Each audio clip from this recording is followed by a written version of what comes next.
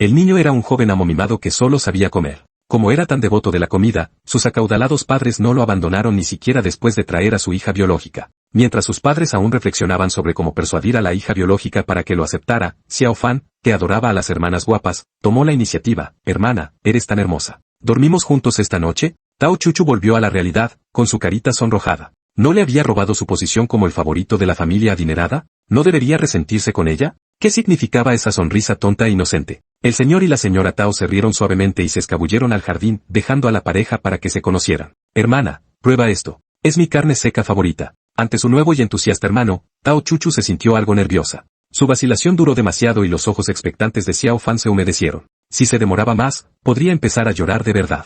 Tentativamente, cogió un trozo de carne seca y se lo llevó a la boca. Efectivamente, los ojos de su hermano se iluminaron al instante. ¡Qué animalito más adorable!, pensó, reprimiendo rápidamente su propia y aterradora idea de que se trataba de una trampa azucarada que seguramente ocultaba algún plan oculto. Xiao Fan le puso felizmente todo el plato de cecina en las manos a su hermana antes de volver a rebuscar en su propia reserva de aperitivos. Ahora que su hermana se había comido la cecina, todos los dulces que quedaban eran para él. Se felicitó mentalmente por su ingenioso plan. Tao Chuchu miró fijamente la bandeja metálica abollada que su hermano había aplastado con las manos, y un sudor frío le brotó en la frente. Efectivamente, su hermano no era un niño normal. Era una advertencia, una amenaza de aplastar el plato si ella no comía. Xiao Fan estornudó, recordando de repente el pánico que había sentido antes y que podría haber dañado el plato. Miró con cautela para ver cómo estaba su hermana. Al no ver ninguna reacción, concluyó que ella no se había dado cuenta y volvió a enfrascarse en abrir un paquete de patatas fritas, que comía con entusiasmo. Tao Chuchu se sintió tensa. Su hermano acababa de mirarla de forma extraña y ahora ese crujido. ¿Se estaba comiendo a alguien? Mientras los pensamientos de Tao Chuchu se aceleraban, Xiao Fan salió de la cocina con las patatas fritas en la mano. Miró a su hermana con expresión de desconcierto antes de volver a la cocina. Llevaba 3 minutos sin comer y estaba casi muerto de hambre. Al darse cuenta de que solo eran patatas fritas, Tao Chuchu se dio una bofetada mental. Reacciona, esto no era una misión, era su familia. Al observar a la alegre y bulliciosa familia Tao, Tao Chuchu pensó que tal vez el capitán tenía razón, debía volver a una vida normal. En ese momento, un repartidor llegó a la puerta y la voz del mayordomo, el tío Sang, resonó desde fuera. Xiao Fan, sin nada mejor que hacer, siguió al padre Tao. Sin embargo, cuando el padre Tao estaba a apenas 2 metros del repartidor, Xiao Fan lo agarró del brazo, impidiéndole acercarse al paquete. ¿De dónde ha salido esta cosa asquerosa? Si padre la hubiera tocado siquiera un poco, estaría postrado en cama durante 15 días. Tao Huang salió apresuradamente de la casa. Sabía que su hermano menor siempre había sido un poco supersticioso, pero ese nivel de seriedad significaba que algo iba muy mal. Xiao Fan no respondió, le arrebató el paquete al repartidor y volvió a entrar en la casa.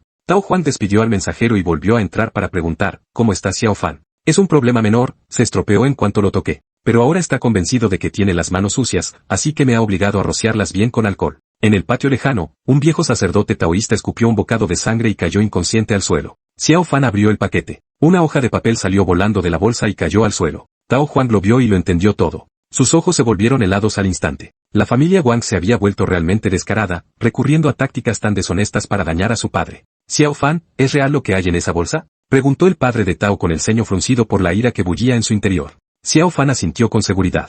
Su padre no tenía por qué preocuparse, las habilidades a medias del oponente no eran rival para él. Después de todo, este joven maestro era un glotón, sin tal destreza, más le valía saltarse las comidas. Los 4 entraron en la casa. La madre de Tao estaba sentada en la sala de estar viendo la televisión, ajena al alboroto que había fuera. Xiao Fan y su padre acompañaron juntos a la hermana mayor fuera, haciéndole gestos para que se lo explicara a la madre de Tao. Tao Chuchu parecía completamente indefensa mientras Xiao Fan la apartaba a un lado. Hermana, debemos huir rápidamente. No queremos daños colaterales. Xiao Fan se acobardó tímidamente junto a la puerta del comedor, mientras el padre de Tao se acercaba de puntillas a las escaleras. De repente, el grito desgarrador de Tao Huang les perforó los oídos. Sobresaltados, se volvieron y vieron a la madre de Tao Huang tirándole de la oreja. ¿Has enviado a tu hermano a ocuparse de esa cosa asquerosa? ¿Y si le hacen daño? ¿Por qué no enviaste simplemente el paquete? Xiao Fan y tu marido, venid aquí ahora mismo. Los 3 se quedaron ante la madre de Tao, encogidos como codornices. La madre se sentó en el sofá, acariciando suavemente la cabeza de Tao Chuchu.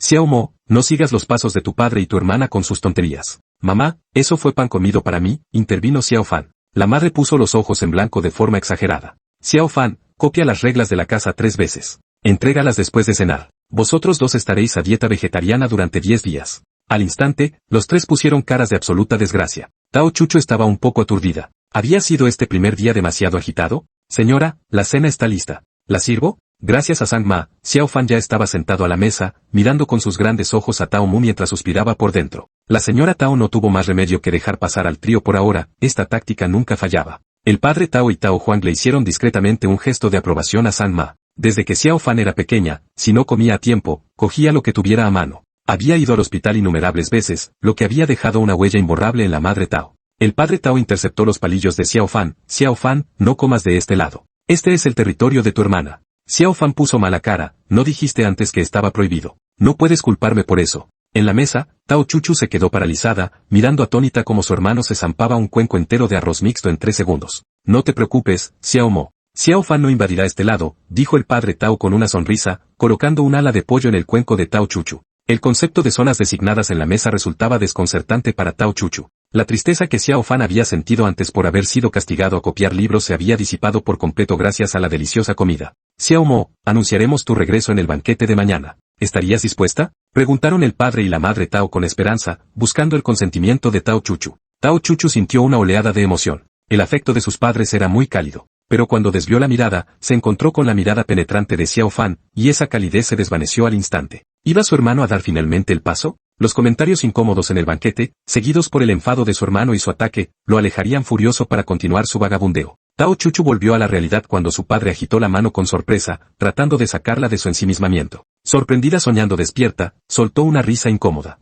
Al ver su sonrisa tan radiante, debe de haber aceptado. Ya basta, papá, come tu cena. Xiao Fan lleva mucho tiempo mirando el muslo de pollo de tu plato. Con eso, Tao Juan comenzó a meterse carne en la boca con abandono. El padre Tao se sobresaltó, agarró su muslo y lo devoró a grandes bocados. Mientras la comida desaparecía como un torbellino, la madre Tao se limpió los labios con elegancia. Xiao Mo, mañana te llevaré a ti y a Xiao Fan a ver los trajes a medida. A Xiao Fan no le gusta ir de compras, pero le encantan los pasteles de esa tienda. Ella aceptó tácitamente los planes para el día siguiente. Cuando Tao Chuchu se levantó, vio a Xiao Fan fuera de la puerta, garabateando con un bolígrafo. Se quedó paralizada, el resplandor dorado que irradiaba la mano de su hermano era muy evidente. ¿Es que el resto de la familia no lo veía? Xiao Mo, deja que tu hermano se encargue. El maestro dice que Xiao Fan tiene un talento auténtico. El padre de Tao masajeó alegremente los hombros de la madre de Tao, intentando evitar el castigo por haberse saltado la carne. Hermanito, ¿qué diablos estás dibujando? Tao Huang no entendía la obra maestra de su hermano. Xiao Fan no tenía ningún deseo de conversar con aquellos que no estaban familiarizados con el Taotie, especialmente porque su tema era la antigua bestia en sí misma, guardiana de los umbrales, asesina del mal, impenetrable a la maldad. Intuyó que no sería la última vez, la vigilancia era primordial. Una vez terminado, se dispuso a regresar a su habitación para dormir, lanzando varias miradas persistentes a Tao Chuchu antes de subir las escaleras. Después de todo, contemplar la belleza antes de dormir ayudaba a descansar. Tao Chuchu estaba desconcertada. ¿Su hermano la miraba así porque tenía intención de hacer un movimiento al día siguiente? Al día siguiente, dentro de la sastrería a medida, Xiao Fan se bebió su refresco con 3 grandes tragos. Insatisfecho, pidió al tendero varias botellas más de refresco y pasteles de yema de huevo. El propietario se quedó sin palabras, aquello era una sastrería, no un restaurante. Sin embargo, teniendo en cuenta la condición de la familia Tao como miembros de la élite, accedió. Xiao Fan, satisfecho con su pastelito de yema de huevo, se quedó para hacer compañía a su madre. ¿Le apetece un té, señora? El dependiente sirvió té de la tetera en la taza de la señora Tao. La expresión de aburrimiento de Xiao Fan desapareció de repente. Arrebató la taza de las manos de su madre y la estrelló contra el suelo. Al instante, el vapor negro que se elevaba del té desapareció sin dejar rastro. La acción repentina provocó gritos agudos por parte del gerente de la tienda y la dependienta. La señora Tao mantuvo la compostura, convencida de que Xiao Fan había actuado por una razón. Sin dudarlo, Xiao Fan señaló a la dependienta, ¿quién te dio ese té? No sé qué té era, pero golpear a la gente es ilegal, balbuceó la dependienta con voz temblorosa. Había algo en el té. Dímelo ahora mismo. Xiao Fan se impacientó. Si no atrapaba al culpable rápidamente, una vez que el aroma se desvaneciera, perdería su rastro. Al ver que la mujer seguía negándose a hablar, Xiao Fan empezó a sudar. Yo me encargo. Confía en mí. Tao Chuchu apareció justo a tiempo. Perfecto, dijo Xiao Fan, y rápidamente le pasó el asunto a la hermana Xiao Mo. Interrogar a los sospechosos siempre era competencia de la hermana mayor, una tarea mentalmente agotadora. Con la hermana Xiao Mo presente, podía relajarse por completo. La vendedora confesó, el té se lo había dado su novio, quien afirmaba que era puer de primera calidad. Ella pensó que usándolo ganaría clientes, sin esperar que surgieran problemas. La madre de Tao no mostró ningún signo de pánico. Discretamente, le indicó a Xiao Fan que no actuara precipitadamente, que esperara a la hermana mayor. Xiao Fan asintió obedientemente y se dirigió al baño. Al pasar junto a Tao Chuchu, articuló 3 palabras en silencio, cuento contigo. Tao Chuchu se quedó sin palabras. Ese mocoso realmente estaba tratando de meterlo en problemas. Tao se salió de la tienda, ofreciendo el como un pequeño animal. Camino un poco, ese detuvo para olfatear de nuevo y, antes de darse cuenta, había llegado a una urbanización a 2 kilómetros de la tienda de ropa. Orchid Garden? Tal se si le dio la cabeza, estudiando el nombre de la urbanización. Le resultaba familiar, pero no conseguía ubicarlo. El aroma era más intenso aquí. Como diablos iba a pasar desapercibida, mirando a izquierda y derecha, via una fruteria a la entrada de la urbanización. Correo hacia ella, selecciono varias frutas, pago y se agachó junto a la puerta de la tienda para comer. Sabía que no debía esperar a que llegara su hermano salvo y romper directamente, no se le ocurría otra forma de hacerlo. Crunch, crunch, crunch, crunch. Mordisqueó la manzana con frustración. Vía, que fuerte muerde, Se come hasta el corazón. El tendero la observaba divertido, impresionado por el apetito voraz de la niña. Tía, ¿sabes cómo entrar en la finca? Oh, ¿vas a visitar a unos familiars? Qué suerte que te hayas encontrado aquí con tu tía. Me llevo bien con los guardias de seguridad. Les hablar bien de ti. Pero no digas que no te he visitado, la seguridad en esta urbanización es increíblemente estricta. He oído que aquí viven gente muy rica. La tía acompañó a tal Cici a través de la puerta mientras charlaba, los ricos son unas criaturas muy extrañas. ¿Por qué no viven en una villa o algo así? ¿Qué sentido tiene vivir en una urbanización como esta? Vite, chico. Gracias por todo, amigo. Tal Cici comía su jackfruit con huesos y todo mientras la tía la acompañaba al interior del complejo. Vía, la tía es la mejor. Mientras tanto, un guardia de seguridad alto dentro del complejo miró a tal Cici con recelo varias veces antes de susurrar por su auricular. Jeef, esta chica es un poco rara. ¿Deberíamos vigilarla? ¿Vigilarla? ¿Eres un espíritu mosquito? ¿Ignoras las cosas importantes y solo te fijas en una chica guapa? ¿Qué te importa a ti, pequeña nina glotona? Wangang, que había sido reganado por el jefe del equipo, se sintió injustamente tratado, pero se caló, ya que no quería estropearlo todo. La nina de la que hablaban, Cici, se comió la fruta que acababa de comprar y luego siguió el aroma, tratando detrás de una anciana que regresaba del mercado. Atravesó sin problemas la puerta de seguridad del edificio 7. Ding dong. Las puertas del ascensor se abrieron. Caramba, tal Cici se tapó la nariz con disgusto. El hedor era insoportable, casi lo provocaba náuseas. Toc, toc, toc. ¿Quién es? Hola, reparto. En cuanto se abrió la puerta, tal Cici dio una patada a la persona que estaba dentro y la lanzó por los aires. Sorprendidos, los demás que estaban en la habitación salieron corriendo, blandiendo cuchillos de 90 centímetros que apuntaban directamente hacia ella.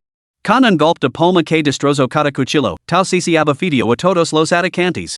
Cuando terminó, el suelo estaba lleno de hombres corpulentos que gemían. Destruid este vil talismán. Sois vosotros los únicos que queríais hacer daño a mi familia. Una luz dorada brotó de las manos de tal Cici mientras repelia sin piedad la corrosiva niebla negra. Pisoteó el talismán dibujado con papel vermelho y amarillo en el suelo, destruyéndolo por completo. But el sonido de sangre escupida resonó en el interior de la habitación. Tal Cici miró dentro. Así que los de fuera solo eran ejecutores, el verdadero cerebro estaba dentro.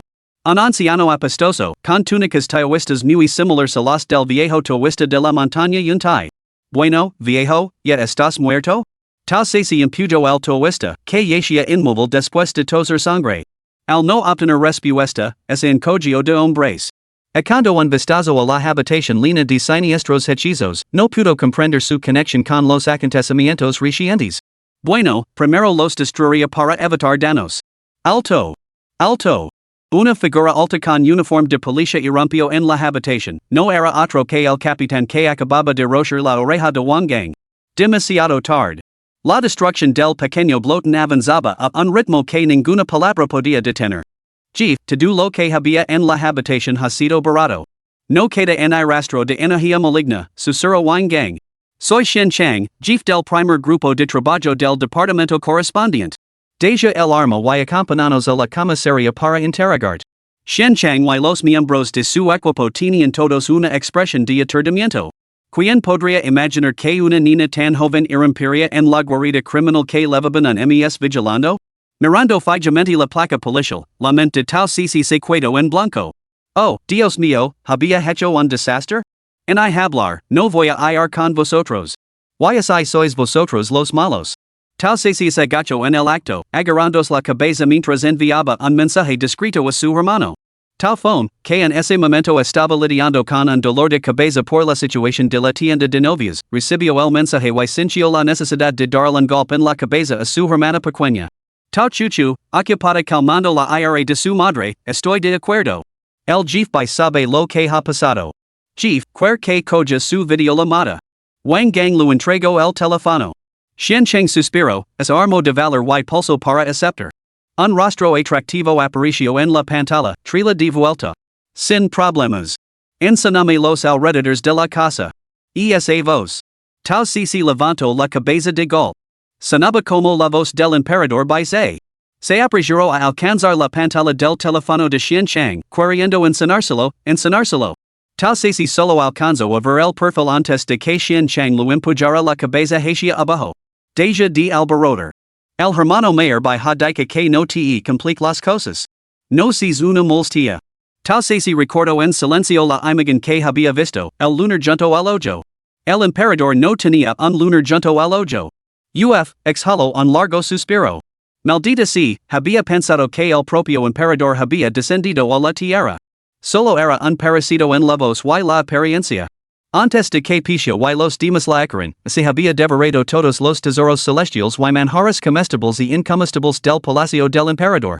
Si el emperador lo descubría, seguramente la desolaría y la descuartizaría, y luego la herviría viva durante 700 años en el volcán inmortal del 18º nivel del infierno. Sabes, jovencita. Va a venir con nosotros. Tao se miró la insignia que decía Oficina de Fenómenos Anómalos y, obedient, bajo la cabeza y se subió al vehículo. Capítulo 6, realmente es el emperador. ¿Por qué mi hermano no ha venido a recogerme? Si me pierdo el banquete de esta noche, mamá se enfadará tanto que me obligará a comer solo 2 veces al día. Después de ser llevada a la sala de interrogatorios, Tao se movía inquieta, y su expresión de ansiedad llamó la atención de una agente que estaba cerca. Señorita, ¿necesita ir al baño? Por supuesto. La acompañar. Rechazó torpemente la oferta de la entusiasta agente. La mujer parecía bastante agradable, en realidad. Camarada, ¿cuándo me permitirán marcharme? Tao Sisi, lamentablemente débil y innocent.jpg. Aquí estamos. Soy Xiancheng, capitán de la Unidad de Ejecución de Campo. Este es el capitán adjunto Wang Gang. Xiancheng se sentó frente a Tao Sisi, con una pila de archivos en la mano. ¿Por qué fuiste allí hoy? ¿Y por qué agrediste al personal en el lugar de los hechos y manipuláis las pruebas? Xiancheng miró fijamente a Tao Sisi con intensidad, con una presencia imponente y abrumadora. Tao Sisi. Silencio. No quería hablar. Su hermano lo había enseñado, no decir nada hasta que llegara su abogado o él. De lo contrario, nunca saldría de allí. Pequeña picara, te haces la tonta conmigo, El silencio es oro, ¿no? Muy bien, te seguir el juego. Xiancheng golpeó la mesa con el puño, frustrado. Tao Sisi lo miró con curiosidad varias veces. Acababa de sentir el hora del lineage de la tortuga negra que emanaba de este capitán. La tortuga negra, tan firme que no había dicho una palabra en siglos, tenía un descendiente tan irascible. Las palabras del emperador en aquel entonces eran ciertas, el mundo es vasto y nada es imposible de creer. La puerta se abrió con un chirrido. Tao Sisi levantó la vista. Ayuda. Que alguien me ayude. Saltó de terror y retrocedió a toda prisa. Su pai hizo volar la silla, que se estrelló contra la pared trasera de la sala de interrogatorios y se hizo añicos. Vocal.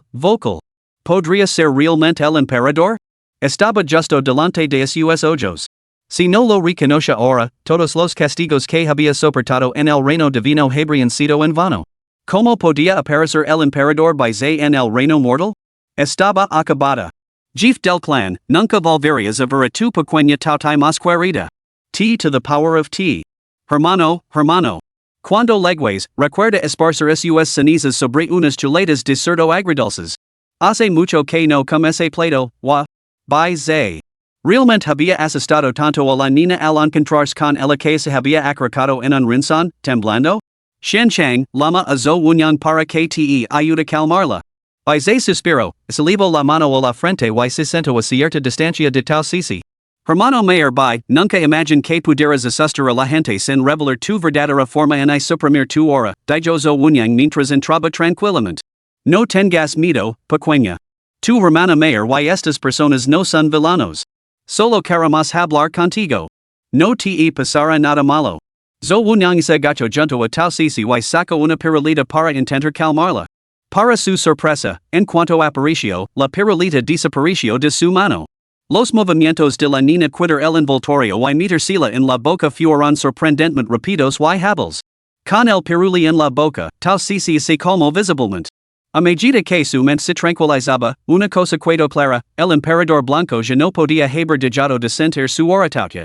El hecho de que no atacara inmediatamente significaba que había descendido al reino mortal sin sus recuerdos. Lo que significaba que no la recordaba. Lo había olvidado. Inclinada sobre su pirulita, tal sisi luchó por reprimir las comisuras de sus labios, que se curvaban hacia arriba, sofocando las ganas de rir a carcajadas. Mama, tu pequeña querida no tendrá que estirar la pata después de todo. Al ver que tal sisi había recuperado la compostura, zo uñan la ayudó a sentarse en un taburete limpio. Justo cuando Baise estaba a punto de hablar, Wangang rompió por la puerta, interrumpiéndolo el hermano de esta chica ha venido con un abogado para recogerla. Debemos liberarla. Para localizar las oficinas de esta familia, no se trata de un hogar cualquiera. Tal se paso de puntillas junto a Baise, sentado en el banco junto a la puerta. Baise levantó la vista exasperado y su mirada se cruzó con la de Tal Sisi, que miraba al suelo. Tal Sisi sintió que su corazón daba un vuelco. Tal Fon, que había estado esperando ansioso en el vestíbulo de la oficina de fenómenos anómalos, vio salir a su hermana, arrastrando los pies con torpeza. Se lo encogió el corazón. Ay, Dios mío. Con ese aspecto, mamá sin duda le quería una bronca cuando llegaron a casa. Señor Tal, su hermana no tiene mucho que colaborar con nosotros en la investigación. Solo aclarando el asunto podremos descartar las sospechas que pesan sobre ella. Esperamos que pueda convencerla de que lo haga cuando vuelvan a casa. Zo unyang se ajustó las gafas antes de continuar, y es posible que necesitemos estar en contacto frecuente con su hermana durante los próximos días. Agradecemos su comprensión, señor Tal. Y es estrictamente por motivos operativos. Aunque por dentro estaba furioso por la travesura que había ido esa niña desagradable, Tal Fong mantuvo una cálida sonrisa primaveral. Por supuesto. Cooperaremos plenamente con las autoridades estatales esta noche, debido a circunstancias familiares imprevistas, la presencia de mi hermana era imprescindible. Les pedimos disculpas por las molestias causadas. Levo a Tal Sisi, visiblemente aturdida, al coche y solo se relajó una vez que estuvo de vuelta en un entorno familiar. Hermano, no te imaginas lo aterrada que estaba. Basi burlo Tal Fong con frialdad. Será mejor que pienses en cómo así lo vas a explicar a mamá cuando lleguemos a casa. ¿Explicar el qué? Encontré pistas que implicaban a mamá, la seguí para dar una paliza a la persona que la incriminó y luego mi pillow en fragante la brigada antidroga. Tal Sisi estaba rebuscando en el coche de su hermano en busca de aperitivos, no lo habían dado nada de comer ni de beber en la sala de interrogatorios y se moría de hambre. Tal Fong tenía una expresión severa. Me he ocupado del asunto de la tienda de ropa. Primero asiste al banquete de esta noche. Después discutiremos los siguientes pasos. Ella asintió. Lo entendía. Esa noche era crucial. En el salón privado del hotel, la madre de Tal caminaba nerviosa de un lado a otro. Chuchu, ¿por qué no han vuelto todavía tu hermano y tu hermana? Espero que no haya pasado nada. Chuchu. No, pensó. Probablemente la que estaba en problemas era ella. Como nunca había tenido una relación muy estrecha con sus padres, en solo 2 días ya había sentido el peso de su amor.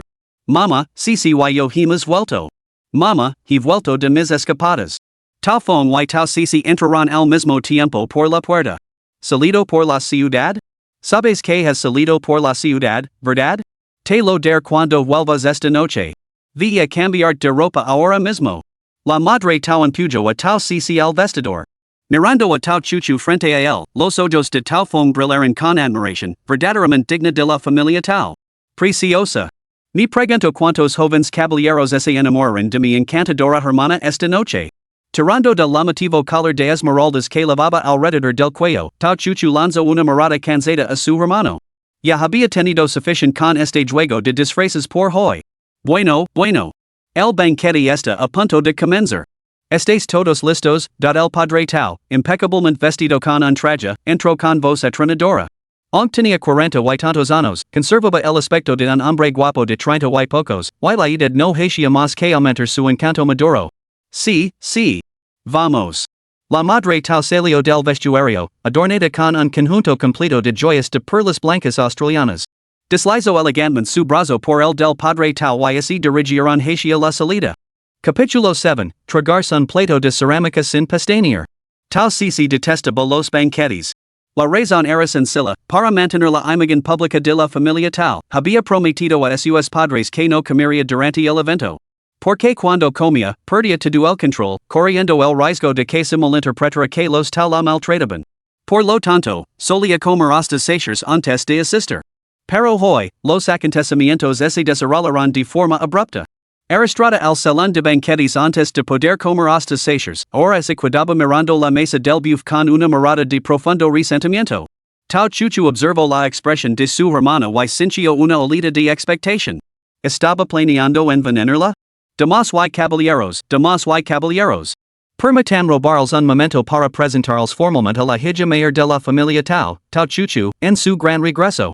Los focos iluminaron rápidamente a Tao Chuchu con su vestido a medida, y el collar de esmeraldas que lucía en el cuello irradiaba un brillo deslumbrante que rivalizaba con el resplandor de la falda con cola de pez. Vía, ese collar de esmeraldas. ¿No fue el que un comprador anónimo se llevó por 100 millones en la reciente subasta en la capital? Así que estaba destinado a la hija mayor desde el principio. ¿Cómo es que la familia Tao ha tenido de repente una hija mayor? ¿Y de dónde salió la Tao Cici original? Seguramente son los asuntos habituales en los círculos de la alta sociedad. Probablemente si una bastarda nacida de alguna amante que mantenían en secreto. Imposible. La pareja Tao es famosa por su devoción mutua. Ah, bueno, tú no lo sabes, pero he oído que la hija menor de la familia Tao fue intercambiada al nacer por la señora Tao hace muchos años. Ella es la hija ilegítima. La verdadera heredera es la hija mayor que acaban de encontrar. Un murmullo de asombro recorrió el grupo. ¿Es eso cierto? ¿Los Tao son tan magnánimos como para quedarse con una niña que no es biológicamente suya? ¿Quién sabe? Supongo que solo son personas bondadosas. ¿Quién sabe dónde encontrarán a esa hija? Una plebea convertida en Phoenix de la noche a la mañana. Tao Chuchu, con su agudo oído, captó cada palabra de los chismes de las damas aristocráticas. Levantó la vista y vio a Tao Cici cerca. Tao Cici estaba cerca del grupo absorto en su acalorada discusión, entrecerrando los ojos ante el alboroto. Seguían tan santarrones como siempre, más ruidosos que los chismosos del inframundo. Giró ligeramente la palma de la mano y unos diminutos puntos negros salieron volando y se hundieron en sus cuerpos. Tao Cici sonrió feliz y se deslizó detrás de ellos. ¿Lo están pasando muy bien, señoras? Ah. Se dispersaron como pajaros asustados, varios trapezaron con sus propios vestidos con tacones altos y cayeron de bruces. Tao Cici se apartó rápidamente, doblada por la risa. ¿Sra Tao, así es como entretiene sus invitados? Preguntó una mujer con un traje de pata de gallo de color morado pálido, con voz aguda y el rostro enrojecido por la furia. ¿Qué pasa, Sra Wang? ¿Hay algo que la haya disgustado? La Sra Tao se acercó lentamente, lanzando una mirada a Tao Cici, que seguía riéndose. Cici, ¿cómo has ofendido a la Sra Wang? La marrón bastarda a mi hermana. La reciprocidad es lo justo. Solo les devolví el favor dándoles un pequeño susto. Se quedaron solos, yo no tuve nada que ver, declaró Tao Cici con indignación justificada, y luego se escondió detrás de su madre para hacer un gesto obsceno a la señora Wang. Tao Chuchu, que lo había presenciado todo. Tenía todas las razones para sospechar que su querida hermana acababa de insultarlas. Tao Cici se volvió para examinar la mesa del buffet, mientras Tao Chuchu se quedó mirando a su hermana durante un buen rato. De repente, se dio cuenta de que había estado sacando conclusiones precipitadas todo el tiempo. Su hermana, Tao Cici, nunca la había mostrado mala voluntad, de hecho, acababa de defenderla. Desde el principio, la atención de su hermana se había centrado en la comida. La batalla intelectual de alto riesgo entre dos herederas rivals que había imaginado nunca se materializó. La había juzgado mal. El mundo de Tao Cici era una sencillez que ella nunca había conocido. Eran dos flores completamente diferentes, cada una cultivada con fertilizantes distintos. Era realmente tan difícil para ella adaptarse aceptar a su familia y vivir con ellos? Paso los dedos por el collar de esmeraldas que levaba alrededor del cuello y sintió una leve punzada de culpa. Tao Chuchu decidió considerarse una oportunidad para relacionarse con el mundo. Avanzó con paso firme, protegiendo a la madre de Tao y Tao Cici detrás de ella. Señora Wang, cuando me habló de forma tan discords, se trataba de simples chismes? ¿O pretendía atacarnos tanto a Cici como a mí? ¿O tal vez llevaba mucho tiempo sintiendo aversión por la familia Tao y buscaba manchar nuestro nombre? Oh, ¿no sabía que la familia Wang albergaba tales sentimientos hacia nosotros? Quizás debería devolver la escritura de la propiedad del centro comercial West City al señor Wang? El padre de Tao se acercó con elegante compostura y soltó una bomba con discreta elegancia. La señora Wang palideció mientras se esforzaba por salvar la situación. Solo bromeaba dar. Tao, esaré Tao, hoy he sido una entremetida. Beberá 3 copas en castigo para pedir perdón a la señorita Tao. Tao Chuchu se adelantó y se inclinó hacia el oído de la esaré Wang para susurrar con frialdad. Puede que su hijo no sea biológicamente suyo, esaré Wang. ¿Por qué no lo investiga en casa? Ocupes de sus propios asuntos antes de hablar mal de los demás. Con un sudor frío, Lazare Wang señaló a Tao Chuchu con terror y gritó, ¿estás diciendo tonterías? ¿Por qué no vie a casa y lo averigua usted misma? Dijo Tao Chuchu soplando ligeramente sobre sus dedos. Qué convenient, había descubierto algunas cosas sobre la familia Wang y ahora la venían muy bien. Una vez que la molesta molestia se marchó enfadada, Tao Chuchu sintió que el aire de la habitación se volvía más fresco. Ese giro para buscar a Tao Cici, con ganas de hablar con ella. Espera. ¿Qué era eso? Los agudos ojos de Tao Chuchu divisaron a su hermana menor siguiendo al personal de limpieza que recogía los restos de comida. Sus pasos eran inestables, su mirada ausente. Aquello no estaba bien.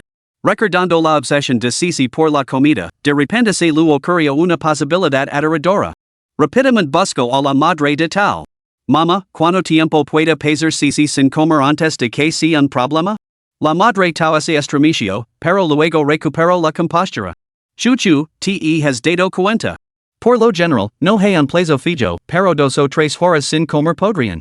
2 o 3 horas? La madre Tao se dio cuenta de repente que algo iba terriblemente mal y su voz se quebró por la alarma. Rápido.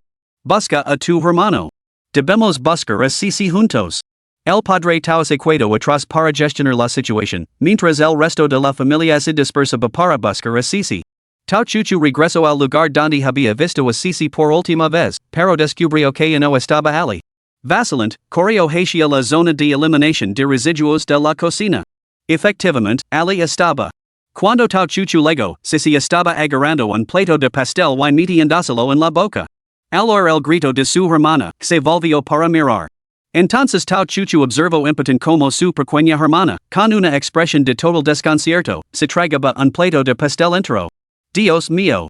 ¿Cómo demonios se las había arreglado para tragarse un plato de porcelana perfectamente redondo? No, ¿cómo demonios podía tragarse la cerámica?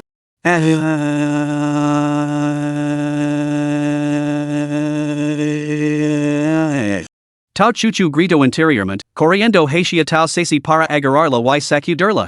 Cici, ¿dónde te duele? Escúpelo. Un destello rojo pasó por los ojos de Tao Cici. Reprimió ferozmente su ferocidad y, con voz ronca, respondió a la pregunta de su hermana, estoy bien. Solo tengo mucha hambre. Ah. ¿El hambre puede hacer que alguien se devore un plato? Tal llegó en ese momento, sujetando con urgencia a su hermana mayor, que estaba a punto de desmayarse, antes de meter un panqueque en la boca a su hermana menor. Chuchu, comete. Ya hemos pasado por esto antes. Lo más importante ahora es alimentar a Cici hasta que esté lina. Tao Chuchu se recompuso inmediatamente, ir a buscar la comida. Tao Chuchu reunió rápidamente un carrito entero de provisions. Para entonces, Tao Cici se había sentado en un pequeño taburete junto a su hermano. En cuanto apareció el carrito, sus ojos se iluminaron. Como un tigre que se abalanza sobre su presa, agarró 2 grandes manitas de cerdo y se las metió en la boca. Tao Chuchu se quedó observando a su hermana. Comía con tanta voracidad que ni siquiera escupía los usos, y en apenas 5 minutos había vaciado todo el carrito, salvo los platos, no cuidaba en una migaja. Miró fijamente a Tao y le dio un cadazo, Cici, ¿es realmente una persona normal? Tal fong se disabroco tranquilum en el botón del cuello de la camisa y miró de riojo a Tao Chuchu con una expresión que decía, está claro que nunca has visto el mundo. Vámonos. He informa duo mama y papa. Ellos se encargarán del resto de los compromisos. Vamos a llevar a Cici a casa. El médico ya está esperando ali. Levantando a Tao Cici, que parecía notablemente más tranquila después de comer, se dirigió hacia el aparcamiento. Después de dar unos pasos, Tao Fong se volvió y sonrió a Tao Chuchu con una expresión ambigua, pronto podrás saborear las dificultades de la paternidad.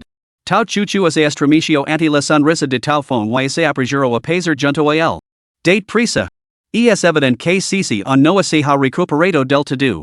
Capítulo 8, Llamarme por mi nombre completo en lugar de hermano es irritante. Bib. El médico guardó el equipo y lo entregó los resultados de las pruebas a Tao Fong. Examen completo. Cici está perfectamente normal.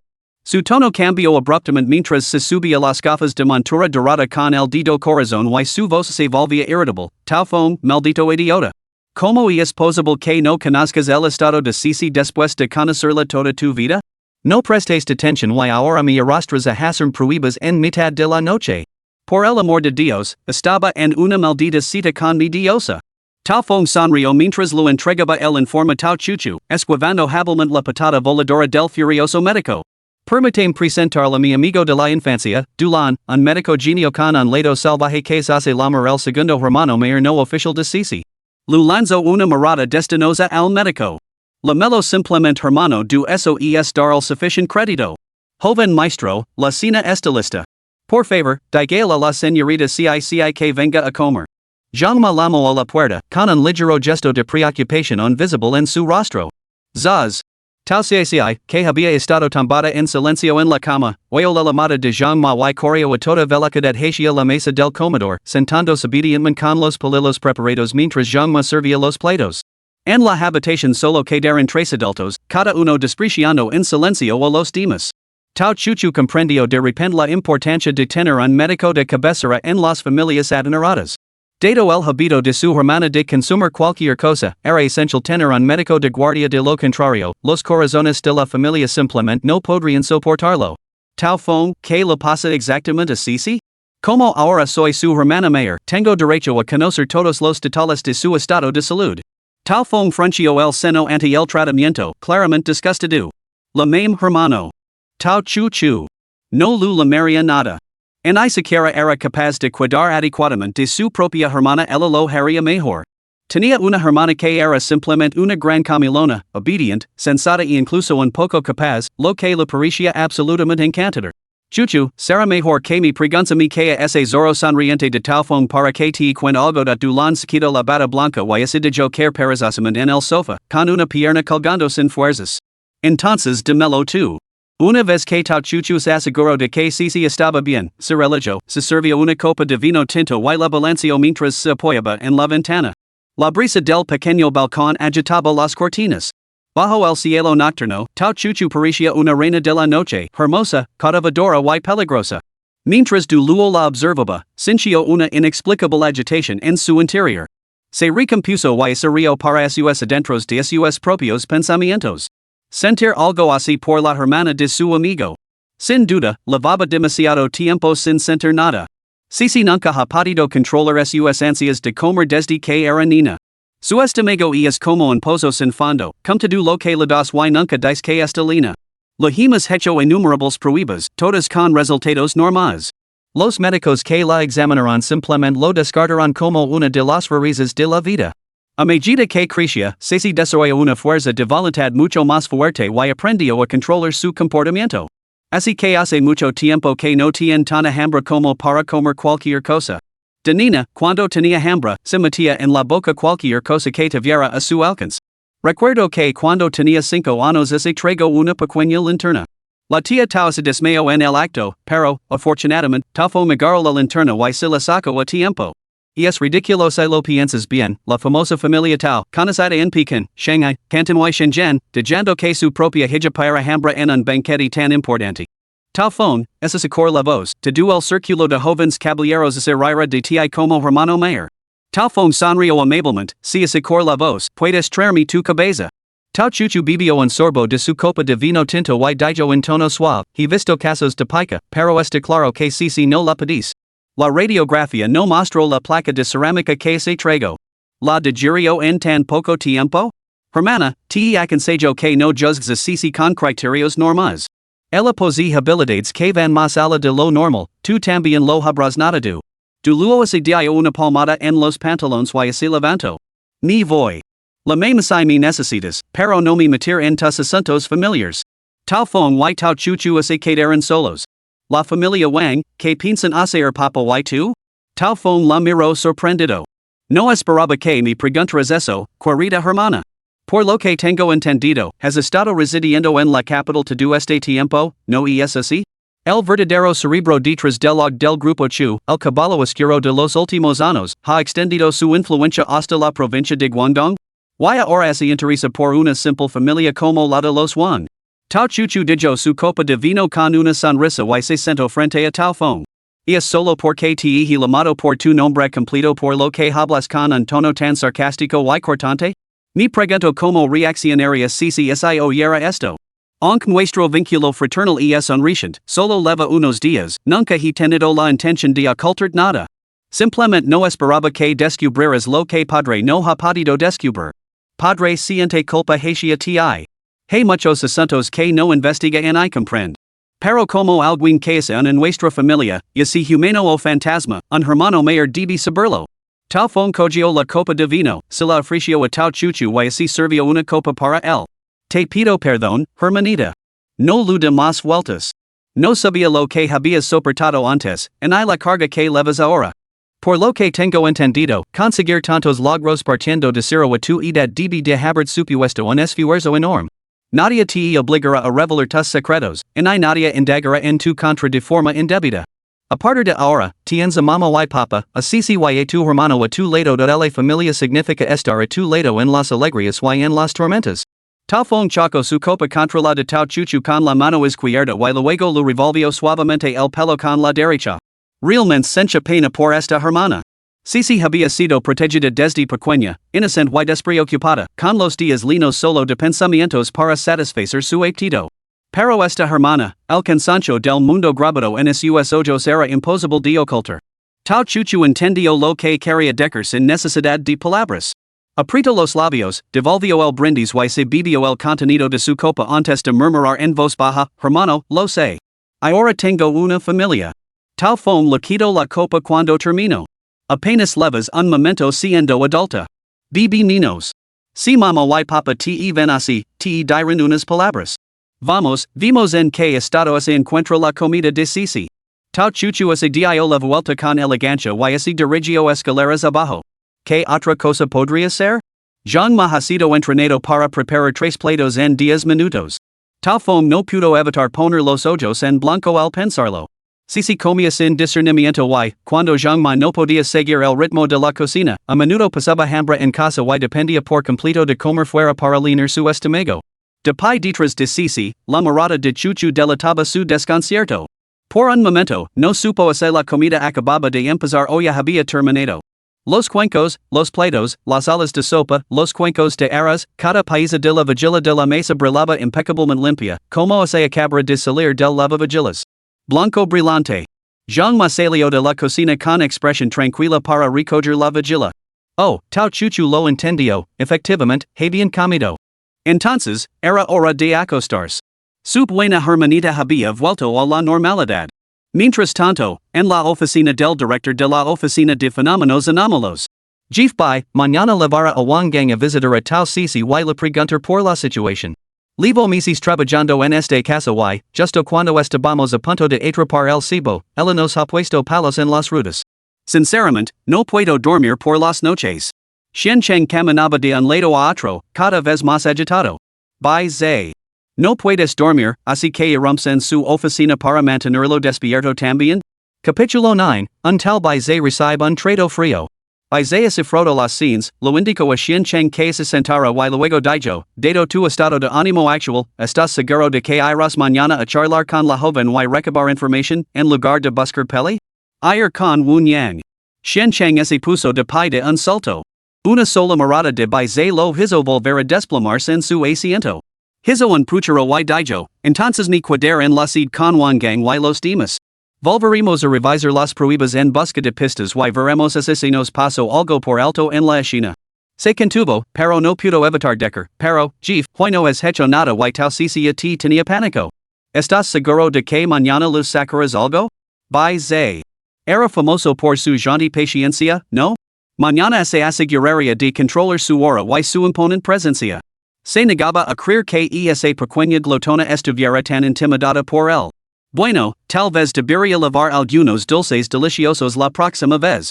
Omega. La brisa matinal entraba fresca en la habitación, trayendo el aroma fresco del foliage y agitando los mechones de pelo de la figura que yacía en la cama. Tal se yacía con los ojos cerrados, perdida en un dulce sueño lino del festín del día anterior, cadillo de cerdo, pollo estofado, olio picante, pasta de taro, pato crujiente. Su nariz se movió y se incorporó de un salto como una carpa saltando del agua. Zhang Ma. El desayuno de hoy son fideos de sésamo con huevo y tortillas de ternera? Tras terminar rápidamente su aseo, tal se apareció en la mesa del comedor con el pelo de punta. Tao Chuchu, que regresaba de su sesión matutina de footing y boxeo, vio a Sisi saltando por las escaleras. Excellent. Parecía que la rutina de desayuno reservada y bien educada del día anterior era el resultado de un entrenamiento deliberado. CICI, termina el desayuno y vi al colegio con tu hermana. La madre Tao tomó la leche de soja que la había servido el padre Tao y le dio un sorbo. Tao Chuchu, ¿qué?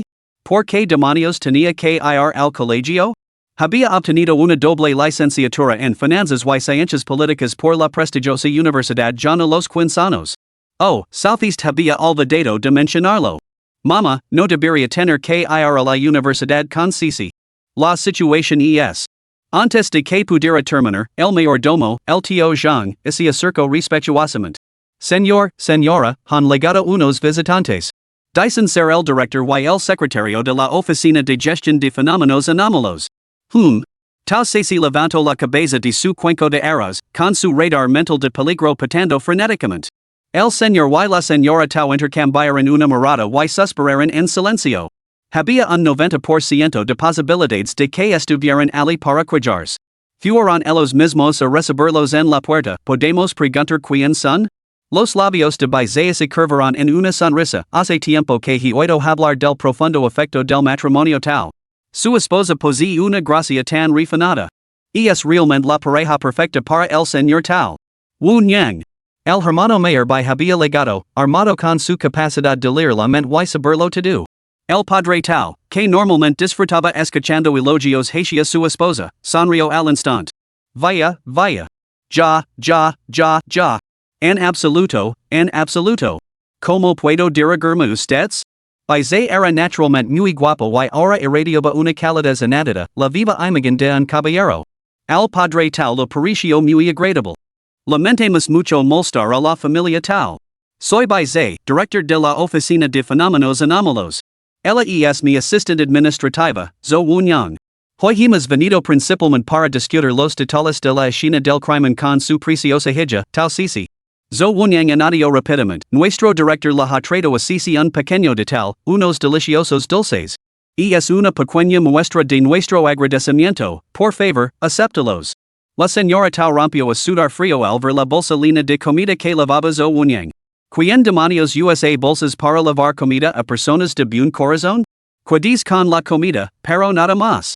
Tao se lo arrebató rápidamente la bolsa a Wunyang, se retiró a la casa y se llevó el desayuno arriba. Bang!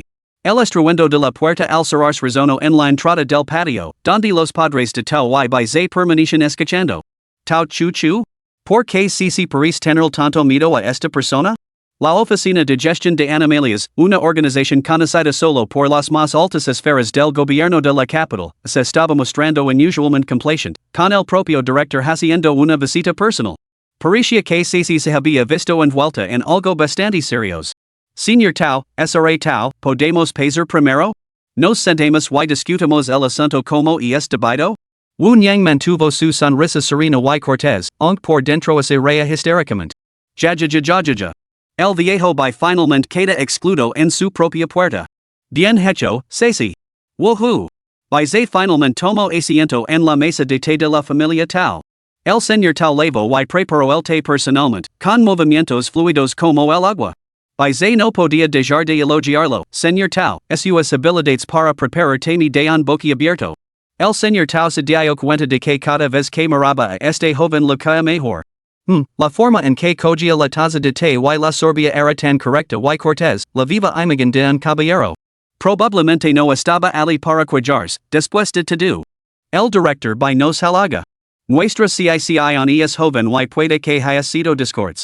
Por favor, perdonenla, los dos. Ya. La meme simplemente by ze. En absoluto. La pequeña CICI es tan dulce y innocent.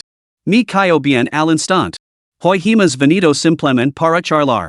Wunyang recordó lo rápido que CICI la había arrebatado el saco antes y sintió una panzada de temor. Si llegaba a producirse un enfrentamiento, dudaba que ni siquiera ella y Xuancheng juntos pudieran prevalecer. Señor Tao, señora Tao, pasar al asunto que nos ocupa. Oh. Mis disculpas, casi se me olvida. Permitam presentarles al director by. Estos son el hermano mayor de Cici, Taofeng, y su hermana mayor, Chuchu. ¿Les importaría unirse a nosotros para la discusión? By ze. ¿Qué les pasa?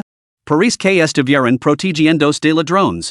Nuestras investigaciones revelan que tanto usted como la señora Tao han sufrido recientemente ataques de entidades malévolas. Afortunadamente, su hija, Tao Cici, intervino a tiempo para neutralizarlas. El lugar con el que se topo es uno de los escondites que llevamos tiempo rastreando en un caso de larga duración. Me temo que no puedo revelar más detalles en este momento. By ze tomo otro sorbo de té, que el padre de Tao lo rellenó rápidamente. ¿Qué es exactamente lo que el director by DC discutir hoy? Preguntó Tao Chuchu mientras jugateaba con su taza de té. Como has visto, Cici reacciona ante ti como un ratón ante un gato. By ze esbozo una sonrisa irónica. De verdad que no lo hais nada a Cici en la oficina. No entiendo por qué reacciona tan fuerte cada vez que me vi. Zo Wunyang dejó rápidamente la taza de té sobre la mesa. A decir verdad, puedo dar fe de hielo. En cuanto apareció el director, la señorita CICI se escondió en un rincón.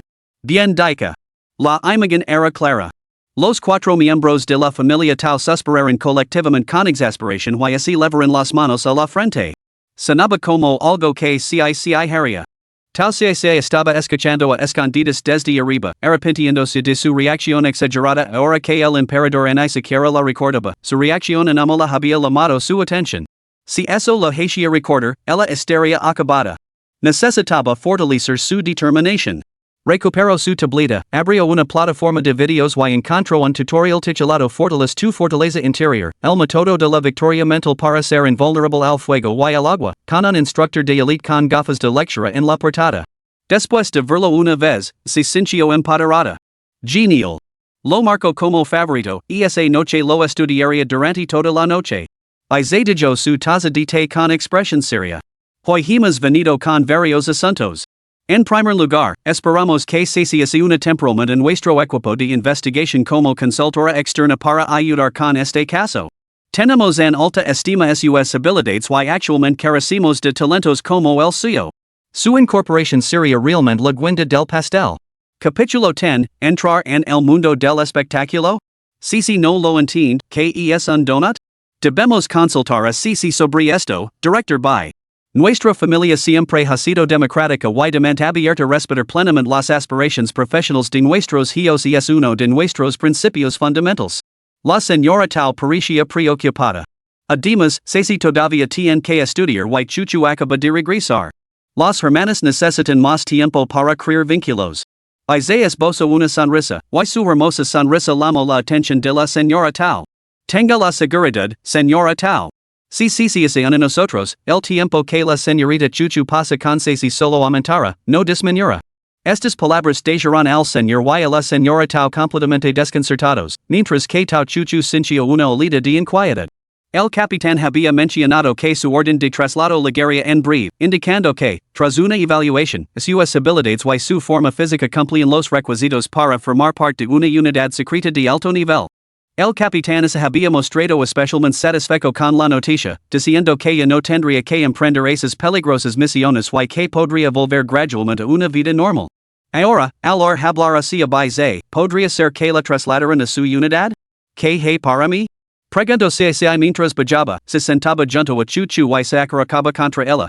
Su hermana posía una fuerza formidable y, aunque no le daba tanto miedo, se sentía más segura acaricada contra su muslo. Por fin ha bajado la pequeña CICI. Exclamó Zhou Wunyang, cubriéndose la boca y riendo tan fuerte que temblaba. Pensaba que hoy no iba a poder ver tu adorable carita. Si te unse nosotros, obtendrás 5 seguros y un fondo de vivienda, un certificado de prácticas, el reembolso de los gastos relacionados con el trabajo y comidas ilimitadas. Isaiah sonrió a Tao Sisi. Pequeña glotona, enganchada. Comidas ilimitadas? Los 5 miembros de la familia Tao mirarán a Baise el unisono, internamente atenidos. ¿Qué tipo de organización se atreve a ofrecer las Sisi tales conditions? ¡Qué valiente! Solo por eso, los padres y hermanos de Tao aceptaron al instante las conditions de Baise. Sisi estaba tremendamente emocionada, un trabajo con certificado de prácticas y comidas gratis. Le temblaban las manos de la emoción. Baise continuó, ahora que Sisi ha aceptado convertirse en nuestro miembro no oficial, puedo pasar a los siguientes puntos. En la actualidad, circulan por las plataformas mediáticas numerosas retransmisiones en directo sobre fenómenos paranormales y leyendas urbanas, dirigidas principalmente al público joven. Ya se han producido varios incidentes graves en los que algunas personas han resultado heridas o incluso han perdido la vida debido a su obsesión por este tipo de contenidos, lo que ha suscitado una gran preocupación a nivel estatal. Nuestras investigaciones han revelado que los cerebros detrás de este fenómeno son el mismo grupo que intenta hacer daño al señor y la señora Tao. La influencia de esta facción es amplia y está profundamente arraigada. Debemos descubrir rápidamente la verdad y detenerlos. Al mismo tiempo, para combatir esta tendencia perjudicial, los departamentos estatales pertinentes han colaborado con los medios de comunicación locales para lanzar un programa de variedades de divulgación científica en formato de transmisión en directo. Se ha invitado a celebridades de renombre a provocar su poder de estrella para disipar las creencias supersticiosas entre los jóvenes. Espero que CICI pueda participar como representante de los ciudadanos de a pie en este programa. 5 enormes signos de interrogación se formaron en su mente. Tal fue frunció profundamente el seno. ¿Quieres decir que CICI entre en la industria del entretenimiento? Me apetece un donut con sabor a chocolate. Tao CICI estaba distraída cuando oyó a su hermano mencionar industria. Tao Fong. Ni siquiera se molesto en poner los ojos en blanco. Finalmente, Tao Sisi lo preciso y se señaló a sí misma con cara de desconcierto, yo. Omega. Baise Sinchio. Chuchu intuyo que se avecinaban problemas, director by, Sisi posi ciertas, habilidades únicas. Si se revelaran inadvertidamente en un programa de ciencia, no sería contraproducente? Además, es época de exámenes. Nuestra familia no apoyará que descuide sus estudios. Espera, exámenes finales? Los ojos de Tao Sisi, con dificultades académicas, se iluminaron, me apunto. ¿Cuándo? ¿Nos vamos mañana? La sonrisa de Baise se mantuvo firme, señorita Chuchu, esté tranquila. Se trata de un programa de verano. Desde la planificación hasta la grabación, requiere tiempo. El personal de nuestra oficina supervisora todo el preciso, no habrá ningún contratiempo. Exacto. Señorita Chuchu, todos somos profesionales. Lo verá por sí misma. Zhou Wunyang finalmente intervino. Sigu sin ser posible. Sisi solo se ha esforzado en comer desde que era pequeña. Todo lo demás que aprende lo hace a medias. Materla en ese crisol, con toda esa gente hipócrita, sería como lanzar un cordero a una manada de lobos da tal fong reaccionó con un más vehemencia. Baise casi sacó a reír, era la primera vez que oía a alguien comparar un taude con un cordero. Tao Sisi se sintió profundamente ofendida, hermano, soy una bestia feroz, ¿entiendes? Una bestia feroz. Tao fong, vite. Los adultos están hablando, los niños no deben interrumpir. Tao Chuchu, sin embargo, se calmó en ese momento. El hecho de que el director by lo hubiera mencionado significaba que estaba seguro de que Sisi participaría en ese programa de variedades. Siendo así, era mejor que ella misma tomara el control de la situación. Manhwa Entertainment Limited esta a mi nombre, director by. Quiero que Sisi firme con Manhwa. La declaración de Tao Chuchu dejó atenidos a los padres de Tao y a Tao Fong. Tao Fong estaba a punto de expresar sus dudas, pero un momento de reflexión lo aclaró las ideas. Bueno, ficharla para su propia empresa era sensato. Incluso sin conexiones en la industria del entretenimiento, sabía que Fenghua tenía una posición considerable en el sector. Con el respaldo de Fenghua, aquellos artistas que trataban a los demás de forma diferente en función de su estatus probablemente tratarían a Sisi de forma más favorable. El padre Tao, que comprendía claramente la situación, mantuvo una sonrisa serena mientras se dirigía a Baizé, director by, ambos asuntos están resueltos. ¿Hay algún otro requisito? La expresión alegre de Baizé no cambió cuando su mirada se cruzó con la del padre Tao, por el momento, nada. Ahora, por favor, firmen los acuerdos de confidencialidad. Una vez completados, como en hay tiempo, estaríamos encantados de invitar a la señorita Cici a visitar nuestra oficina. Así podrá familiarizarse con nuestras operaciones y establecer una buena relación con sus compañeros. Zhou Wunyang entregó rápidamente 5 acuerdos de confidencialidad. Los 4 miembros más sensatos de la familia Tao miraron con ira los documentos que tenían en las manos, recanando los dientes de frustración. Esto estaba claramente premeditado. Sin embargo, todo era perfectamente razonable, legalmente válido y imposible de rechazar. ¡Qué rabia! Una vez que Zhou Wunyang recogió los acuerdos firmados, Baizé se puso de pie y se acercó para estrechar la mano del padre Tao en señal de despedida. En ese instante de contacto, el padre Tao percibió tardíamente la presencia del joven, una presencia que se mantenía firme frente a los veteranos ancianos de la capital. Cualquier duda persistente sobre ese había cometido un error desapareció al instante. Fuera como fuera, confiaba en que el Estado no haría daño a su propio pueblo. Capítulo 11, La visita de la pequeña glotona. Baizé se hizo la ropa y miró al señor y la señora Tao. Señor Tao, señora Tao. Lamento mucho haber molestado a su familia hoy. No se preocupen, traerá Sisi de vuelta antes de la cena. La señora Tao intervino inmediatamente. No. Oh, quiero decir, director by, por favor, asegúrese de que Sisi se cuida cenar en su oficina antes de volver a casa. Tampoco lo retendrá para almorzar. Deje que disfrute plenamente del catering de su oficina. Sin duda, eso fomentará un mayor sentido de pertenencia y lo ayudará a integrarse antes en su nuevo equipo. Exacto, si no le gustara la comida, podría volver a casa por su cuenta, evitando verse envuelta en los peligrosos asuntos en los que parece estar metido ese tal zonzi. Baizé escuchó sin querer el monólogo interior de la madre de Tao. Con la persona asegurada, no dejaría escapar una mano de obra tan valiosa. Sisi se colgó al hombro su mochila llena de aperitivos y salió alegremente tras Baizé. Los padres de Tao y Tao Fong observaron con nostalgia desde la puerta hasta que el coche de Baizé desapareció de su vista. Tao Chu. Había visto a la madre de su vecina llevar a su hijo de 3 años a la guardería de la misma manera durante su carrera matutina. La primera vez es un extraño, la segunda vez es un amigo. Antes de que pudiera leer detenidamente el artículo que había guardado, fortaleza tuyo interior, el método de la victoria mental nos hace inmunes al fuego y al agua, ya estaba completamente inmersa en la emoción de ir a un lugar nuevo a jugar, un lugar lleno de criaturas como ella.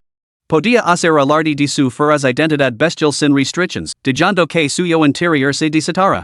Baizé pareció entor algo y miró hacia atrás a Tao Sisi, que sonría tontamente en el asiento trasero. Como se hubiera recibido una señal, Tao Sisi inmediatamente agachó la cabeza y se hizo la muerta. Ay, Dios mío, había olvidado que este era el dominio del señor Baizé. Salga, señorita Sisi. Bienvenida a nuestra oficina. Zhou Wunyang abrió la puerta trasera. Tao Sisi se colgó rápidamente la mochila al hombro, salió y siguió a Baizé por la entrada. Vaya. Así que esta era la oficina de gestión de incidentes anómalos. La última vez que había venido, la habían arrastrado directamente a una sala de interrogatorios sin que pudiera echar un vistazo. Así que, después de todo, había 2 leones de piedra en miniatura en la entrada. Caramba, leones guardians vivos. León de piedra 1, hermano, tenemos un nuevo recluta. León de piedra 2, hermano, no estoy ciego. No solo no estaba ciego, sino que le temblaban las piernas. Este recién legado no parecía en absoluto una bestia auspiciosa. El pequeño Taude irrumpió por la puerta, olfateando y arenando todo lo que veía. Su hora Taude se derramaba sin control, sin poder ocultarla. Caramba, Baizé frunció el seno. El hora de este pequeño glotón provocaría a demasiadas criaturas de la oficina. Rugido. Baizé estaba seguro de que se trataba del fervor combativo de los beligerantes miembros del grupo de trabajo 1. Tao Sisi observó durante un momento, desconcertada.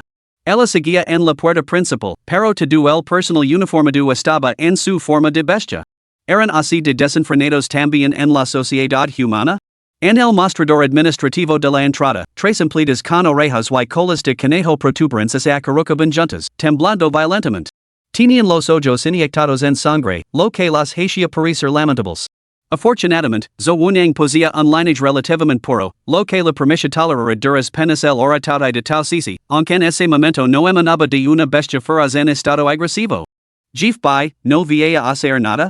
Las compañeras más débiles pueden desmayarse en cualquier momento, y ese grupo de chicos de la fuerza especial de abajo están a punto de volverse locos. Zo unang estaba completamente sin palabras porque el jeef by no había intervenido rápidamente. By ze soltó una risa impotente. Esto había sido demasiado repentino para él como para anticiparlo. Parecía que esta pequeña tauta había estado reprimiendo sus frustraciones mientras vivía entre los humanos. Después de recibir una explicación, tal si controló apresuradamente y avergonzada su hora. No esperaba que hubiera tantas bestias más débiles alrededor. Antes de irse, su hermano lo había dado instructions, en su primer día de trabajo, debía protegerse a sí misma, pero evitar ofender al jefe y los compañeros. Mantener buenas relations era esencial para asegurar su sustento. Ze condujo a tal si a una habitación y abrió la puerta mediante un escáner de iris para entrar en la sala del ascensor. En el momento en que se abrieron las puertas, las pupilas de la bien educada tal si se dilataron instantáneamente. Dios mío, si esto fuera en el reino divino, todas las criaturas que había allí estarían en su menú. Enclavada en el sitio, conteniendo desesperadamente la saliva, veo como se acercaba una mujer alta con un contonio seductor. Esa es el hora del plantón she. Iris tal si? Esa hora de bestia feroz de antes era tuya? Jeef by, se suponía que debía interrogarla, no traerla a la cid. Si Shen Chang se entera, se pondrá furioso. Esta es Tang Miao, jefa de recursos humanos y subdirectora de la unidad de operaciones del equipo dos by ze se volvió para presentársela a tal si. Tang Miao, encargate de la incorporación de tal si. Es la persona ayena al personal que he reclutado esta mañana. Tang Miao estaba completamente asombrada, pero no tuvo más remedio que obedecer las órdenes de Bai Ze. Ven conmigo, pequeña. Tal si siguió a Tang Miao, tragando saliva frenéticamente. Dios mío, la carne asada de Tingsha era absolutamente divina. Solo la había probado una vez, el viejo jeef del clan la había cazado especialmente para ella. Lo tenía tanto cariño que había compartido la mitad de la ración. Había sido tan exquisita que nada más la había sabido bien durante días, y desde entonces la había anhelado. Cuanto más observaba el seductor camino de Tang Miao, más se enrojecían los ojos de tal si y más se estrechaban sus pupilas. Una aterradora sensación de peligro se apoderó de Tang Miao. Dios mío, ¿por qué sentía como si una criatura espantosa estuviera fija en ella? Cuando Bai Ze intuyo que había problemas y corrió al departamento de personal, vio a tal si a horcajadas sobre Tang Miao. Completamente inmovilizada, Tang Miao se debatia débilmente bajo el agar de tal si. Cuando luego, los dientes de tal si estaban a punto de hincarse en la mano de Tang Miao. Si hubiera legado un segundo más tarde, podría haber perdido a un empleado hoy. Bien hecho, tal si. Dejando la huella de una visita glotona en tu primer día. Bai Ze formó una guerra con los dedos y tiró de tal si hacia el por el aire.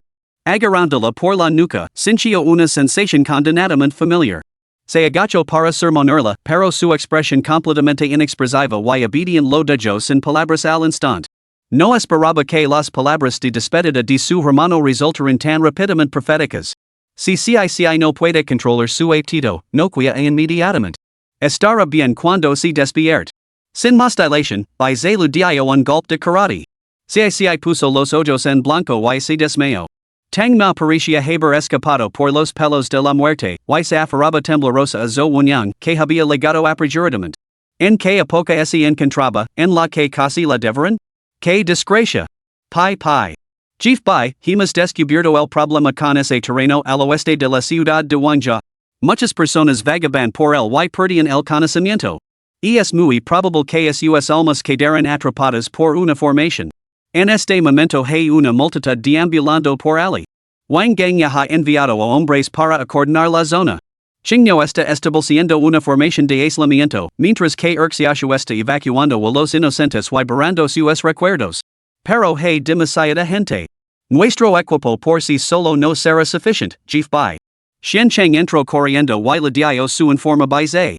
Solo después de terminar ese dio cuenta de que su venerado jefe by sostenía a la problemática tal cc del otro día. Un grito agudo y explosivo broto de él. Ah, jefe by, ¿qué está haciendo? ¿Podría ella unirse en nuestro equipo también? Y se sacudió a la pequeña taude que tenía en la mano, sintiéndose muy satisfecho consigo mismo. Tang Miao, tu segundo jefe de equipo, y si, esta fuera por negocios. Tu dirigirás al segundo equipo para ayudar al primero a completar esta misión. Tal CCTE acompañará. Además, hay otra antigua miembro de elite del Escuadrón de Operations Especial Secretas asignada por sus superiores que ha sido destinada a la oficina. También hay los arreglos necesarios para que se una a la operación esta vez. Tung now miro a baize con ojos linos de acusación. Chief, realmente no lo importa si vivo o muero. Baize ese rio entre dientes y lanzo a tal cc directamente a los brazos de Tang Miao. A partir de ahora serán compañeros de trabajo. Solo tienen que establecer una buena relación. No se preocupe, ella no se atreverá a comerlo de nuevo. Y usted también, Xian Chang, madura un poco, por el amor de Dios. Con un gesto de despedida, es alejo, ya que tenía que ocuparse de los trámites de contratación de la nueva compañera. Tung Miao aceptó la orden con una mirada de total frustración, sacó a tal cc el hombro y se unió al grupo siguiendo a Xian Chang. En el coche, de camino, tal cc colgaba ali, profundamente dormida y roncando suavemente. Xian Chang tenía una expresión que gritaba que tenía algo que decir, pero no se atrevía. Eso estaba volviendo loco a Tang Miao. Xian Chang, suéltalo. ¿Qué te pasa? Xuancheng se inclinó con una sonrisa pícara. Esa nina casi te comase un momento? Removiendo el tema en el peor momento posible. Tang Mao respondió con un gesto de incredulidad que podría haber perforado los cielos. Dios mío, querida. Que destreza en la lucha. El viejo by realmente me envió a alguien utilidad el descontento que Xian Cheng sentia antes hacia tal cc desapareció al instante. Un gato que hace su trabajo y es un buen gato, aunque haya derramado la leche antes. Nota del autor. El pequeño tautai latima el emperador blanco ya pero se realmente lo hiciera, no estaría causando problemas y siendo castigado a diario en el reino divino. Tiene una vida bastante despreocupada. Capítulo 12, Monólogo interior de Chu Chu, así que él es el nuevo jefe. Ya estamos aquí. Todos están presentes. Salgan. Jefe, hermana Tang Miao, ya están aquí. Tenemos demasiada gente que necesita borrar la memoria, estamos desbordados. Shashu, una adorable joven, vio a Xian Chang y corrió hacia él. Con tu hermana Tang Miao aquí, ¿qué hay que temer? Preguntó Xian Chang levantando una ceja. Manos a la obra, equipo 2. Equipo 2, comenzando operations. Cuidado, chicos. Mientras tanto, Tao Chuchu, que acababa de recibir una orden de despliegue urgent, estaba en medio de una encantadora sesión de arreglo floral con su madre. Ay, mamá, tengo que salir corriendo por un asunto oficial urgent. Al ver la figura de su hija mayor desaparecer en la distancia, la madre de Tao suspiró para sus adentros. No se había dado cuenta de que su hija se había hecho tan famosa en todos estos años. Aunque estaba orgullosa, también le dolía el corazón. Al llegar al centro comercial del distrito occidental de la ciudad de Huangjia, Tao Chuchu vio inmediatamente personal con uniformes de la oficina de gestión de fenómenos no estándar moviéndose de un lado a otro. Su querida hermana Tao Cici estaba siendo zarandeta como si fuera un fidio por una mujer alta. ¿Alguna nueva forma de ejercicio? Xian Chang vio a Tao Chuchu y se apresuró a acercarse. Hola, camarada Tao Chuchu. Soy Xian Chang, líder del equipo operativo asignado para coordinarse con usted. Acabo de recibir su informe. Bienvenida a bordo. Antes de que pudiera entablarse una conversación trivial, Xian Chang condujo a Tao Chuchu a la formación. Probablemente haya revisado la situación actual y las asignaciones de personal durante el trayecto, así que no me detendré en eso. La evacuación ha concluido. Ahora estamos formando equipos para entrar en el interior. Dados tus atributos predominantemente humanos, propongo asignar tareas de enlace externo. Una vez que estemos dentro, el parámetro dependerá completamente de ti. Tras reestructurar mentalmente su visión del mundo durante el viaje y aceptar plenamente el marco metafísico, Tao Chuchu respondió solamente, tenga la seguridad de que cumplir las tareas asignadas por la organización. Efectivamente, Bai era su nuevo superior. Tang Miao estaba casi fuera de sí, Xian Chang, ocupate de ella. El jefe by me ha pegado demasiado fuerte, no puedo despedir a Tao Cici. Yo me encargo. Tau chuchu cogio a tau sisi con delicadeza, la tumbo suavemente en el suelo y así inclino para susurral, la lazana de Jean maestra a punto de ser devorada por tau phone. No puede ser. Tau sesi se levanto del suelo como se hubiera revivido.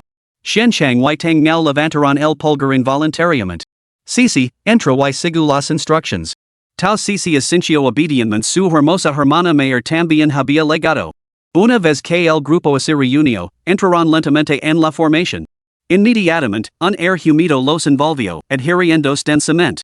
Esto parece una virgen majorada de los humidos días de primavera del sur de China, pegajoso, humido y francamente miserable, murmuró Wang Gang, secándose el sudor del cuello. Tau sisi reprimía desesperadamente su emoción. Dios mío, cuánto chiaroscuro. Acompañar al emperador blanco ya realmente había valido la pena. El chiaroscuro también figuraba como ingrediente en el libro de recetas de Tao Tai. Shenchang intentó dar un cadazo a la persona más cercana, sin mostrar expresión alguna. El individuo no mostró ninguna reacción al ser empujado, moviéndose como un cadáver andante. Las lecturas de energía malévola aquí son excepcionalmente altas. El pico de energía del campo magnético anormal se registra a 50 metros delante de nosotros, informó Air Shashu, que supervisaba las lecturas en su dispositivo portátil. Shencheng estaba a punto de seguir adelante cuando un brazo lo tiró de la manga. Estas personas están envueltas en niebla negra. Si esto continúa, donará realmente sus mentes. Podrían acabar como pacientes vegetativos. Shencheng, no podemos abandonarlos. Tang Miao lo miró fijamente, dando a entender que no los soltaría hasta que los rescataran. Tienes razón. Debemos rescatarlos primero. Shencheng esbozó una sonrisa avergonzada, dándose cuenta de su propia precipitación. Pero ¿cómo? Chief, la niebla negra brota sin cesar desde el centro. Incluso si disipamos la contaminación actual, se volverá a infectar al instante. Cheng Miao expresó la dificultad. A menos que podamos evacuarlos más rápido de lo que se propaga la niebla. Air Shashu comenzó a calcular frenéticamente con su dispositivo. Los cálculos muestran que la velocidad de dispersión de la niebla negra central se pudiera reducir en un tercio, nuestro plan de rescate tendría éxito. Las cifras de Air Shashu dejaron al grupo perplejo, ¿cómo podían reducir la velocidad de la niebla en un tercio? Yo puedo hacerlo. La repentina declaración de Tao Sisi sorprendió a todos. Se volvieron y vieron que sus ojos brillaban con un siniestro color carmesí, lo que reavivó al instante la pesadilla de Tang Miao de ser devorada. Hermana Tang Miao, no te cámara. Mira, mis pupilas son perfectamente normales. Tao Sisi se acercó, ofreciendo a sus ojos para que los inspeccionaran. Tang Miao, se me están derritiendo las piernas y tú estás siendo bastante considerada, ¿no? Sí, ¿de verdad eres capaz? Ching Miao admiraba el valor de esta nueva recluta. Tao Sisi asintió con la cabeza y abrió la palma de la mano con los dedos ligeramente cavados. El aura negra que se remolinaba alrededor de la gente común cercana se precipitó locamente hacia su mano, donde la reunió en una pequeña masa negra. Con un trago, se la metió en la boca y la trago. ¿Se la trago? A esta vez, los gritos agudos no solo provenían de Shencheng, sino que resonaban en todas las personas presentes. Dios mío. CICI, ¿de qué lineages? Tout ya, oh. Oh, tout ya. ¿Qué? Tout ya. No es de extrañar. El grupo comenzó a asignar tareas con renovada confianza, quien transportaría a los heridos, quien contactaría con Chu fuera para organizar el personal, quien dissiparía la niebla negra de la gente común. Bromas apart, no tenían que preocuparse de que los taude contrarrestaran la niebla negra, era la niebla negra la que debía preocuparse. Sin duda, el jefe blanco tenía buen ojo para el talento. Todos los preparativos estaban listos. Cerraron la puerta. Liberarán a Sisi. Sisi, vete ahora. Leva contigo el dispositivo de rastreo. Sigu mis instructions a través del auricular. Una vez que llegues al lugar, simplemente como hasta satiarte. La pequeña Taudai respondió, de acuerdo. Vuelo de alegría. Y es la primera vez que alguien se alegra tanto de que coma algo. Como una criatura recién liberada, Tao Sisi desapareció de la vista en el instante en que Shencheng dio la orden. Qingyao, caramba, puede que no gane la carrera de larga distancia en la próxima competición deportiva de la oficina. Ya estamos aquí, Sisi, este es el lugar. Tao Sisi miró hacia arriba y vio la planta central de aire acondicionado. No me extraña. Aprovechando la circulación de aire frío, consiguió infectar todo el centro comercial tan rápidamente. Sisi estaba impatient por comer. Incluso de sitio tumbarse mientras comía, por miedo a manchar el traje que la madre de tal lo había preparado esa mañana. Cogio un viejo silón, ese estiro en el y ese balancio hacia adelante y hacia atrás con un crujido, disfrutando plenamente de su comida. Ir más superviso con ansiedad la concentración de gas negro y observo que había descendido drásticamente desde que se comenzó a comer, que ando un tercio en 10 minutos. Chief, tengo una idea audaz. Al ritmo de CICI, podríamos localizar a todas las víctimas a la vez y purificarlas simultáneamente. Eso agarraría 2/3 del tiempo y las víctimas no sufrirían daños irreversibles después de la purificación. Todos entendían lo que harían con el tiempo ahorrado. Xianchang, al encontrarse con los ojos brillantes de Ershashu, adoptó el plan con decisión. El grupo comenzó a reunir frenéticamente a las personas en cada piso del centro comercial, utilizando pantallas infrarrojas para localizarlas con precisión. Tao Chu Chu, que proporcionaba apoyo externo. Como era posible que un centro comercial abandonado y al borde de la quiebra tuviera tanta gente comprando en su interior? Capítulo 13, el pequeño ogro bloten que hacía un festín en el buff.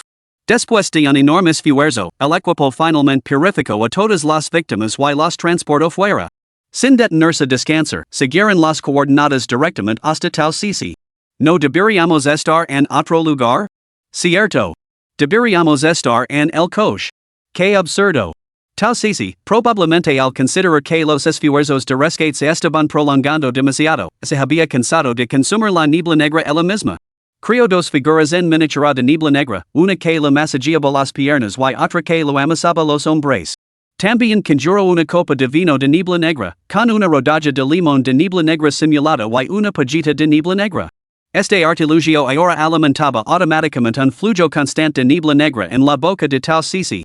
La presión arterial de Xin Cheng se disparó al instante. Ellos estaban trabajando hasta la extenuación en la periferia, mientras ella estaba de vacaciones en el centro. Wangang agarró con fuerza a la furiosa Xin Cheng, jefa de equipo, jefa. Calmes. Esto es un talento. Mayer esa niebla negra, Sisi casi la ha eliminado por completo. Además, nuestras bajas en la misión actual son prácticamente nulas, jefa de equipo. Shashu pasó junto a Xin Cheng y soltó una bomba. Muy bien, jefa de equipo. Con una miembro tan capaz en el equipo, debería estar encantada. Venga rápido, hay manchas de sangre aquí, una vez que se despeje la niebla negra. Chingyao se agachó cerca, señalando hacia la entrada exterior de la sala de control del aire acondicionado. Xin Chang y Tang Mao se apresuraron a acercarse. Rápido, organiza el personal para que siga el rastro de sangre hacia abajo. Ratón Sato, hazel una foto y envíasela a Chu Chu. Que se ponga en contacto con el cuartel general para que el viejo by la examen. Quizá el reconozca que es. Entendido. Un cuarto de hora más tarde, Tau Sisi había consumido toda la niebla negra del suelo y la respuesta de Chu Chu legó el dispositivo de Ershashu. Se oyó un clic, seguido de la voz de Tau Chu Chu, el jefe by dice que se trata de un antiguo círculo sacrificial. El cerebro detrás de todo esto debe de haber activado algo, provocando que el círculo se activara prematuramente. El punto focal del círculo debería estar en el centro del segundo nivel del aparcamiento subterráneo. El jefe by te ha ordenado que lances a Sisi el núcleo del conjunto. Deja que actúe según sus instintos tautai, eso lo rompra. Cuando la lances, mantén la distancia. La presión del tautai te abrumara. Todas las miradas se volvieron hacia Tau Sisi, rebasantes de emoción. Yo la lanzaré. Yo la lanzaré. Soy fuerte, la lanzaré lejos. Yo vuelo más rápido, lo hario. Tau Chu Chu, que escuchaba cada palabra a través de su auricular. Sinceramente, estáis yendo demasiado lejos. La decisión final fue que Qingyao, la voladora más rápida, agarrara a Wang Gang, el lanzador más fuerte, quien luego lanzaría a Tau Sisi. Tau Sisi, ¿eh? ¿Ya era su segunda ración? La felicidad llegó tan de repente. Estaba preparada para ella. Una ración tan abundante de niebla negra le recordó aquellos días en los que fue arrojada al reino de los demonios.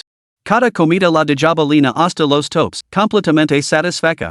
No me extraña que el viejo by utilizar la palabra arrojada. Esta niebla negra ha corroído todo el primer y segundo aparcamiento subterráneo. El pájaro azul se situó en el primer nivel subterráneo, mirando fijamente el punto focal de la matriz dentro de la caverna central. La atmósfera inquietante parecía capaz de absorber el alma de cualquiera. Deprisa.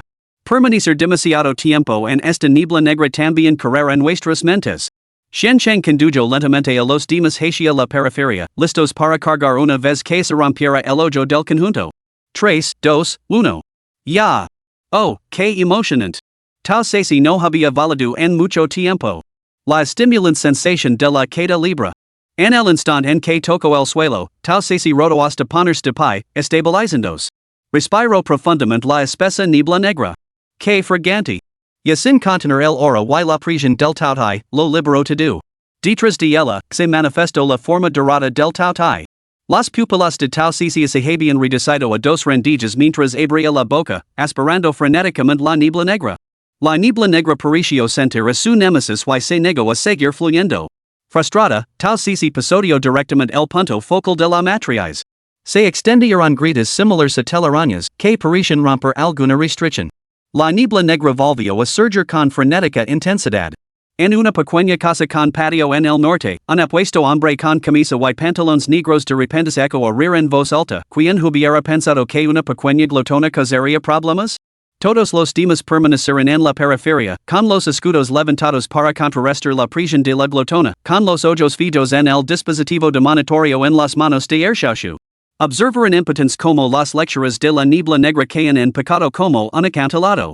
Sus pensamientos colectivos alcanzaron una perfecta armonía, tal si, terriblemente eficaz. Bip, bip, bip. Rápido, las lecturas están dentro de los límites de seguridad. Debemos descender inmediatamente. Ir más se colgó el equipo a la espalda y se apresuró a alcanzar el equipo. En el punto focal de la matriz, tal se sentia ligeramente aturdida después de drenar la niebla negra. El exceso la había dejado mareada y desorientada, con la visión borrosa. Cuando Xianchang y los demás llegaron, la encontraron tambaleándose y flotando en el aire. Si está haciendo boxeo borracho? Si Rio Chingno. Como devota de las artes marciales tradicionales chinas, lo pareció bastante divertido. No, se parece más en nuestro líder de equipo después de una noche de fiesta. Creo que ha bebido demasiado. Ershashu caminaba de un lado a otro con el monitor, ofreciendo su observación. Ting Mel miró fijamente los ojos inyectados en sangre de Tau Sisi y la llamó con incertidumbre, Sisi? Sí, aquí estoy, aquí estoy. Tau Sisi se tambaleó y comenzó a caminar hacia ellos. Caramba, ¿estás consciente? Wangang sintió un escalofrío recorrer su espina dorsal al ver esos ojos rojos. Tau Sisi? ¿Cómo te atreves a preguntar eso? Soy una taudai que ha cultivado la inteligencia espiritual durante años. Aunque si joven, no soy como esas taudai que no han despertado su inteligencia, ellos no pueden compararse conmigo. Tau Sisi se sintió profundamente ofendido y decidió cuidarse más tarde al emperador Blancoja. Ah, claro, ahora no podía llamar al emperador. Tenía que dirigirse él como director. Tau Chuchu, el hermano mayor by ha dicho que terminemos rápido y volvemos. No hemos conseguido ninguna prueba sólida que implica la familia Wang en el incidente del centro comercial, así que vamos a terminar aquí y los interrogaremos en su residencia. Entendido. Xianchang miró al grupo. Vamos, todos. Fuera de la residencia Wang. Xianchang observó al ruidoso grupo que había en el coche, cruzó la mirada con la única figura tranquila, Tau Chuchu, y se dio por vencido. Suspiro, solo Tau Chuchu y yo tenemos que entrar en la residencia Wang. Ah, Tau Sisi también debería venir, al fin y al cabo, han perjudicado directamente a tu familia. Sisi, tienes bien olfato, mantén alerta el resto de vosotros quedaos fuera haciendo guardia. Estad atentos a cualquier individuo sospechoso. El equipo 2, Tang Now, se encargará de coordinar. Tau Sisi, que no había entendido del todo las instructions, prudentemente permaneció en silencio. Al llegar a la entrada de la residencia Wang, Tau Chuchu se dirigió al guardia de seguridad que les bloqueaba el paso. Por favor, informa al señor y la señora Wang de que la familia Tau ha llegado. Poco después, los dos jóvenes de la familia Tau han venido de visita. Que descortesía por nuestra parte no haberles dado la bienvenida como es debido, pero el señor Wang, con su prominente barriga, se apresuró a acercarse con paso ágil. Tau Sisi frunció el seno de forma casi imperceptible. Este hombre llevaba una pesada carga de desgracias, y toda la casa parecía impregnada de una espesa energía fantasmal. Discretamente, le pasó a su hermana una nota con sus observations y luego a Sakamoto en el sofá. Sacó unos aperitivos de su mochila y empezó a picar. La señora Wang, resplandeciente con sus joyas, frunció el seno ante tal espectáculo. Señorita Tau, así es como considera usted los refrigerios de nuestra casa? Tau Sisi, pileta por sorpresa, levanto la vista con expresión inexpresiva. Una vez que comprendió la reprimenda, asincio. Como has sabido que los despreciaba? Abrio otro perquit de patatas fritas. Vera, sus refrigerios no son precisamente inmaculados. Están contaminados con energía fantasmal y rastros de su lineage. Ni temo que me sentarían mal al estómago. But, Shen Chang, que acababa de dar un sorbo de té, escupió violentamente. ¿Por qué no lo digestantes? Tau Sisi. Como iba a saber que alguien con el lineage Xuanwu no se daría cuenta? Tau Chuchu agradeció en silencio su costumbre de no comer nunca a la ligera en casa de otras personas. ¿Qué tonterías estás diciendo? La cara de la señora Wang se puso pálida y gotas de sudor del tamaño de granos de pimienta le corrían por las sienes. El señor Wang, con su prominente barriga, soltó una risa incómoda y se levantó para calmar los ánimos. Los niños hablan sin reservas, ya sabes. Señora, ¿por qué no su barriga? Yo me encargo de arreglar las cosas con estos dos jóvenes. En I hablar, tío. Esa barriga tuya solo se ha hinchado en los últimos meses, ¿no?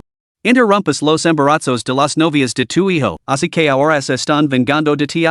Tal Sisi masticaba ruidosamente sus patatas fritas, y sus palabras hicieron que el señor Wang se desplomara en el sofá, con los ojos muy abiertos por el terror. Maestro. ¿Puede ver qué me pasa? Salvim. El señor Wang se arrodilló y se arrastró hacia Tau Sisi, intentando aferrarse su pierna, pero Tau Chuchu lo detuvo con la punta de su zapato. Hermana, ¿está loco? Contrato a gente para hacer daño en nuestra familia y ahora quiere que yo lo sal. Tau Sisi estaba desconcertada. Tau Chuchu replicó, lo que se siembra, se cosecha. Después de todas las maldades que has cometido, ¿esperas un final feliz?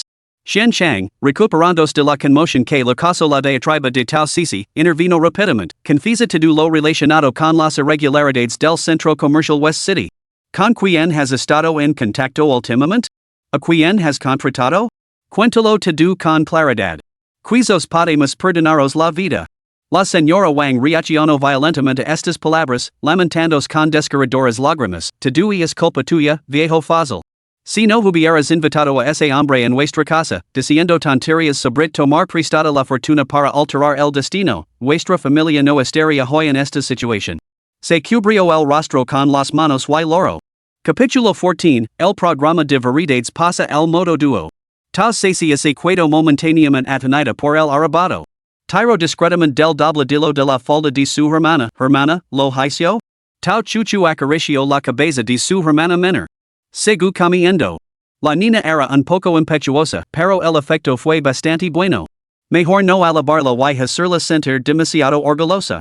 Shen Cheng colocó la grabadora sobre la mesa y mostró su placa policial al señor Wang y a su acompañante. Confían en el Estado. Confían todo ahora y nos esforzaremos por ser indulgentes. Pero ese es el más mínimo engaño, se enfrentarán a un castigo severo. Al ver la placa, el señor y la Sra. Wang se desanimaron como perros apaleados, con el ánimo por los suelos. Derrumbados en el sofá, intercambiaron miradas con Tau Sisi antes de lanzarse a confesar. Hace 3 meses, nuestra empresa se quedó sin liquidez. Los préstamos bancarios se paralizaron de repente por razones desconocidas. Planeamos subastar varias propiedades comerciales para recuperar fondos. Inesperadamente, las pujas de la subasta no dejaban de bajar. Fue entonces cuando un viejo amigo me presentó a un milagroso que afirmaba poseer arts ocultas capaces de revivir mi empresa del abismo. Sin otras opciones, lo creé. Al principio, esta persona solo me pidió que colocara ciertos objetos en las casas de estrellas emergentes del mundo de los negocios. Funcionó. Las propiedades que habían sido imposibles de vender de repente encontraron compradores, y a precios más altos de lo que había previsto. Confié plenamente en él. Más tarde, me ordenó que interrumpiera los embarazos de las amantes de mi hijo, alegando que eso provocaría la fortuna de los descendientes para revivir mi empresa. Efectivamente, en un mes conseguí numerosos contratos importantes e incluso entré en contacto con titanes de los negocios, la familia Tao.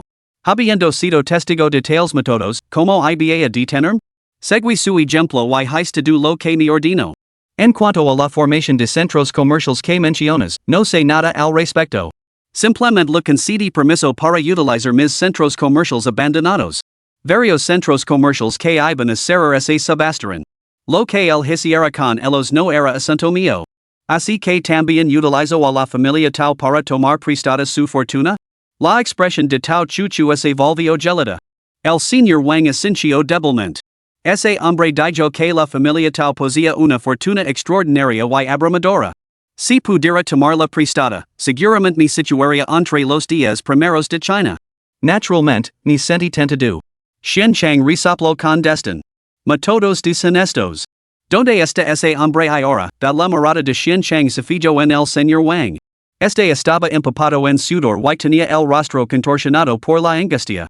Desaparecido. Después de ese envío fallido a la familia tal y del intento de envenenamiento, simplemente desapareció. Entonces, de repente, mi estómago se revolvió, empezaron a suceder todo tipo de cosas extrañas en casa y la empresa empezó a ir mal.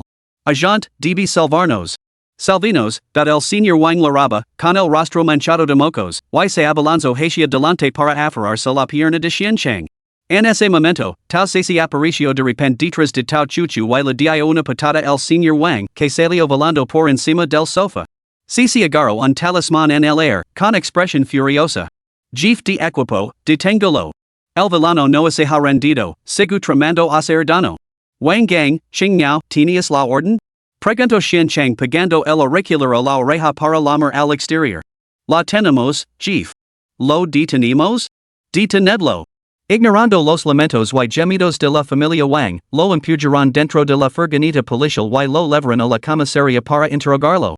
Xianchang, bien, Teng Miao y yo volveremos para informar de la situación. Vosotros quedaos aquí y buscad pistas en la esquina. Tao Ceci, masticando terras picantes, daba vueltas por la habitación. Qingniaos apergiro a volver y le preguntó, Ceci, se te hubiera suplicado que eliminaras ese hora fantasmal de la habitación y le curaras los problemas estomacales, ¿lo habrías hecho? En hablar. Lo que es siembra, se cosecha, y es justo. Mato a tanta gente que, incluso después de muerto, el señor del infierno no lo perdonará.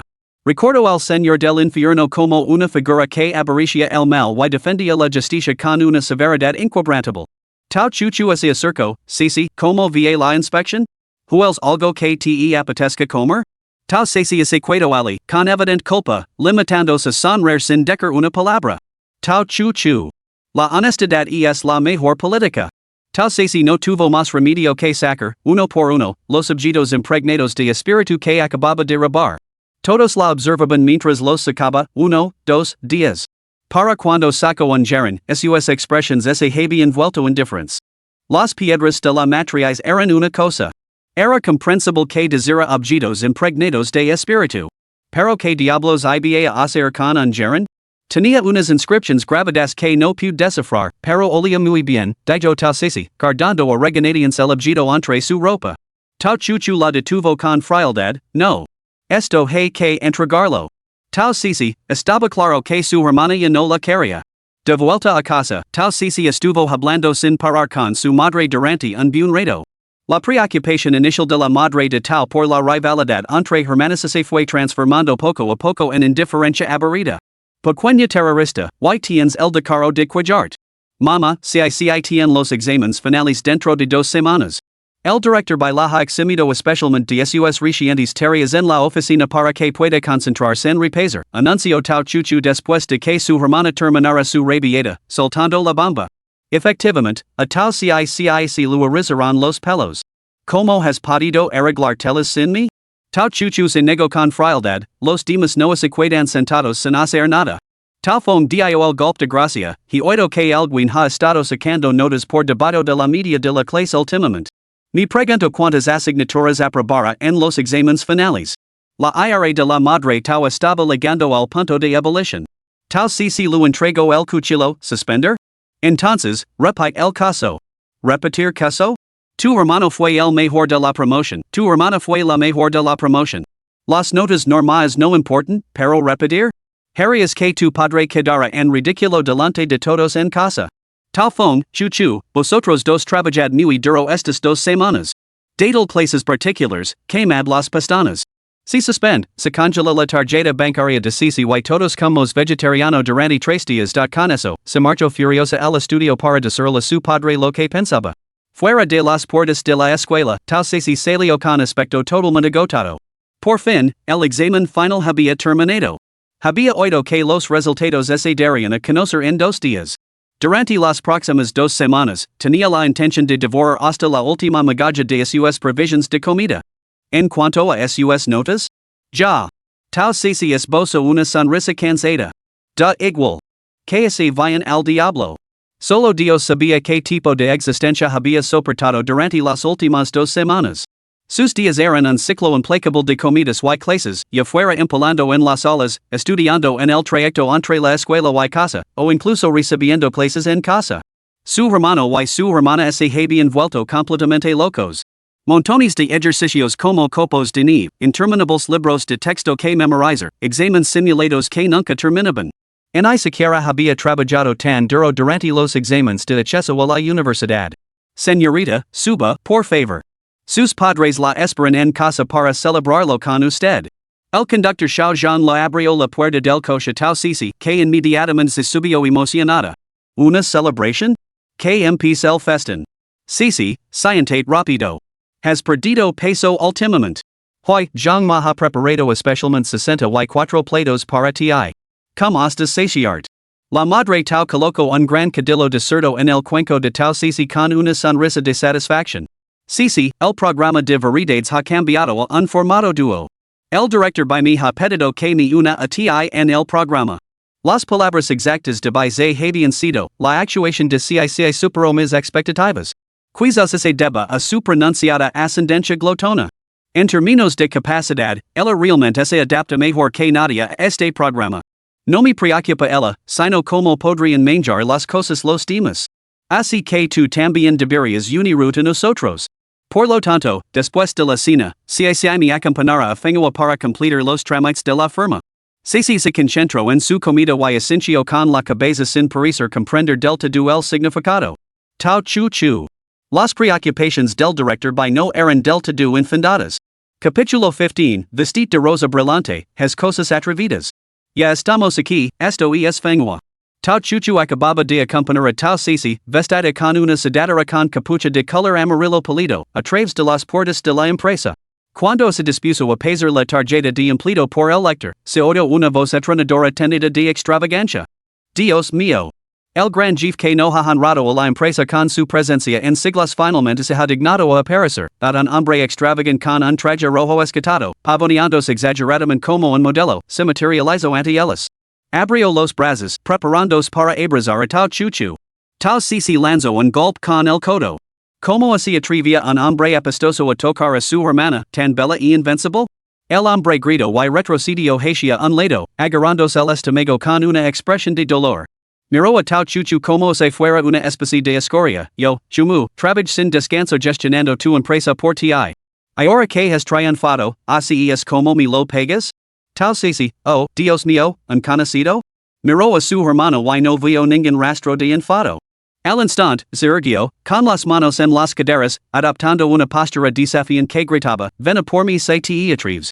Deja de actuar. Eres el director general, por el amor de Dios.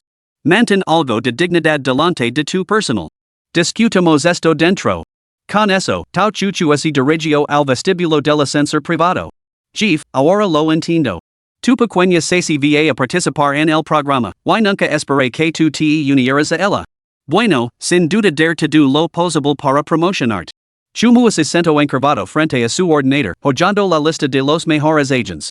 Cuanto más observaba Tau Cici a Chumu, más lo recordaba a su hermano mayor. Sintió que así la verían muy bien. Entonces. Chumu hizo una llamada y, en cuestión de minutos, llamaron a la puerta. Adelante. ¿En qué puede necesitarme el director general? Tau Cici levantó la vista. Lo había visto antes. Trae dos nuevos reclutas. Trátalos como a estrellas. Consigues un programa de variedades. Si lo consigues, te doblar el sueldo anual.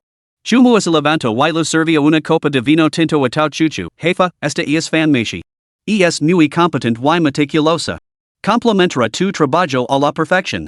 Alvar al director ejecutivo servirá vino personalmente y dirigirse a ella como jefa, el corazón de fanmashi se aceleró. Era su gran oportunidad. Justo cuando se giró para presentarse, vio a Tau Cici. Señorita, eres tú. Tau Chuchu levantó una ceja. Oh. Fan me se animo, quien hubiera pensado que nuestros caminos se volverían a cruzar?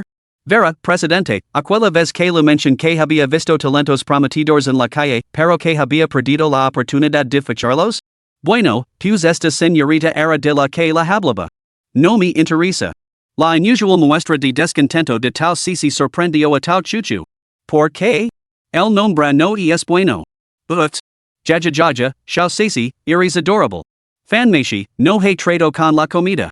Sinceramente, fan, ninguno de los artistas que has representado a lo largo de los años ha triunfado. ¿Podría ser realmente por los nombres? Sería mejor que las suplicaras a Xiao Sisi, ella es bastante buena en este tipo de cosas. Tres líneas negras se formaron en la frente de Fan Meishi mientras le preguntaba con seriedad a Sisi, ¿a qué debería cambiarlo entonces? Fan Yoshi. Chumu, aunque hablaba sin pensa, había dado accidentalmente en el clavo. Como pequeña glotona, tal Sisi poseía cierto talento para atraer la fortuna. De acuerdo. Que si Fan Yoshi. Viejo fan, vi a preparar el contrato. Ya sabes lo que hay que hacer, asegurate de que la cooperación con la señorita Tao Chuchu sea perfecta. De acuerdo.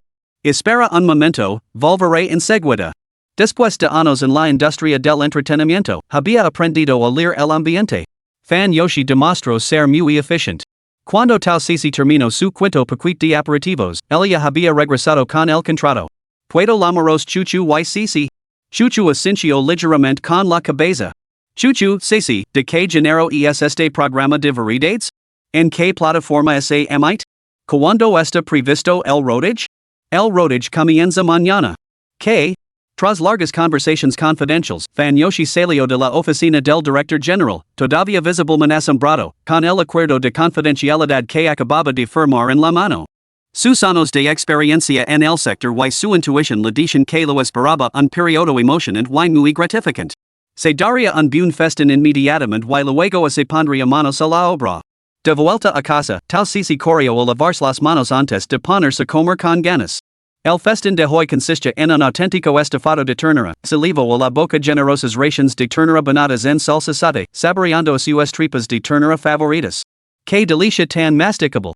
Luego vino el pollo asado con menta, las ostras al vapor, las langostas pequeñas a la parrilla con queso, los fideos jajang, el cerdo desmenuzado al estilo de Pekin, el cerdo agridulce, los camarones mantis salteados con sal y pimienta, las gambas estofadas con aroma a té, los fideos con huevas de cangrejo, el wagyu a la brasa, el foie gras de arándanos, la tarta de mousse de chocolate, el tiramisú de arándanos.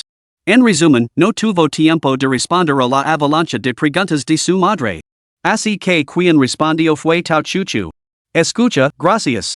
Gracias por estar aquí, querida hermana.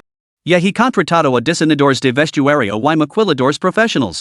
Y es tu primera vez en el programa, así que tienes que estar precioso y adorable, eso es lo que le gusta al público. Tao Chuchu, mamá, no somos famosos, solo vamos a trabajar. Tao Phone, aprovechando esta rara oportunidad para dar una charla a su hermana menor, enderezó la espalda 2 centímetros, hermanita, ya has incursionado en el mundo del espectáculo, pero solo como inversora. Esta vez eres tú la que está en el punto de mira, tu imagen es importante. Tienes que cambiar tu mentalidad. ¿Qué es lo primero que ve el público? Las caras, por supuesto. No sé qué nos depara el programa de mañana, pero yo misma os acompañaré a las 2. No hace falta, el equipo de producción vendrá a recogernos. Tao Chuchu decidió unirse al grupo de los que comen con ganas la charla de su hermano se estaba volviendo bastante pesada. Al día siguiente, la madre de Tao vio a su hija mayor, vestida con un delicado conjunto rosa, subir al coche. Suspiró con pesar. Que lastima, su hija mayor había rechazado su sugerencia. De lo contrario, las dos hermanas vestidas de rosa pálido habrían hecho una entrada bastante llamativa. Lo he arreglado todo con el equipo de producción. Chuchu, Sisi, recordad esto, actuad bien en vuestras propias retransmissions en directo. Con vuestro talento, seguro que os haríais virals, siempre y cuando no hagáis ninguna tontería da Fan Yoshi lo había preparado todo en el coche y les estaba explicando a cada una cómo utilizarlo. Tao Sisi esencia constantemente con la cabeza, pero por dentro no podía dejar de mirar con ansia los aperitivos que había en el coche. Estaba encantada, no esperaba que Fan Yoshi hubiera comprado tantos tipos y sabores de yogur. Perfecto. Combinarían de maravilla con los aros de avena que lavaba en su pequeña bolsa.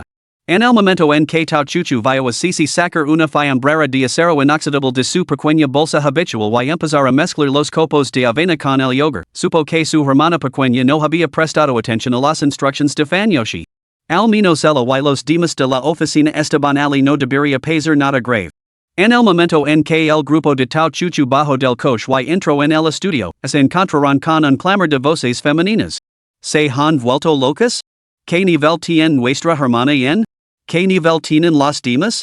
Y aún así no se les ha asignado en un solo camerino privado. Una chica con el pelo corto y liso le gritaba con condescendencia a otra chica que lavaba una gorra de béisbol gris y una insignia del personal. Es la asistente de Joyen. Joyen ha ganado recientemente los premios a la actriz más popular y a la mejor actriz del año. Ahora mismo está en la cima de Fanyoshi la susurra a Chuchu y a las demás y es famosa en la industria por ser arrogant y prepotente. Mantén la cabeza fría, Vale? Sí, chupando una pirulita, caminaba con paso rápido, aparentemente llena a la advertencia de Fanyoshi. Había percibido el aroma de Tang Mao. Escúchame, voy a cambiar ahora mismo o te arrepentirás. La chica de pelo corto y liso empujó con fuerza a la que lavaba la gorra de béisbol. Estaban a 4 o 5 escalones del suelo y el empujón hizo que la chica de la gorra perdiera el equilibrio. Estaba a punto de caer hacia atrás y aterrizar de cabeza. En medio de los gritos de la multitud, Tau Ceci, que pasaba por ali, la cogió instintivamente en brazos. Sin ningún tipo de amortiguación, se quedó ali rígida, abrazándola con los ojos muy abiertos y aturdida. Después de un momento, el entorno permaneció inquietantemente silencioso. Tau Ceci miró a la chica en sus brazos, con los ojos muy abiertos. ¿Estaba asustada? Después de pensarlo un momento, Tau Ceci decidió lavarla con Tang Mao para resolver el asunto. Un incidente tan menor no merecía involucrar a su encantadora hermana mayor. El estudio quedó en un silencio sepulcral, todos observaban como una chica menuda y de mejillas sonrosadas lavaba a una mujer una cabeza más alta que ella, caminando con determinación hacia una dirección determinada. Evocaba la imagen de Lin Dayu arrancando un sas. De tan ahí mismo. Espido la chica de pelo corto y liso. Esa dirección lavaba directamente a la oficina del director y el productor, iba a presentar una queja. Si surgen problemas, la hermana seguramente la castigaría. El pánico crecía con cada pensamiento, y se apresuró a detener a Tau Ceci. Capítulo 16, empezando a emparellar a algunas parejas extrañas. ¿Cómo era posible que alguien hubiera igualado tan fácilmente el ritmo de Tau Ceci? Tang Mao estaba revisando los detalles del programa con el director Lu Quan en el monitor cuando levantó la vista y vio a Tau Ceci acercándose grandes zancadas, con alguien en brazos y con air bastante satisfecho. ¿Qué demonios es esto? Preguntó Tang Mao señalando un taburete, indicando a Tau Ceci que dejara a la persona en el suelo. Pero la pequeña no supo leer el ambiente, se quedó rígida con la persona en brazos y declaró, es una buena acción. Debes informar de esto a Baizé. Sí, al hermano mayor Baizé. Mi hermana dijo que me recompensaría. ¿Ves? Alguien la estaba acosando y yo la salve. Director Lu. Problemas el primer día, antes incluso de empezar el rodaje. Genial. Lo único que les faltaba ahora era publicidad. Quedar sin fondos para la promoción lo estaba dando un buen dolor de cabeza. Tau Ceci, ¿verdad? Primero deja a Tingting en el suelo. Sí, la que tienes en brazos. Tingting, de celo tú. El director Luis arrascó el escaso cabello que le cuidaba. Tau Ceci se limitó a decorar y dejó a la niña en el suelo. Tingting le lanzó una mirada agradecida y decidió no causar problemas, ni cayó sola. La señorita Tau me salvó. De nada. Una chica la empujó en las escaleras, al parecer la asistente de Yenjia. Tau Ceci miró a Tingting con desconcierto. Esta chica ni siquiera sabía cómo cuidarse cuando la acosaban, era menos inteligente que ella. Director Lu, bien. Tú, la del pelo corto, la asistente de Joyen, ¿verdad? Vuelve y dil que se comport. Si quer grabar, bien si no, que se largue data pesar de todo el revuelo, no iba a tolerar ese comportamiento tan desagradable. La chica del pelo corto y liso sabía que no podía competir y se apresuró a volver para informar a su artista. Se rumoreaba que este programa de variedades contaba con respaldo oficial no podían permitirse perder prestigio. Justo cuando Tingting se daba la vuelta para marchas, el director Lula Lamo, serás la asistente de cámara dedicada de Tau Ceci. Ascendida de assistant general a assistant de cámara dedicada, su sueldo se duplicó. Además, Ceci la había salvado, Ceci era realmente su estrella de la suerte. Sí. Declaro que a partir de ese día sería una fan incondicional de tal Sisi. El director Luis evolvió hacia el cámara detrás de las cámaras, guarda estas imágenes. Veremos si las necesitamos más adelante para el video de tomas falsas. El equipo detrás de cámaras lo entendió al instante. No era de extrañar que el director lo hubiera producido aquel programa de variedades tan exitoso en su día, sin duda sabía cómo jugar sus cartas. El director lo cogió su walkie-talkie, atención a todos los departamentos. La retransmisión en directo comenzará en una hora. Atención a todos los departamentos. La retransmisión en directo comenzará en una hora. Tao Ceci, que había sido enviada al camerino por Tang Mao, zafaraba a su hermana en busca de elogios. Tao Chuchu, al ver los ojos brillantes de su hermana pequeña, no escatimó en cumplidos. Efectivamente, esos ojos se iluminaron aún más. Buena chica. ¿Eres Tao Ceci, verdad? Recordaré lo que ha pasado hoy. La industria del entretenimiento es muy variopinta. Ten cuidado de no meter en problemas por meter las narices donde no te income. Con el maquillaje terminado, se volvió de repente hacia Tao Ceci antes de salir.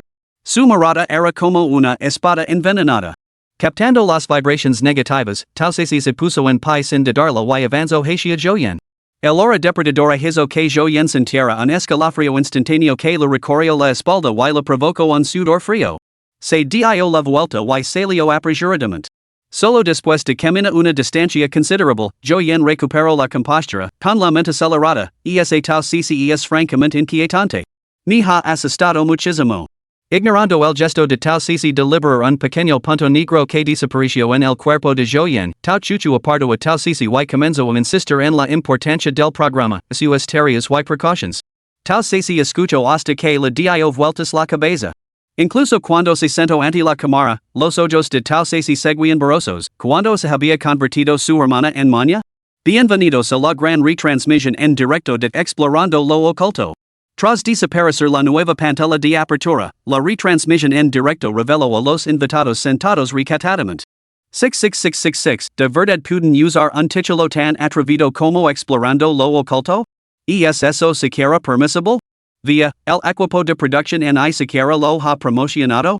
¿De verdad están tan arruinados? Ah, la hermana Joyen es tan guapa, que elegancia. Hermana Joyen, te adoro. Song Jingqing, el rey de la canción, Yi Yunshan, el emperador del cine, también están aquí.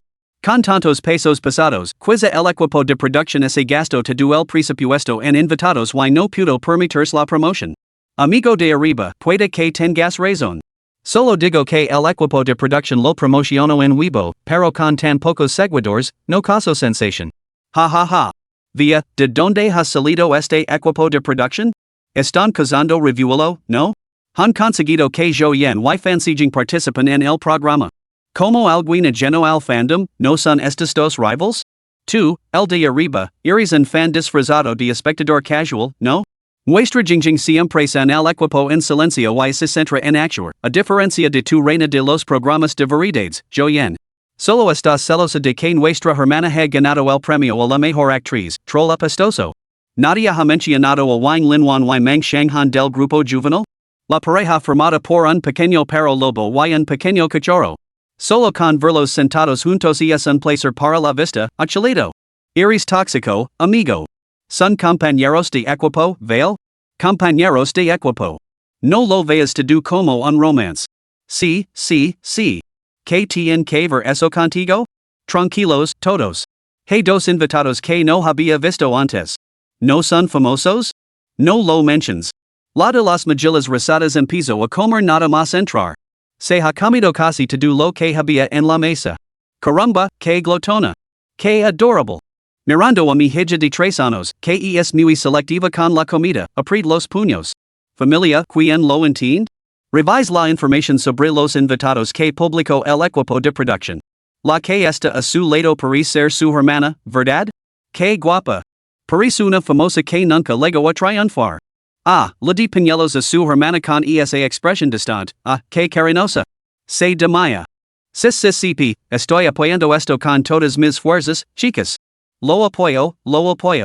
Director Lu, el tema es tendencia en Weibo. Nuestro programa ha saltado a lo más alto de las búsquedas más populares. Los espectadores han pasado de más de 1 millón a 20 millones, y sigue subiendo. Los comentarios están que arden. El asistente del director se acercó corriendo, con la tablita en la mano y el rostro radiante de emoción. Tan más equado ha tenido el poder de las grandes estrellas para generar tráfico no es ninguna broma. Director Lu, tranquila, hermana miau. Hemos desplegado comentaristas profesionales en línea para gestionar la situación. Garantizamos absolutamente que nuestro programa no se desviará de su caso. Dica esto, cogio el walkie-talkie. La voz del director Lu resonó en la retransmisión en directo. Saludos, invitados. Soy Lu Quan, director de este programa. Bienvenidos al primer episodio de nuestro gran evento en directo, explorando lo oculto.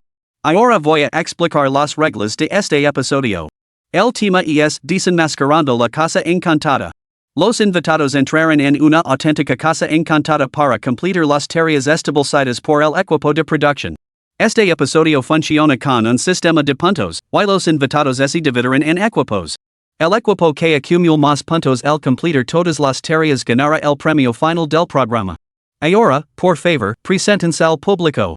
Capítulo 17, La Casa Encantada. Wang Linwan y Meng Shanghan, hola a todos. La juventud no conoce los remordimientos, y avanzamos sin miedo. Somos Wang Linwan y Meng Shanghan, del Duo Jun. Song Jingqing, hola a todos, soy el cantante Song Jingqing. Ji Yunshin, hola a todos, soy el actor Ji Yunshin.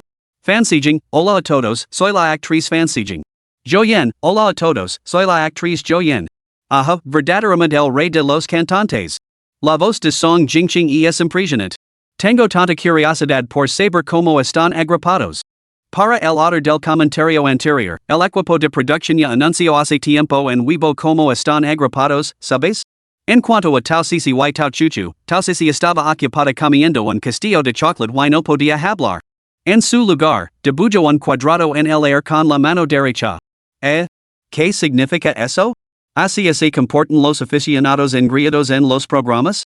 Tao Chuchu lo entendió y se dirigió con calma a la cámara. Mi hermana quiere que el equipo de producción debería mostrar su información de perfil. Así todo el mundo la vería. Yo también creo que es una buena idea. El director Lu mostró rápidamente sus perfiles en el chat de la retransmisión en directo. Los nuevos artistas fichados por Manhwa, Jaja. Estoy de acuerdo, solo hay que mostrar la información para que podamos leerla. Exacto. Las presentaciones personales hacen perder demasiado tiempo. La hermana pequeña no habla, pero la hermana mayor lo entiende. Me encanta. Director Lu, ahora que ya hemos hecho las presentaciones, tengo que preguntarle, ¿de verdad vamos a entrar en una casa encantada de verdad? No acabaremos muertos, ¿verdad? Song Jingqing tenía unos rasgos suaves y delicados, que encarnaban la tan admirada estética del príncipe guapo. Exacto. Suena adorador. Nuestro hermano es el más miedoso de todos. ¿Los invitados no conocen el contenido de antemano? Es como si el director nos hubiera engañado para subir a un barco pirata. No puede ser. Los reality shows están guionizados, ya lo sabes. Si no querías ir, el contrato dice que podías iros en cualquier momento. Director, solo tienen que darnos la recompensa a mi hermana y a mí. Tao Cici, la maestra en limpiar la mesa de aperitivos, finalmente terminó su castillo de chocolate. Se limpió la boca con un pañuelo que le pasó su hermana, se levantó y abrió la puerta del estudio de grabación. Al ver que seguían sentados, les indicó con un gesto que se marcarán, con una expresión que dejaba entrever un toque de expectación. Divertidísimo, genial. Básicamente les está diciendo que dejen de finger y se larguen. Parece que, después de todo, realmente no hay guion. Esto es intrigante, estoy completamente enganchado. Que grosero. Ser tan discords con un superior. La persona de arriba se está tomando este programa demasiado en serios. Creo que Tao Cici tiene razón, se quiere zert, vit, ja. Ni he hecho fan. Mi chica como tan deliciosamente y tiene una resistencia formidable. Ejam, Tao Cici, vuelve a tu asiento. Somos una clase de exploración, pronto partiremos juntos. ¿Por qué no escuchas primero las instrucciones del director? Fan Sijing, sintiendo la incomodidad, intervino rápidamente para suavizar las cosas. Las expresiones de los demás se suavizaron ligeramente y dijeron, exacto. Nunca dijimos que no sabamos. Tao Cici solo pudo ser llevada de vuelta a su asiento por Tao Chuchu, con una mirada de profunda decepción. El director Lu eco un vistazo a los comentarios en directo y rápidamente intervino, por favor, no se preocupen por la seguridad. Confíen en la ciencia. Jaja, casi se me olvida el tema de este programa. Explorer lo místico, confiar en la ciencia. De repente siento que el equipo de producción tiene un don para esto. Todos los invitados, por favor, confirman a sus compañeros y suban al vehículo. La salida es en 2 minutos. Dentro del vehículo, 4 grupos vestidos con trajes idénticos de diferentes colores habían tomado sus lugares. El equipo azul, fansiging lucía una expresión de adoración, con sus hoyuelos encantadores mientras sonría, hermano Yunshin, siempre te he admirado enormemente. He visto todos tus trabajos. Hace tiempo que deseaba colaborar contigo, pero las oportunidades eran escasas. Esto parece un pequeño sueño hecho realidad. Espero que me cuides. G. Yunshin levantó una ceja con interés y le ofreció una botella de agua mineral con una leve sonrisa. Nos cuidaremos mutuamente. Ah. Deja de coquetear con nuestro hermano. Los de arriba, tenías el corazón sucio. Exacto. Nuestra hermana solo respeta a sus mayores. El emperador del cine es tan sencillo. En el grupo rosa, Joyan no tenía una idea de cómo había sucedido. Mientras se cambiaba de ropa, piso accidentalmente el agua y respiró.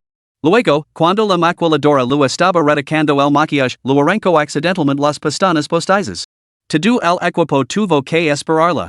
Después de que se emitiera este episodio, ¿quién sabe cuántos haters la acusarían de comportarse como una diva? Era indignante.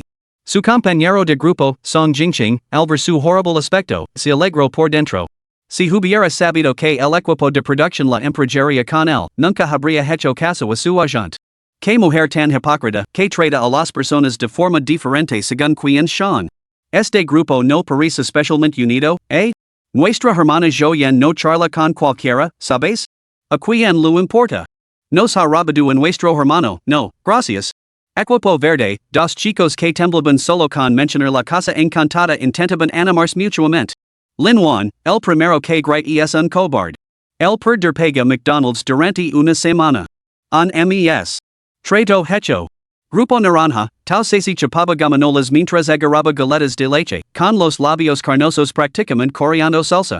Hermana, ¿por qué tú y el hermano mayor habías cambiado mis aperitivos? Tao chuchu casi así re exasperada ante la pequeña terrorista. ¿Qué es I no? Querías comer tofu apestoso, ternera estofada, huevos marinados, muslos de pollo picantes y tiras picantes en el coche? La pequeña glotona dio un mordisco a la galeta, con los ojos brillantes de dolor que podrían derretir el corazón de cualquiera. Déjala comer. Solo quiere algo sabroso. Mama te va a consentir. Hoy, arriba, desde que Tao se apareció en pantalla, nunca ha estado sin aperitivos. Impresionante. ¿Está construyendo una imagen de gran comilona? Tao chuchu apartó la cara y miró tranquilamente por la ventana mientras recordaba las precauciones para la tarea de la casa encantada. Esta casa encantada había sido despejada por la oficina de fenómenos anómalos, dejando solo entidades malévolas menores para su posterior resolución, perfecta para fines educativos. Para garantizar la autenticidad, solo ella, el personal de la oficina in situ y el director lo conocen este acuerdo. En cuanto a Sisi, las instrucciones del viejo by eran claras, dejarla improvisar con naturalidad. Yahimas legado. Señores y señoras, por favor, vayan. Ante usted se encuentra el famoso pabellón rojo, una de las 10 casas más embrujadas. Cuenta la leyenda que fue construido por un magnate de la ciudad de Siang a principios del siglo pasado. Sin embargo, se dice que aquí se produjo una horrible tragedia y que la rica familia desapareció sin dejar rastro.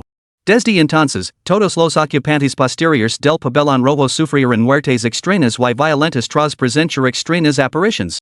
Poco a poco se extendieron los rumores de que los espíritus inquietos de las víctimas permanecen allí, cobrando la vida de los vivos. El reto de este episodio consiste en aventurarse en el interior de la casa encantada, descubrir sus secretos y recuperar las tarjetas ocultas por nuestro equipo de producción. El grupo que recoge más tarjetas ganará. Los equipos que activan y completen las tareas ocultas obtendrán puntos extra. Cada equipo debe enviar un representante para recoger el equipo. A cada persona se lo entregará un busca personas y unos auriculares. Al pulsar el botón una vez, se llamará al equipo de producción para que preste ayuda.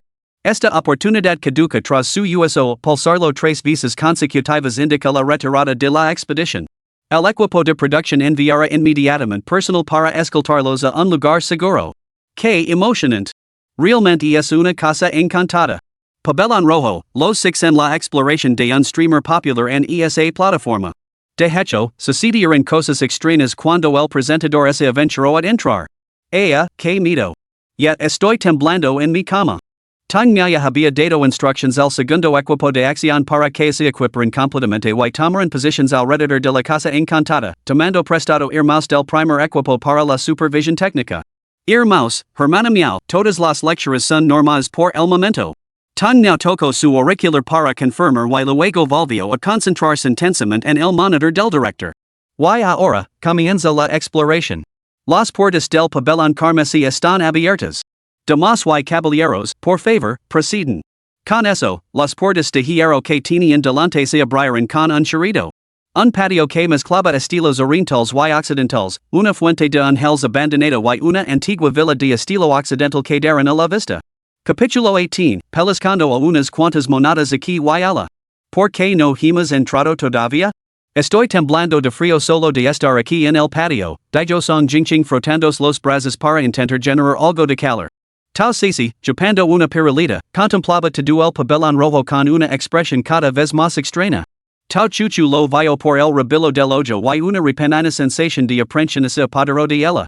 Discretamente, apartó a su hermana a un lado, apagó su micrófono y le susurró, Cici, ¿qué has visto?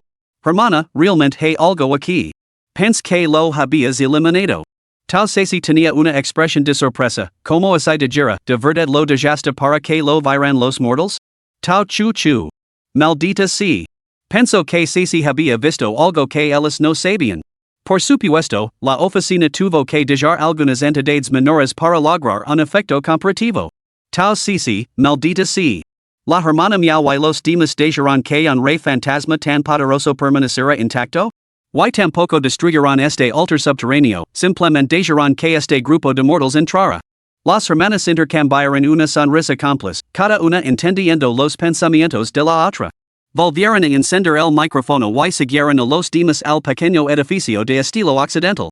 La puerta detrás de ellos se cerró con un chirrido y la luz dentro de la habitación se atenuó instantáneamente. Yunshin, estoy un poco asustada, murmuró Fan Sijing, agarrando involuntariamente la persona que tenía a su lado y apretando su mano sin darse cuenta. ¿Por qué siento que algo nos está observando? Tao Cici, suya mano estaba siendo agarrada.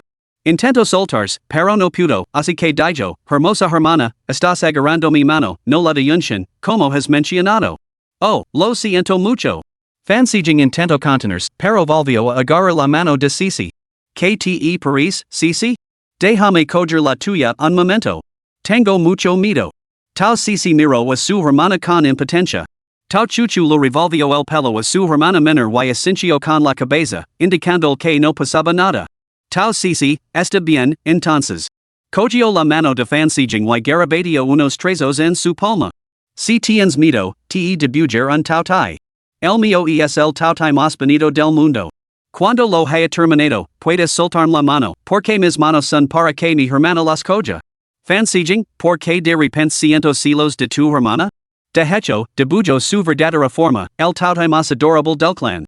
Antes de entrar, ya los había dibujado en secreto en la mano y la nuca de su hermana. Con el Tao Tai protegiéndolos, los reyes fantasmas y demás eran miras pesacilos. Tao Chuchu encendió su linterna. Su voz tranquila sonaba reconfortante en la oscuridad, este lugar ha estado abandonado durante años.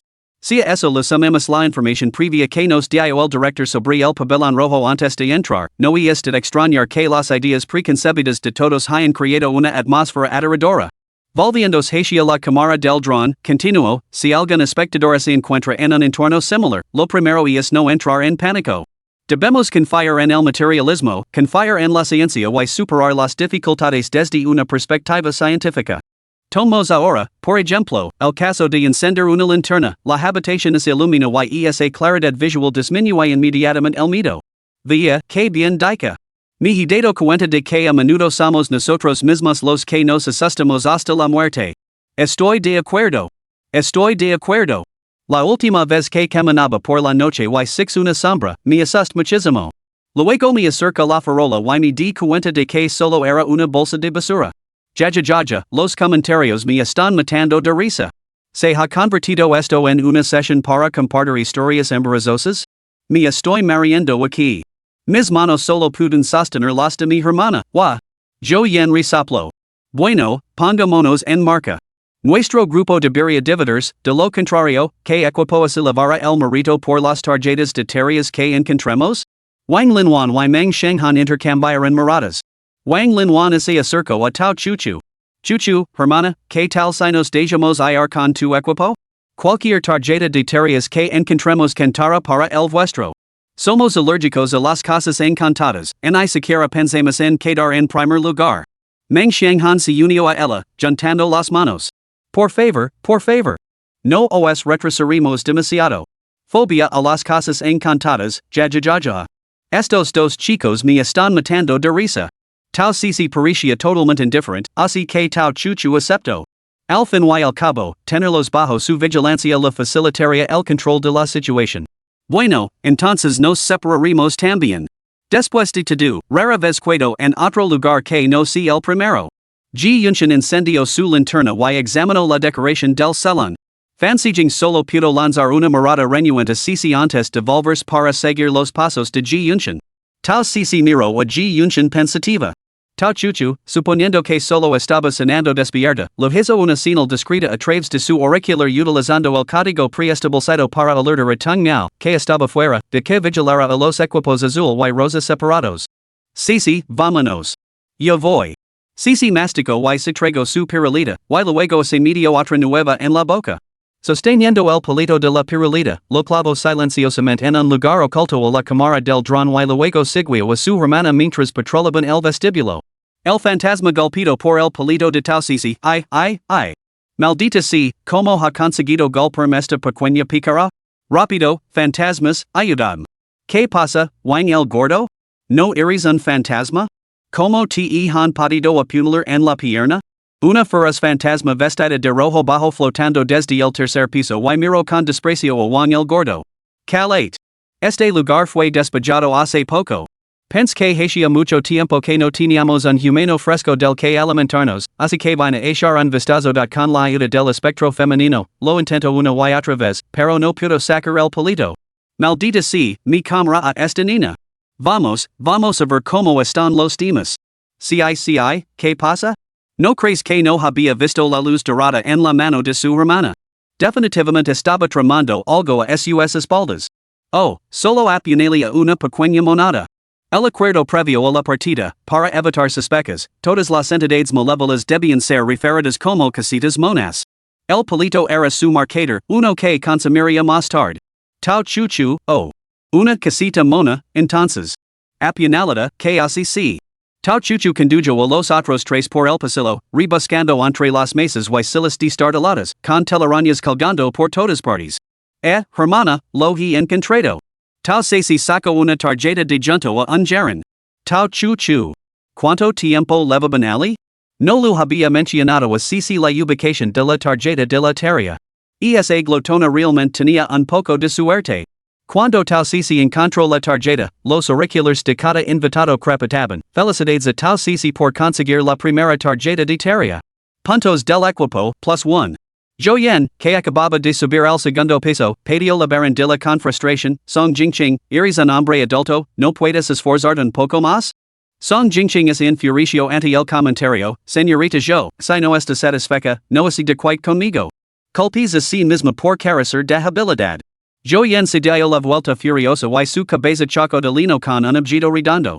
La linterna reveló que se trataba de un cráneo. Señorita Jo, ¿se ha vuelto loca? ¿A qué vienen esos gritos? Song Jingqing, sobresaltado por el chillido, se apresuró a investigar. Él también miró hacia arriba y vio el cráneo, que brillaba con una luz inquietante. Me has dado un susto de muerte. Protección contra balas. No puede ser. Realmente hay algo desagradable aquí. Director. Salgo y compensen por mi angustia mental. Qué gracioso. Esto ni siquiera de la mitad de miedo que una película de terror, ¿vale? Song Jingqing gritó más fuerte que Joyen, Hoy, esto es el mundo real, no una maldita serie de televisión. Probablemente te harías pis encima. Pero ¿qué demonios vieron para estar tan aterrorizados? Mi transmisión no muestra nada. Nada +1. +2. Alor el Alporoto, tau chuchu dieo un rapido salto, apoyo los pies en la barandilla y cubrio la distancia que la separaba de Joyen en unos pocos pasos. Siguiéndola, tau se saco aperturadamente los palitos que había escondido antes. Apunalando aquí y ala, agarro al fantasma, ahora transformado en una calavera, y lo medio en su bolsillo antes de volver saltando al salón principal. Wang Linwan y Meng Shanghan se quedaron en el segundo piso con tau chuchu, junto con el dron que los filmaba. Arriba, tau chuchu miró sin palabras a la pareja acaricada en el suelo, abrazandos y temblando. Saco un pequeño abanico y les sopló air. Después de un buen rato abanicándolos, y bien. Acad otro vistazo. Hey mas calaveras? No voy a mirar. No voy a mirar. Hermana Yen, hermano Jingqing, ¿por qué no ecais un vistazo? Os prometo que no hay nada ahi. Wang Linwan intervino para apoyarla. Song Jingqing levantó la cabeza con cautela para mirar. Realmente no había nada. ¿Había sido su imaginación? Dio un cadezo a Joyen, hoy, mira. Realmente no hay nada. Joyen levantó la vista incrédula y se quedó mirando fijamente durante un largo rato el lugar donde acababa de aparecer la calavera. ¿Realmente no hay nada? ¿Qué está pasando? Tau chuchu intervino en el momento justo. ¿Has oído hablar del hongo del cornezuelo? Crece en edificios antiguos, especialmente en entornos deshabitados, mal ventilados, humidos y fríos. Un lugar como este debe de estar plagado de él. Puede provocar alucinations. Eso debe de ser lo que te ha pasado hace un momento. ¿Por eso agitabas ese pequeño abanico, hermana Chuchu? Preguntó Wang Linwan, ganándose una mirada de agradecimiento por parte de Tau Chuchu. Exacto, necesitaba precisamente ese tipo de alivio cómico. La solución es la ventilación. Al dispersar las esporas concentradas de cornezuelo con el flujo de aire, se reduce su concentración y las personas recuperan la sobriedad de forma natural. Todos deberían abanicarse periódicamente con los pequeños abanicos o usar aceite de menta para mantenerse alerta. Al resto, los demás sacaron rápidamente sus abanicos de mano. ¿Es Tau Chuchu una especie de ayuda científica colocada por el equipo de producción? ¿Qué hay de malo en ser culto? Exacto. Solo están celosos de que sepa tanto. El ascenso de Tau Chuchu por las escaleras fue absolutamente imponente, prueba fehaciente de que está entrenada en artes marciales. Por la present la declaró mi nueva esposa. Hablando de eso, nuestra querida CICI Paris haber desaparecido por un tiempo, Director. Cambie rápidamente la transmisión en vivo de CICI. Capítulo 19, Abuela Glotona. Hemos hecho mal. En ese momento, CICI estaba sentada imperiosamente en el asiento principal del salón. Ante ella se arrodillaban 8 o 9 fantasmas, inclinando sin cesar. Hemos hecho mal. No reconocemos la montaña cuando la vimos. No sabíamos que eras tú, abuela. Por favor, perdonanos. Tau Sisi, leváis demasiado tiempo atrapados aquí. Es perfectamente comprensible que no me hayáis reconocido. Gracias por perdonarnos, abuela. ¿Y dica que os perdono? Tau Sisi cruzó las piernas y apoyó la barbilla en ellas mientras los observaba con aburrimiento. El espectro femenino vestido con una túnica roja, asustado y furioso, le dio una patada brutal a Wang el gordo. Te es culpa tuya. Tú fuiste el que no supo estar en su sitio, el que tuvo el descaro de provocar a la abuela Taudia y arrastrarnos a todos al abismo. Retrocedamos a lo que ocurrió momentos antes. Después de que CICI hubiera insertado a varios pequeños queridos, tenía la intención de dar un mordisco a escondidas mientras las cámaras no estaban grabando y devorarlos a todos. Pero un idiota, Wang el gordo, se consideraba el residente más antiguo del pabellón rojo. Siempre había tratado a estos espíritus como sus subordinados, y hacerles daño era peor que hacérselo directamente a él. Siempre hay que tener en cuenta al amo cuando se trata con él, pero la reputación de un espíritu masculino era primordial. Por el bien de su honor, atacó valientemente a Tau Sisi, eligiendo el momento preciso en el que ella estaba de muy buen humor, con los palillos levantados para atrapar a un fantasma para cenar. Con un fuerte chasquido, Tau Sisi le dio un simple golpe con la pierna izquierda. Wang de Pang, que se había abalanzado hacia adelante, salió volando por el salón.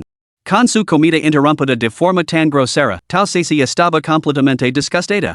Unos pocos fantasmas no bastarían para apaciguarla. A la carga. ¿Estáis esperando a morir? Hoy, o el paraíso parecimos nosotros. Si atacamos juntos, tal vez tengamos alguna oportunidad. Ante el grito de guerra de Wang de Pang, dos o tres fantasmas emergeron de cada rincón del salón. Entre ellos, el furaz espectro femenino con túnicas rojas era claramente el más poderoso, irradiando el aura fantasmal más fuerte. Tal se quedó clavada en el sitio, con expresión agria. Abrió ligeramente la mano derecha y, en un instante, todos los fantasmas que se abalanzaban sobre él se disolvieron en una vasta niebla arremolinada antes de que pudieran acercarse. Tal se cerró los dedos muy ligeramente, reuniendo la niebla fantasmal en la palma de la mano. Estaba a punto de aplastarla, destruyendo esas cosas irritantes que la habían enfurecido. Wang el Gordo, que había sido el mayordomo del hombre rico en vida, era muy hábil para cambiar rápidamente su actitud y postrarse y hacer reverencias. Sintiendo la intención asesina de tal Sisi, inmediatamente se lamentó y loro amargamente, mi querida señora. Nos equivocamos. Cualquier cosa menos la muerte, cualquier cosa. Soy el taudia, no tu querida señora. Las palabras de Wang de Pang lo recordaron de repente tal Sisi la tarea del equipo de producción, capturar un trabajador familiar que conociera la distribución del papelón rojo para recuperar la tarjeta de tareas. De esa manera, podría concentrarse en seguir a su hermano y comer. Abuela taudia. Hemos cometido un error. Por favor, perdonanos. Perdona a estos fantasmas ignorantes. Seremos tus servientes para siempre, da los otros fantasmas se unirán a ellos, suplicando sin cesar. Tal Sisi, que tenía la intención de explotar a los fantasmas antes de deshacerse de ellos, los tiró perezosos al suelo y se limpió las manos con una toallita con alcohol. Tan pronto como Wang de Pang apareció, limpió obsequiosamente el asiento principal. Tal Sisi se recostó rápidamente en él con una postura señorial. Así se desarrolló la escena descrita al principio. ¿Estáis todos aquí, pero dónde está el rey fantasma? Preguntó tal Sisi imitando los parpadeos entrecerrados de tal Chuchu y mirándolos con gelada indiferencia. Informando a la abuela glotona, hace unos días vinieron unas personas y se llevaron a muchos de nosotros, los fantasmas. Ahora solo quedan los pocos que tienes delante. Ah, y uno o dos más que están agazapados arriba. ¿El rey fantasma? Nunca hemos visto tal cosa. La más fuerte aquí es su agua. La cara de Wang, el fantasma gordo, estaba cubierta de adulations cervales. Su agua? Repitió tal Sisi sorprendida. La espectro vestida de rojo enderizo torquement la parte superior del cuerpo, soy yo. Mi llamo su agua. Que nombre tan claramente rústico. Abuela glotona, por favor, perdonanos. Tenemos talentos que ofrecerte. Mira, su puede bailar en la barra para ti, little gio y little y pueden hacer un espectáculo de Lorenzoen, yo puedo traerte, agua y masajar las piernas, y little bing tiene un truco especial, puede separar su propia cabeza y paterla como un volante para tu entretenimiento. Rápido, rápido, deja que te lo muestren, but Wang el Gordo agitó las manos con urgencia, instando a los fantasmas a actuar. En un instante, los sonidos del dúo cantando, los ágiles giros del baile en barra y las patadas con la cabeza que accidentalmente golpeaban el techo llenaron el aire. Era un verdadero festín para los sentidos, lo que hizo que tal Sisi sintiera que casi podía encender una barbacoa para animar el ambiente. Sisi? Sisi, ¿dónde estás? Oh, no. Había estado lejos de su hermana durante demasiado tiempo y ahora su hermana la estaba buscando. La expresión de tal Sisi se volvió seria. Tenía que actuar rápido. El rey fantasma no estaba presente, así que tendría que conformarse con su agua. Agarró a su agua, la enroló y la metió en el bolsillo de sus pantalones. Volviéndose hacia los otros fantasmas, declaró, Gordo Wang, y todos vosotros, fantasmas, tenéis vidas humanas en vuestras manos. Y no os cámara, pero estad seguros de que el señor yen ajustará cuentas. Con un simple pellizco de su mano izquierda, los fantasmas presentes desaparecieron con un chirrido agudo antes de que pudieran suplicar clemencia. Su agua, que observaba desde el interior del bolsillo, temblaba tan violentamente que parecía haber activado un modo de vibración. Su agua, debes comportar. Necesito que funcione correctamente, lo susurró tal Sisi con urgencia a su agua mientras subía corriendo las escaleras. En ese momento, el dron finalmente capturó la figura de tal Sisi. Ah. Mi chica ha vuelto. Ni ha dado un susto de muerte, pensaba que se la habían lavado los fantasmas. Hoy, la de arriba, ¿has oído la lección de ciencias de Tao Chuchu? Es que no lo pilas. Hermana, aquí estoy. Tao Sisi apareció alegremente ante Tao Chuchu, levantando ocho dedos. Tao Chuchu. ¿De verdad Sisi había eliminado a tantos fantasmas en su breve ausencia? ¿Funcionaría ahora el efecto previsto en el juego? De repente calvo.jpg. Buscamos rapidamente a la hermana siging y los demás? Hace mucho que no sabemos nada de ellos y empieza a dar un poco de miedo. Meng Shanghan creo haber oído varios gritos antes, lo que le puso la piel de gallina. Me parece bien. ¿Veis vosotros? Tao chuchu se volvió hacia Joyen y Song Jingqing. Vamos juntos, vamos juntos. Exclamó Song Jingqing antes de que Joyen pudiera reaccionar, ignorando su expresión. Bromas apart, casi se murió del susto hace un momento. Ir solo ahora sería una locura. Joyen no dijo nada, pero apretó ligeramente el ventilador eléctrico. Al ver que todos habían llegado a un consenso, Tao chuchu señaló hacia arriba. Parecía que se dirigían al tercer piso antes. Vamos a echar un vistazo. Tao se quedó deliberadamente unos pasos atrás, fingiendo rebuscar casualmente en el bolsillo de sus pantalones. Date prisa y encuentra la tarjeta de tareas. Cuando la encuentres, vuelve y dámelo. Su salió volando en un santiamén, con su figura en retroceso irradiando una determinación inquebrantable. Este tercer piso parece más frío que antes, el viento es muy fuerte, murmuró Song Jingqing con voz débil, con un tono tembloroso al final. Tao chuchu puso los ojos en blanco. ¿Qué tal si primero bajas el ventilador al nivel 1? Ya, esto es muy gracioso. El hermano Song Jingqing siempre ha sido un cómico. Cream, la personalidad de mi hermano es la del príncipe refinado del mundo de la música. Tao chuchu, belleza sin palabras. JPG. ¿No crees que el tercer piso está inquietamente silencioso? ¿No se oye ningún ruido de pasos? La voz de Song Jingqing se volvió cada vez más temblorosa. Exacto. ¿Y qué es ese ruido? Wang Linwan y Meng Shanghan se abrazaron, temblando sin control. Ah. Al que la lamaban, Tao se abrió el paquete de patatas fritas con un tirón brusco y asomó la cabeza. ¿Te refieres al ruido que hago al rebuscar en mi bolso para encontrar las patatas fritas? ¿Cómo se te ocurre comer patatas fritas en un momento como este? Song Jingqing estaba fuera de sí. ¿Qué clase de celebridad era esta, que seguía intentando mantener su imagen en un momento como este? Se arrepintió, ese arrepintió de verdad. ¿Por qué demonios había aceptado participar en este programa de variedades? ¿No te dijo mi hermana que confiaras en la ciencia? ¿A qué le tienes miedo? No hay fantasmas en este mundo. Tal se encogió de hombres con indiferencia, cogió las patatas fritas y empezó a comerlas. Song Jingqing se giró para buscar a Joyen y que se uniera a él para enfrentarse tal Sisi, pero no la veo por ninguna parte. Presa del pánico, agarró a la persona más cercana, Tao Sisi, y soltó un grito espeluznante. Tao Sisi se sobresaltó por el grito ensordecido y se quedó aturdida por un momento. Tao chuchu no pudo quedarse de brazos cruzados y tiró de Song Jingqing hacia ella. Comate, lo insto. Habla con normalidad. Quizás porque Tao chuchu parecía tan fiable, Song Jingqing respiró profundamente varias veces y finalmente se calmó. Con la voz temblorosa, balbució, Joyen se ha ido. ¿No te has dado cuenta?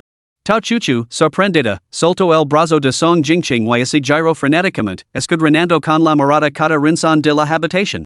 Wang Linwan y Meng Shanghan se abrazaron con más fuerza, incapaces de soltarse. En el pasillo oscuro y destartalado, había murales oscuros con figuras colgados en las paredes.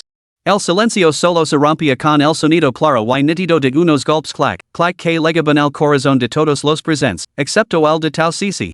El chat en directo estaba en chaos. Lo juro. Estaba viendo la retransmisión de Joyen y de repente desapareció. Exacto. Simplemente desapareció. Ella, realmente hay fantasmas. Me niego a creerlo. Debe ser una broma. Equipo de producción, devolvamos a nuestra diosa. Capítulo 20, camaradas, confiad en la ciencia. Fuera del recinto, Tang Miao frunció el seno con fuerza ante la pantalla de vigilancia. Levantó la mano y activó su auricular, ear mouse, ¿qué situación hay ali? Ear mouse, no se detectan fluctuaciones anormales en el campo magnético. Mantén tu posición. Chuchu y CICI siguen dentro. Entendido. Los crujidos se desvanecieron. El silencio en el pasillo del tercer piso era tan profundo que provocaba un temor en mayor en sus corazones. Sí, Carino, ¿por qué no comes algo más? Hay demasiado silencio, me está entrando nerviosismo. Song Jingqing se acercó a Tao Sisi con pasos pequeños y apresurados. Por alguna razón, se sentía más seguro a su lado. Tao Sisi le lanzó una mirada resignada. No es de extrañar que digan que los corazones de los hombres son como agujas en el fondo del mar, verdaderamente valuables. Bueno, lujaria un favor y la complaceria. Rebusco en su bolso, saco un vaso de té de burbujas, abrio la pagita y la inserto con un satisfactorio clic. Luego comenzo a sorber. Era un té con leche y perlas extra grande preparado por la propia tía Zhang. Las perlas eran un tercio más grandes que las que se vendían en el mercado, lo que les daba una textura satisfactoriamente masticable. Su pequeña mochila tenía espacio limitado, por lo que solo había traído 3 tazas. Song Jingqing observó sin decir nada como tal si se abrazaba la taza extra grande y bebía. Su mito así desvaneció gradualmente, hermana Chuchu, ¿qué hacemos ahora? Desde que Tao Chuchu había saltado para rescatarlo antes, él había seguido a Wang Linwan y Meng Shanghan en la mar la hermana. Después de todo, en la industria del entretenimiento, hermana era un término de respeto. Tao Chuchu colocó su mano derecha ligeramente contra la pared, sintiendo las vibraciones en el entorno circundante. Por alguna razón, tenía la clara sensación de que las 3 personas desaparecidas debían estar cerca. Tao Ceci sorbió su té de burbujas, mirando hacia el final del pasillo del tercer piso. Había un claro aroma de energía oscura allí. Sí, está al final, ¿verdad? La mano derecha de Tao Chuchu detectó una débil resonancia que emanaba de un punto cercano. A juzgar por la ubicación, debía de ser exactamente donde Ceci estaba mirando. Tao Ceci asintió con la cabeza y luego señaló a las otras 3 personas presentes, con los ojos preguntándole a su hermana qué hacer. ¿Qué diablos? Tao Chuchu puede localizar lugares solo con las paredes? ¿Qué significa el gesto de la mano de Tao Ceci? ¿Podría ser un programa de bromas? ¿Las hermanas Tao han sido engañadas por el equipo de producción? Estoy diciendo averiguarlo. Tao Chuchu pulsó su auricular. Tang Miao, que supervisaba desde fuera, entendió, irmãos, interven con la transmisión del dron más tarde si es necesario. Avancemos hasta el final del pasillo para localizarlos. No te preocupes, y es probable que estén bien, quizá yo yen simplemente se haya marchado sin avisarnos. Tao Chuchu abrió el camino. Tien sentido. Yo yen ya se ha aventurado solo antes. Sorprendentemente, Song Jingqing fue el primero en mostrar su acuerdo, lo que provocó que Tao Ceci lo mirara con asombro. Su valencia había aumentado considerablemente al parecer, la exposición persistente al miedo cultiva la resiliencia. A medida que se acercaban al final del pasillo, el constante goteo del agua que cae se hacía más claro. Wang Linwan, hermana Chuchu, ¿este sonido de goteo es otra ilusión? Tao Chuchu, no, es real. Deberíamos investigar por qué más tarde podría desencadenar una misión oculta. Chicos, ¿quién lo entiende? Estoy completamente enamorado de esta hermana tan gay y con un coeficiente intelectual tan alto. Arriba, lo entiendo. La hermana me tiene enganchado, la atracción intelectual es real. Tonterías, está claro que lo que os gusta es su aspecto. Tao Chuchu solo tiene 18 años, chicos. Controlense. Nuestra diferencia de edad no es un problema. A 3 metros del final del pasillo, Tao Ceci se interpuso de repente delante de todos y les bloqueó el paso. Tao Chuchu, Ceci, ¿qué has visto? Tao Ceci no dijo nada, solo miró al techo y lanzó hacia el vaso vacío de té con burbujas. ¿Te atreves a hacerme daño? Vosotros, simples hormigas mortales, pereceríais todos. Una criatura negra y gelatinosa con extremidades retorcidas, posada en el techo, emitió un chillido agudo que no parecía ni masculino ni femenino. De repente, extendió 7 u 8 tentáculos hacia abajo, apuñalando a Tao Ceci y a los demás. Tao Ceci pasó la mano izquierda por detrás y una frenética luz dorada se fusionó en un escudo protector que envolvió al grupo. Su voz seguía siendo alegre, hermana mayor, solo es big cutie. De repente, el pelo de todos comenzó a agitarse como si estuviera atrapado en un vendaval. Vocal, fantasmas. Mi pelo se mueve solo. Sin duda, era la voz de Song Jingqing. ¿Qué? ¿Por qué Tao Ceci dijo de repente que el té de burbujas sabe muy bien? Su cabello comenzó a mover solo. Song Jingqing dijo que hay un fantasma.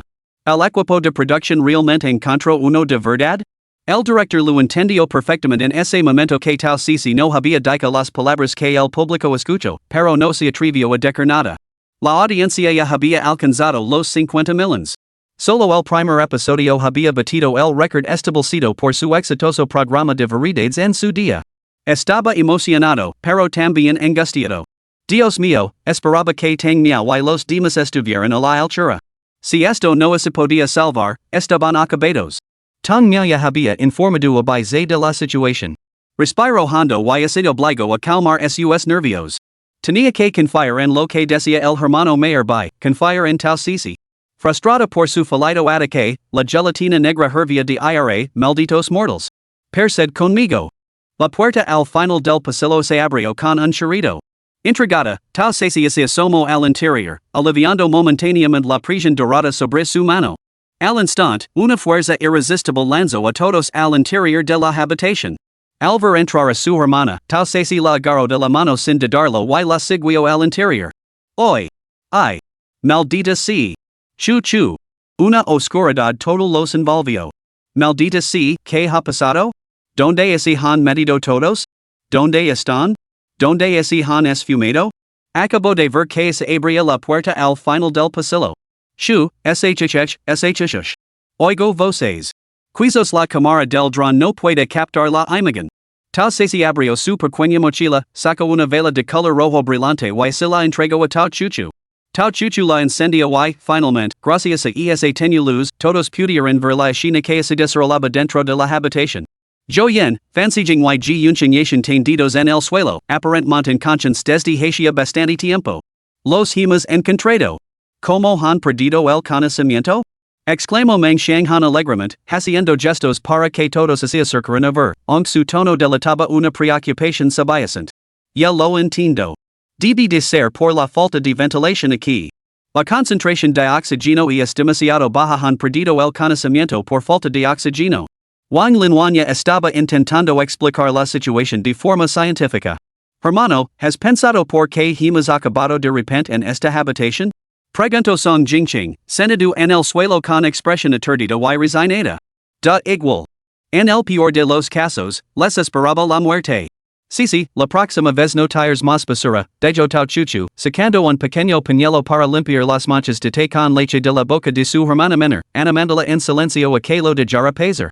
Tao Sisi recibió alegremente la señal, dio media vuelta y se deslizó hacia la esquina con un paso felino. Hola, pequeña gelatina negra. ¿Puedo probar tu sabor? La criatura gelatinosa negra que acechaba en la esquina saltó al acercarse Tao Sisi. Al darse cuenta de lo que había dicho, se escabuló furiosamente por las paredes.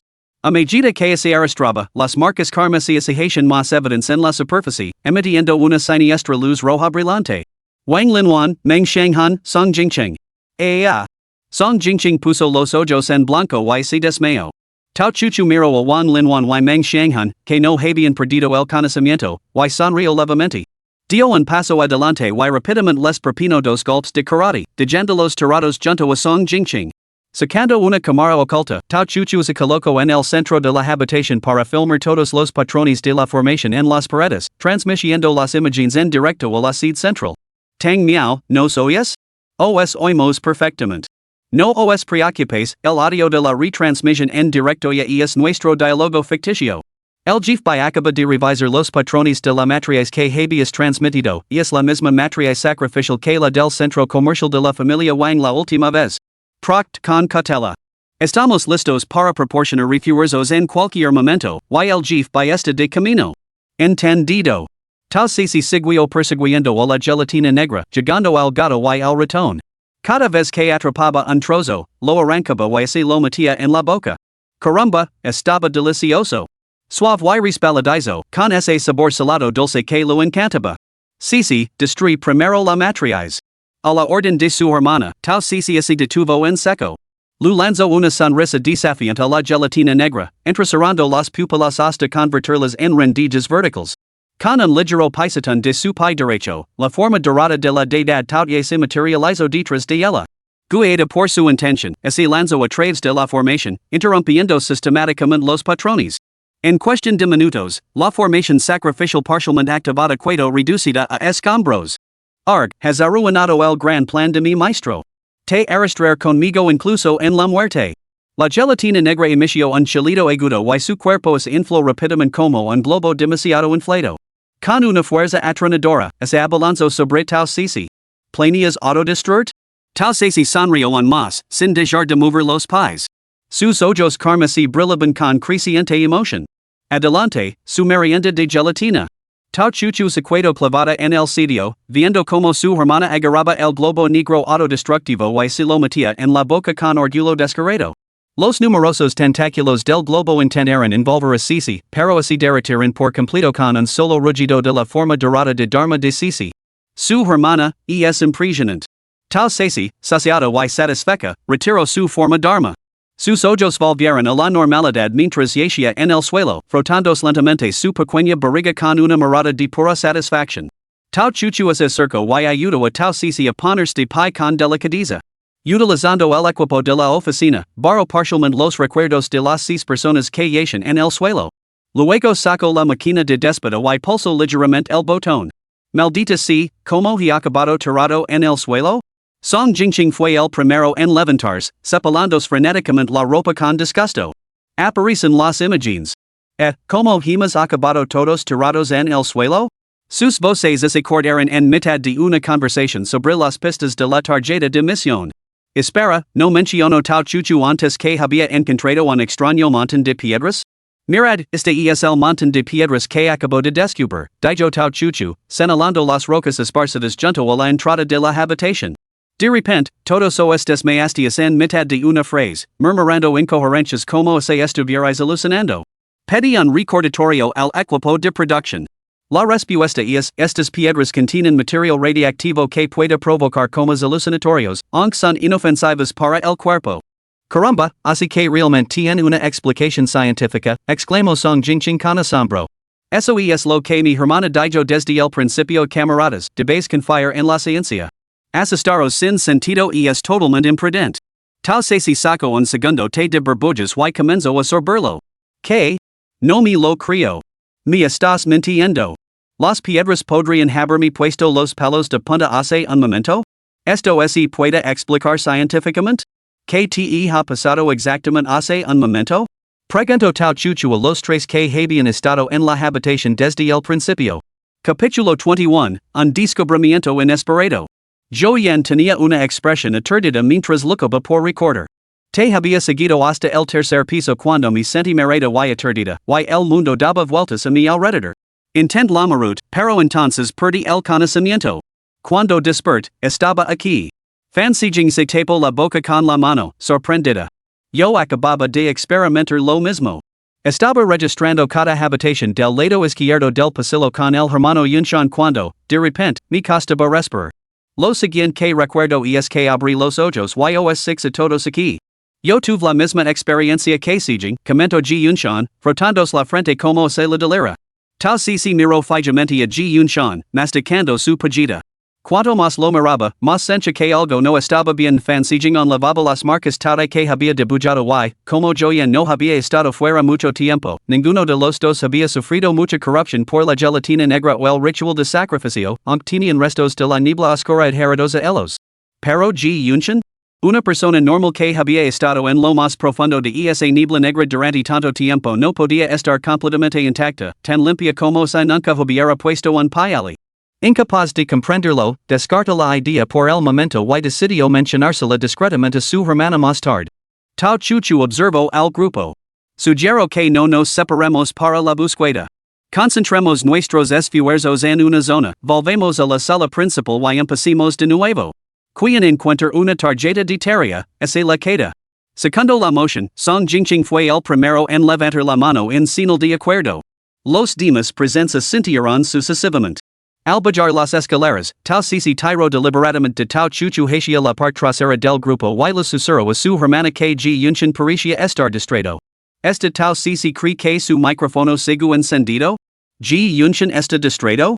¿El equipo de producción ha colocado a un villano? Es difícil de decir, al fin y al cabo es un ganador del Oscar. Tao Chuchu miró con impotencia el micrófono que llevaba prendido en el pecho. ¿Cómo habían llevado a cabo Tang Miao y los demás su selección?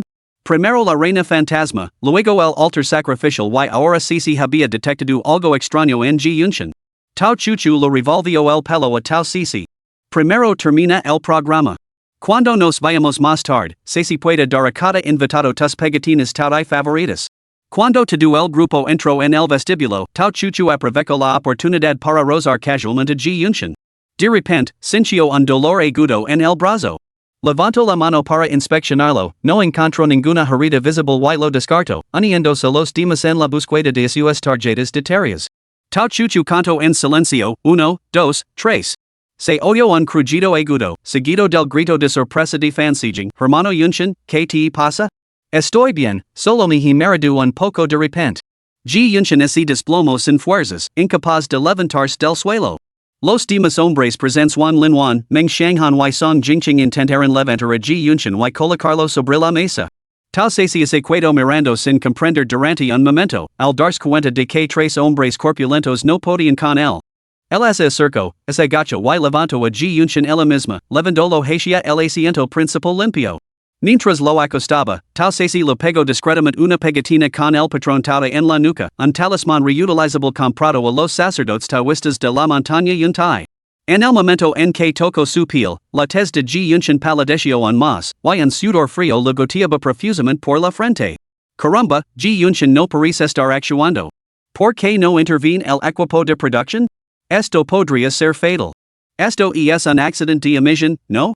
Tal se acercó para mirar mejor y se rió entre dientes. Un montón de vapor negro salía de la nuca de G. Yunshin, y el olor era absolutamente delicioso. Yellow pillow. Hypoglycemia, eh? Toma, como un poco de chocolate. Un chocolate por todo este pastel de vapor negro? Que gonga. Tal se sacó una barra de chocolate, rompió el envoltorio y se la metió bruscamente en la boca a G. Yunshin. Su mano derecha se deslizó hasta la nuca de él, recogiendo frenéticamente el vapor negro. ¿Quién hubiera pensado que habría tal recompensa después del incidente anterior? Genial. Tal se está aprovechando de mi hermano, ella. Oigan, arriba, la joven está salvando a su hermano, ¿de acuerdo? En ese momento, Teng no entró aperturadamente con otra persona, ambos vestidos con batas blancas, programa suspendido. Estamos aquí para una inspección. Tang Miao y su compañero rodaron inmediatamente a G. Yunshin y Tao Cici. Con un movimiento rápido, Tang Miao dejó inconsciente a G. Yunshin. La transmisión en vivo ahora solo mostraba las espaldas ocupadas de las batas blancas, ocultando las acciones de Tao Cici. En el momento en que Tao Cici vio caras conocidas que le daban cobertura, bajo la mano derecha. Sin avergonzarse, dejó que sus pupilas se estrecharan hasta convertirse en rendijas verticales, sus ojos se enrojecen mientras abría la boca para consumir directamente la energía oscura.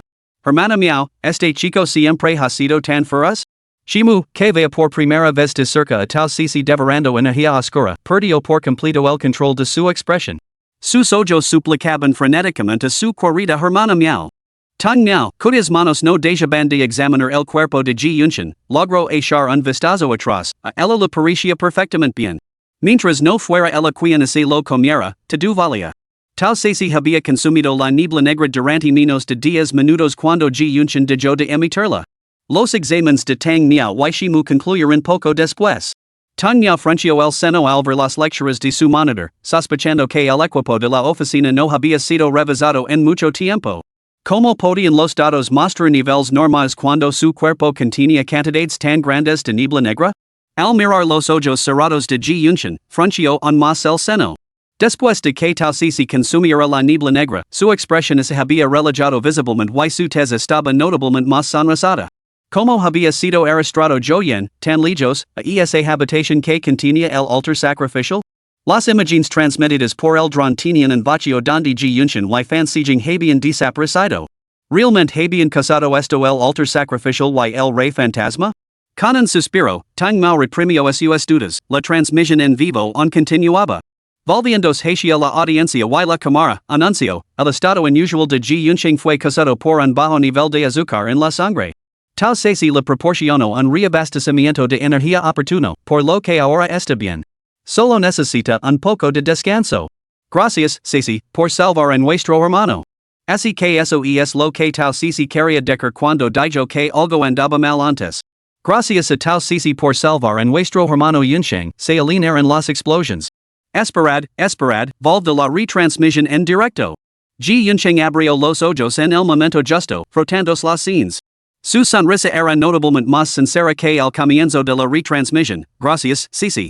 No hay por qué preocuparse, chicos. Ahora me siento mucho mejor.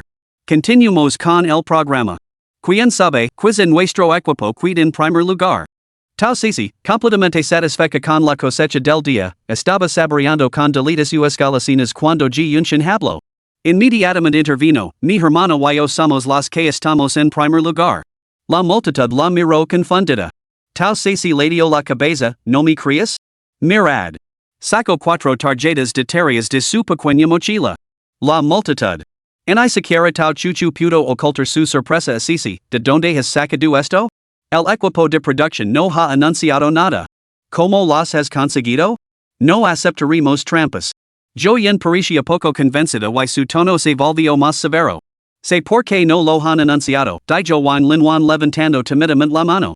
El kit de herramientas que nos dio el equipo de producción al principio incluía una tarjeta con las reglas. Decía que solo lo anunciarían la primera vez, no otra vez después. ¿Por qué demonios no lo emitieron? Espido yo yen a Wang Linwan.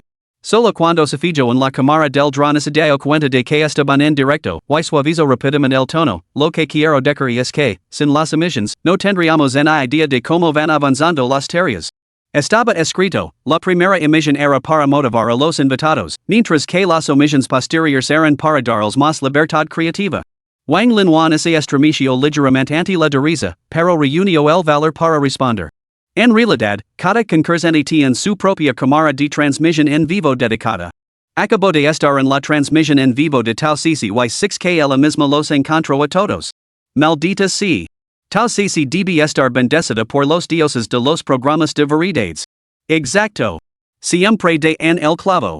Brillante. ¿No están siempre juntos? ¿Cómo los encontró Tau Sisi?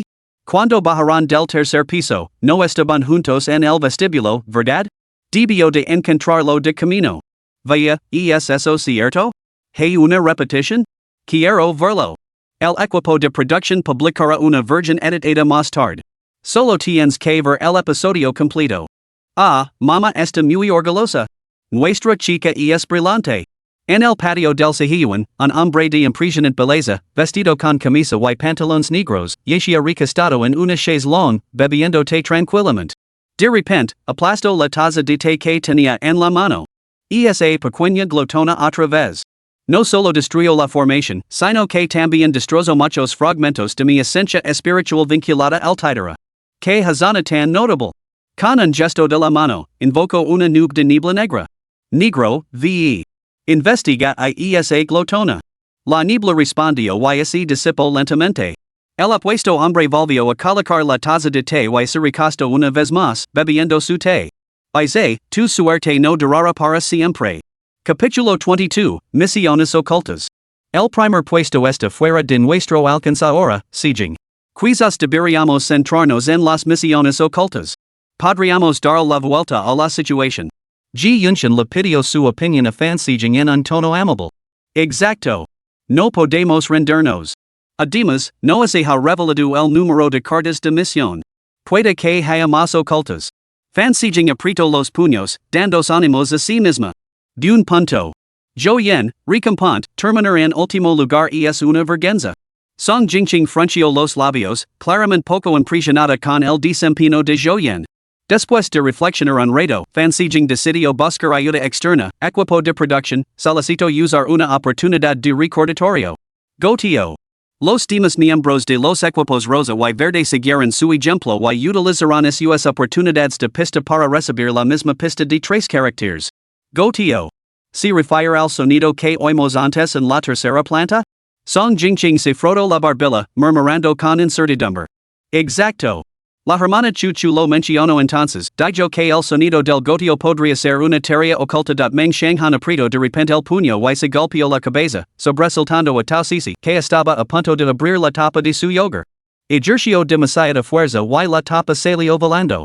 La hermana Chu es muy perspicaz, dijo Juan Linwan con los ojos brillantes de admiración. Tau Chu miró al grupo y sugirió, entonces subamos todos juntos. En I hablar. Nuestro trío utilizó una preciada pista para conseguir esta pista. Tu equipo no contribuyó, así que no puedes subir. Zhou Yen bloqueó el paso a Tau Chu, plantándose firmemente delante de ella. Tau Chu extendió la mano para contener a Tau Sisi, que estaba a punto de golpear a Zhou Yen, y le dedicó una sonrisa educada pero distante. Está bien. Adelante, podíais ir vosotros. Con eso, tiro de tal si hacia el otro lado del salón. Sinceramente, nunca esperé que yo yen fuera así. Si no tienes espíritu competitivo, no jugues. Soy un jugador occasional y creo que el comportamiento de yo yen es perfectamente normal. Esto es normal? Tus fans son ridículos. Chu chu. Fansijing bio a tau chuchu alajars y dio una patada al suelo con frustración. Yo yen, eres mezquino y no sabes perder. ¿Podrías dejar de arrastrarnos hacia abajo? Exacto. Su equipo ya tiene muchas cartas. Además, las tareas ocultas pertenecen a quien las complete. Nos acaban de salvar. No se puede tener todo, song jingching intervino inmediatamente. Clomp clomp clomp. Fansijing correo hacia delante para interceptar a tau chuchu, chuchu, no lo hagas caso a Joyen. Todos queremos que tú y Cici estén juntos. A su lado, tau Cici así dirigio a su idua, que acababa de regresar, en un tono suave, ¿prefieres el vapor o estofado? El vapor, supongo. Después de todo, el pálida de un fantasma no debe ser demasiado pasado. Abuela glotona, ¿planeas invitarme algo? Pero sigus atada a un alma humana, ¿por qué iba a darte de comer? Tal si saco unos palillos y levanto los ojos con inocencia. El vapor significa comerlo solo. Estofado significa rociar con salsa de ajo antes de comerlo. Como has ayudado a encontrar la tarjeta de misión, te dejo elegir el método. Suehua. Mientras fansijing seguía haciendo pucheros y suplicando a tau chuchu que formarán equipo, se produjo un giro inesperado en los acontecimientos. De repente, una voz femenina aguda atravesó el aire, me has enganado. Ante los ojos de fansijing apareció la figura borrosa de una mujer vestida de rojo, con la ropa hacha girones y descarada, como si fuera del siglo pasado. La túnica roja se hinchó sin viento mientras la figura se iba definiendo poco a poco, ya. Te lo mereces, pequeña Zora. Me enganaste para que trabajara para ti, solo para devorarme al final. Arrastrar a todos y cada uno de vosotros conmigo a la muerte. La figura carmesí se abalanzó hacia delante, hundiéndose en el cuerpo de Joyen. El pelo de Joyen, que lo ligaba hasta la cintura, se arrastró instantáneamente por el suelo. Lo brotaron largas garras de las manos y unos patrones demoníacos similares a enredaderas se extendieron por su rostro. Su piel se volvió tan pálida como la nieve, como si no hubiera visto la luz del sol en siglos. Maldita sea. Grito Song Jingqing, la más cercana a Joyen, que se apresuró a acercarse tau chuchu, uniéndose a fansijing, y sin habla por el terror, acaracada y temblando detrás de las hermanas Tao. El miedo despertó el potencial latente de Wang Linwan y Meng Shanghan. Cuando el espectro vestido de rojos abalanzó sobre Joyen, saltaron a la escalera, cada uno con un brazo alrededor de Ji Yunshin, suya fuerza o no había regresado. El trío se agachó agarrándose al pilar de la escalera en el giro, conteniendo la respiración para no alertar al fantasma femenino. Tau chuchu, caramba. Así que un espectro poderoso realmente podía posar a alguien. Fansijing, que había estado más cerca, no había sido elegida, probablemente gracias al patrón Tau que se había dibujado en su mano. Tau Sesión agarraba sus palillos, volviéndose para mirar desconcertada a Joyen, que estaba posada. Seguramente su agua no pensaba que posar a un humano significaba que ahora no podía comérselo. Simplemente adoptaría un método de consumo más eficiente. Maldita sea. Equipo de producción, no me digáis que esto es CGI. El pelo, las unas y esas marcas fantasmales en la cara de Joyen. Es demasiado realista. Maldita sea, lo juro por la ciencia. Tang miau. 6. Vosotros, pandilla de viejos tontos, si que sabes cómo agitar las cosas. Ella no está encubriendo a nadie. Oregonadians, cogio el walkie-talkie y anuncio, enhorabuena a todos los invitados por activar la misión oculta. Director Lu. La misión oculta original consiste en encontrar los cuadernos de los antiguos propietarios del edificio en la tercera planta y descubrir la verdad detrás de sus extrañas y trágicas muertes. ¿Cómo diablos iba a encubrir esto ahora? Se sentía como un repalo en el campo, amargo como el demonio. Reprimiendo su frustración, el director Lu volvió a fijar la mirada en los monitores de transmisión en vivo. ¿De qué había que preocuparse? Tenía a la hermana Miao en quien confiar. Tau chuchu se acercó paso a Joyen. Tau se apresuró a seguir a su hermana, sin estar segura de sus intenciones, pero confiada en que las acciones de su hermana serían las más contundentes. Tau chuchu se detuvo a un metro de Joyen y habló lentamente, de tu nombre. ¿Por qué has posado este cuerpo? ¿Albergas Renser? Bah. ¿Crees que esto es una maldita obra de teatro? ¿Jugar a ser un magistrado justo? Si burlo suihua con destin. Simplemente quiero que dejéis aquí vuestras vidas. Que todos vosotros me hagáis compañía. ¿Es eso tan malo? Tau chuchu inclino ligeramente la cabeza y suspiro para sus adentros. En verdad, si no aceptas el vino que se te ofrece, tendrás que beber el castigo. Levanto la cabeza, esposo una leve sonrisa y hizo un ligero movimiento con la pierna. En un abrir y cerrar de ojos, antes de que nadie excepto tal Sisi pudiera registrar su acción, su hoja fue agarrada por el pelo y las muñecas, y clavada violentamente al suelo. Tau chuchu se apoyó con una rodilla en la espalda de su hija. Su hija la miró con total incredulidad.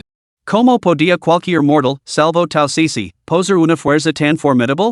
Tau chuchu reprimió los forcejeos de su hija con fuerza, mientras su monólogo interior rugía. ¿Acaso la oficina no entrega a todos los agents una pegatina de tautai? Son baratas, prácticas y esenciales para cualquier salida. Solo tienes que poner una y on te atreverás a hacer alarde de tus poderes fantasmales? En términos de destreza en el combate, esta situación era un juego de niños para un asesino entrenado. Al ver que el peligro inmediato había pasado, Ji Yunshin y sus dos compañeros se asomaron con cautela por la esquina. Ji Yunshin habló primero: cuando dijiste que nos matarías a todos aquí, ¿te referías a que eras responsable de la muerte de los que vinieron antes que nosotros? ¿Cómo te llamas? No tenemos nada contra ti. ¿Por qué debemos morir? La curiosidad superó el miedo y Meng Shanghan se armó de valor para preguntar. Tau Sisi pronunció la frase más devastadora, confiesa y morirás sin dolor. Si te niegas, te herpetizos. Su hija parecía estar luchando. Tau Sisi se acercó directamente y le dio una bofetada en la cabeza. Te hago una pregunta. ¿Te atreves a negarte? La abrumadora presión unilateral destrozó las defensas psicológicas de su hija. Con la voz entrecortada, balbució: hablar. Hablar. El primer propietario del pabellón rojo fue el magnate que lo construyó. Yo era una cortesana comprada por otros para ser su concubina. Al principio, el magnate me trataba con tenura y consideración. Me sentí completamente cautivada, creyendo que mi vida de sufrimiento había terminado por fin, que había encontrado a mi verdadero salvador, que me había rescatado de las llamas del infierno. No sabía que en solo 2 meses se cansaría de mí y tomaría 3 nuevas concubinas, una tras otra. Solo oí la risa de las nuevas, las palabras de la antigua nunca más se volvieron a oír. Si simplemente se hubiera cansado de mí, si simplemente hubiera perdido el afecto de mi marido, habría podido reunir las fuerzas para soportar el resto de mis días. Pero ese maldito bastardo no se detuvo ahí. Para expandir su negocio, me presentó públicamente a su socio en un banquete. Sabía que este socio era un pervertido. Innumerables mujeres habían parecido a sus manos, así que me negó. Su rostro se descompuso por completo. Después del banquete, me azotó sin piedad con un latigo. Mi cuerpo quedó cubierto de heridas. Incluso ordenó a sus hombres que ecran sal en mis heridas antes de azotarme repetidamente para descargar su ira. Al enterarse de que tenía un hermano menor que trabajaba para él gestionando los asuntos de la casa, hizo que trajeran a mi hermano para que presenciara el castigo de los azotes. Nuestros padres murieron hace mucho tiempo en el caos de la guerra. Yo misma crié a mi hermano. Al ver mi lamentable estado, se apresuró a salvarme. Ese bastardo, en su ira, lo azotó la cabeza con su latigo. Mi hermano cayó, se golpeó la cabeza contra la base de un pilar y se desangró en el acto. Murió. Lo odio. Lo odio, mientras su hija hablaba, sus ojos se enrojecían cada vez más. A punto de perder el sentido, Tau Sisi le dio una bofetada en la cara, devolviendo la compostura. Fingi obedecer y me esforcé mucho para convencerlo de que me liberara de mi confinamiento. Elegí un día auspicioso, me puse el vestido de novia de nuestra boda, soborné a los guardias con el dinero que me cuidaba y hice una generosa dosis de veneno para ratas en la cocina. Ya. Todos murieron. Todos murieron. Todos y cada uno de ellos, excepto su hijo, que ni siquiera tenía 6 años en ese momento. Todos murieron. Las palabras de su hija dieron paso a una risa maníaca y incontrolable. Fansiging no pudo soportar escucharla, y luego. ¿Cómo murieron los posteriores propietarios del pabellón rojo? Oh. Tengo aquí un cuaderno con los registros. Tau Sisi giró la cabeza y sacó un cuaderno. Hermana, mira este cuaderno. Tiene los registros de ese año. Tau chuchu lo tomó, lo abrió y leo en voz alta, notas del solsticio de invierno. Todavía recuerdo como toda la familia se derrumbó de repente después de la cena, echando espuma por la boca. Al regresar hoy a la antigua casa, finalmente descubrí la verdad. Las malas acciones de mi padre, que dañaron a una mujer inocente, finalmente han recibido su justo castigo, que mis descendientes recuerden para siempre, la venganza engendra venganza, sin fin a la vista. Que esa mujer de hace años abandonó su odio, abrace la reencarnación y renazca en un hogar bendito. Suidwa levanto la vista con asombro, ¿cómo puede ser? ¿Cómo pudo esa niña pensar tales cosas en aquel entonces? Tau saci ese cuento sin palabras, ¿qué? ¿No lo sabías? Tú eres la que flota alrededor observando el espectáculo todos los días, ¿no? Tau chuchu siguió hojando el cuaderno, esa niña a la que pertenece deliberadamente en aquel entonces, ¿verdad? Los propietarios posteriores eran todos descendientes de esa familia rica. Haciendo caso a las palabras de esa niña, residieron en el pabellón rojo, buscando liberar tu espíritu. Esta casa tuvo su feng shui alterado, acumuló energía en para alimentar a los fantasmas, atrayendo a innumerables espíritus, un rey fantasma y una formación maligna. Te enganaron para que te convirtieras en su guardiana aquí, sin saberlo. Aunque no fue tu intención, denasta esos humanos que no te guardaban renser. Tau sisi la dio otra bofetada a su hijo en la cabeza. Tau chuchu siguió inmediatamente las palabras de su hermana, los humanos que habitan durante mucho tiempo en lugares con mucha energía en son propensos a padecer enfermedades respiratorias y reumáticas, entre otras dolencias. También desarrollan problemas mentales. Esto se suma el mal en que entra en sus cuerpos y las infecciones bacterianas mortales con todos estos factores acumulados, sus extrañas muertes se convierten en misterios sin resolver a los ojos del mundo. La CPU de Tang Mao estaba a punto de quemarse, mientras que shashu, shimu y otros editaban frenéticamente el contenido de la transmisión en vivo hasta que sus dedos prácticamente acaban chispas. Por Dios, estos tipos dirían cualquier cosa. Estoy asombrado. Somos nosotros los que limpiamos su desastre, ¿qué destino? ¿Qué? Entonces yo era un NPC colocado por el equipo de producción para este segmento? Así que la verdad de hace tantos años era que la humedad y el crecimiento bacteriano causaron que los residentes enfermaran y murieran?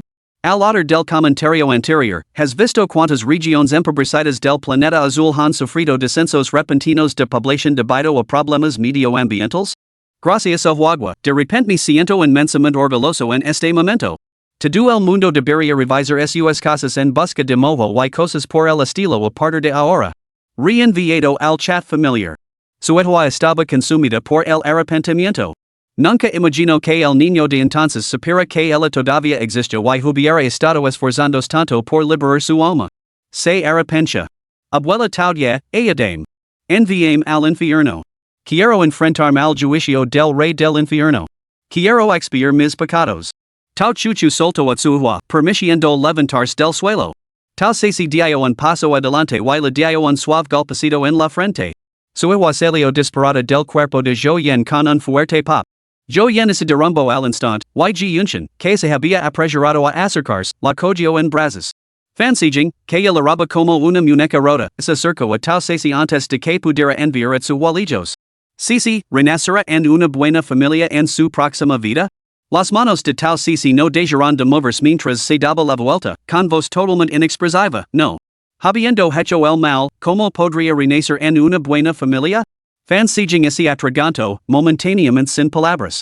Tau Ceci no le prestó atención. Después de despedir a su hua, devoró casualmente al pequeño fantasma perdido que se había escapado de la red en el pabellón rojo. Devorará un espíritu menor, ¿cómo no iba a contar eso como una buena acción?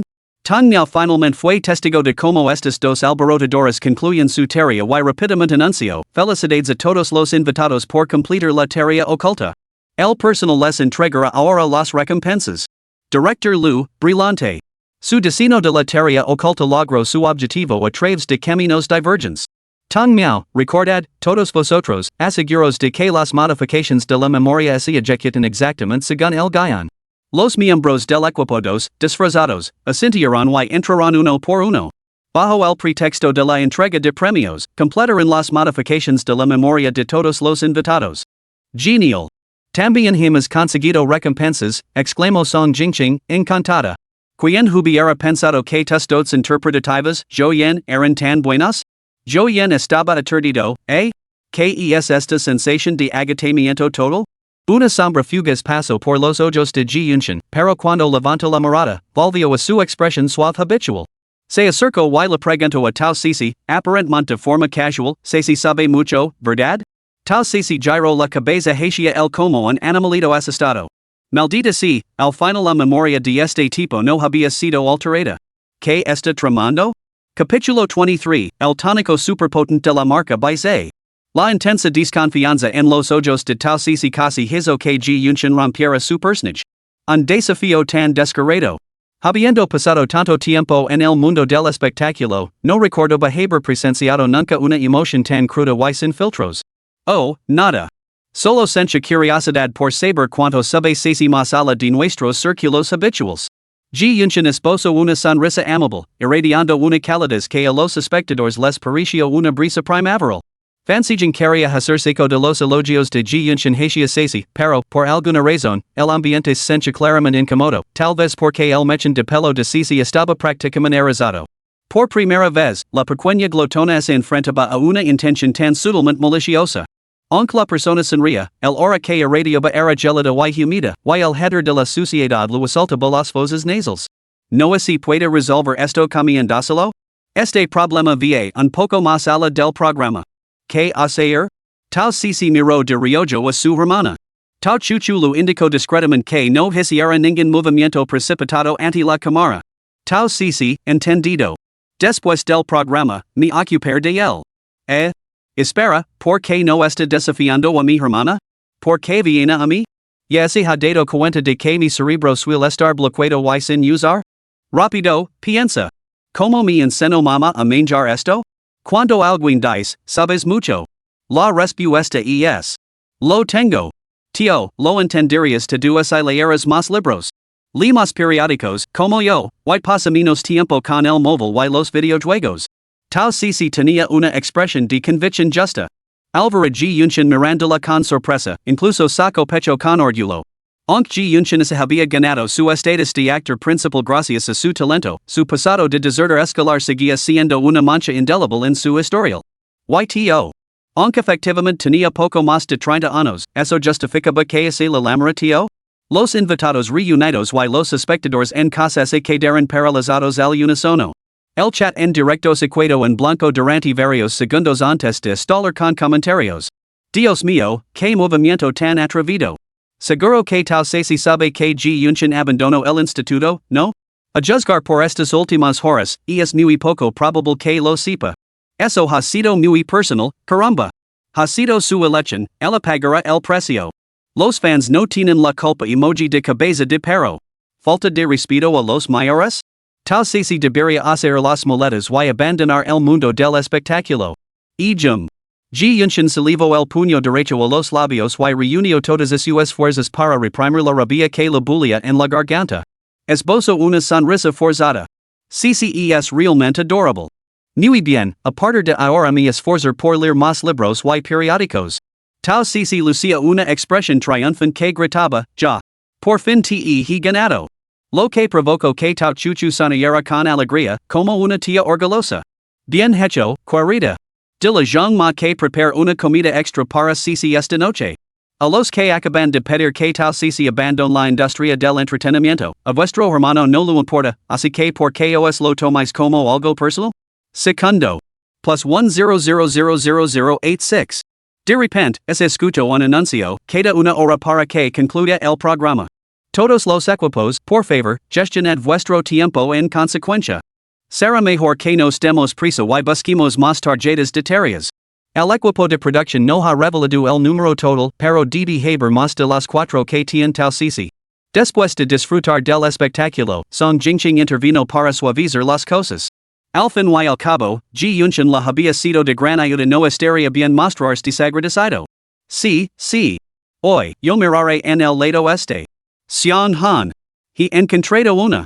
Lin Wan. Yo también, una tarjeta. Wang Lin Wan y Meng Shanghan agarrando sus dos tarjetas de tareas, se pusieron a bailar improvisadamente. Insatisfechos, continuaron con un fragmento del baile subject 3, que se había vuelto viral recientemente, dejando a Tal Sisi completamente atonida. Genial. El equipo verde no acabaría último después de todo. Tal Sisi, que rara vez usa doin, siento que he aprendido algo. La voz del locutor resonó, se acabó el tiempo. Todos los invitados, por favor, dirijanse a la entrada del pabellón rojo para la resolución de tareas. El director Lu, antes de resolver las tareas, me gustaría preguntarles a todos, ¿qué opinan de este episodio? Al mirar a su alrededor y ver que nadie hablaba, el director Lu dijo, hermana Yen, ¿por qué no empiezas tú? Yo Yen, todavía aturdido y desconcentrado tras el incidente de su hija. Al ver la cámara, recupero la compostura, me siento honrada de haber sido seleccionada por el programa para interpretar a su hija. Las experiencias de su hija y de las sucesivas maestras del pabellón rojo me parecen profundamente conmovedoras. Que la belleza del mundo se extienda a más lugares y personas. Gracias. Ji Yunshin, ha sido un placer participar en este episodio y conocer a nuevos amigos, especialmente Chuchu y Cici. He aprendido mucho de ellos y espero que podamos volver a colaborar. Wang Linwan y Meng Shanghan intercambiaron miradas antes de declarar al unísono, el programa Misterios de la Ciencia revela el mundo científico que hay detrás de las cámaras. Tao Chuchu tenía una expresión distante. Habiendo cumplido con su tarea, no quería decir nada más. El director Lu, al darse cuenta de la evidente reticencia de Tao Chuchu a hablar, pasó por alto su turno contacto y le preguntó a Tao Cici, ¿y tú, Cici? ¿Te gustaría decir unas palabras en nombre de tu equipo? Tao Cici reflexionó seriamente durante un momento antes de declarar, bajo la mirada expectante del director Lu, creo que el catering de este programa es bastante espléndido. But otros vienen al programa para vivir experiencias inmersivas. Pero Tao Cici no para de hablar. Incluso la inscribiría en Please Feed Me. Director Lu. Mientras tú estés feliz, no te preocupes por su supervivencia. En serios. Recuperando la compostura, el director Lu volvió a coger el micrófono. Ahora anunciamos las puntuaciones de las tarjetas de tareas de cada equipo. Equipo verde, 2 tarjetas. Equipo rosa, 1 tarjeta. Equipo azul, 2 tarjetas. Equipo naranja, 4 tarjetas. Las tareas ocultas se reparten equitativamente entre los equipos, por lo que el equipo con la puntuación más alta de este episodio es el equipo naranja. Tao Cici, director. El gran premio. Lo sé. Caramba, es todo tuyo. El director Lu sacó un veil azul y así lo entregó. Es un privilegio para el episodio de la semana que viene, que se puede usar un número ilimitado de visas. Son Jingqing, ay, Dios mío. Se me había olvidado por completo que el contrato era para 2 episodios. Selvim, director. El episodio de la semana que viene no será tan aterrador, ¿verdad? Director Lu, sigan atentos para descubrirlo. Gracias a todos por vernos. Nos vemos la semana que viene. Via, hasta la próxima. Qué emotion. +1+1+1+1. Ji Yunshin, Cici, Chuchu, hemos terminado el rodaje. ¿Os apetece ir a comer algo juntos? Song Jingqing intervino, exacto. Yunshin siempre invita a todos después de las grabaciones de los programas de variedades. Tao Chuchu miró a su hermana, Cici, ¿te apetece ir? Tao Cici negó con la cabeza decididamente, no, hermana. Tenemos cosas que hacer en la oficina. Tenía que reclamar su recompensa a Bai Zhe por haber hecho una buena acción. Gracias por la oferta, pero nos vamos ya. Fuera de la vista, Teng Miao y el equipo de la oficina administrativa se preparaban para escabularse cuando Bai Zhe apareció de repente en escena.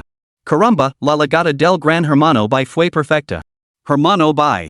Teng Miao estaba a punto de saludarlo cuando una figura pasó zumbando a toda velocidad. Mirando fijamente, era Tao Cici? Parecía completamente emocionada, como un perro que ve carne. Bai Zhe inmediatamente extendió la mano para amortiguar la fuerte embestida de Tao Cici, utilizando una técnica de Tai Chi Cloud Hand para guiarla suavemente detrás de él. Señor Yunshin, es un placer conocerlo en persona. Mis parientes mayores son grandes admiradores suyos. ¿Podría pedirle un autógrafo? Tang Nao, Tao Chuchu y los demás intercambiaron miradas de desconcierto. Tao Cici se estremeció por dentro. En el reino divino, esa era precisamente la expresión que ponía el emperador Bai Zhe cada vez que se disponía a ocuparse de alguien. Parece que Ji Yunshin no tendrá que esperar un momento de intimidad para ocuparse de él, después de todo. Es un placer. Acabo de oír el director Tung dirigirse a usted como hermano Bai, así que, si no le importa, yo haré lo mismo. Ji Yunshin esbozó una sonrisa mientras firmaba rápidamente el libro y lo entregaba el autógrafo a Bai Zhe. Bai Zhe le devolvió la sonrisa y, al observarlo más de cerca, se dio cuenta de que sus sonrisas eran muy similares. Bai Zhe dio un paso adelante y le tendió la mano. ¿Cuánto tiempo sin verte? Los ojos de G Yunshan ese oscurecieren. Extendio la mano a su vez. En el instant en que by la estrecho, su expresión es extortio en una mueca. Con tanta gente aquí, te atreves a hacer un movimiento.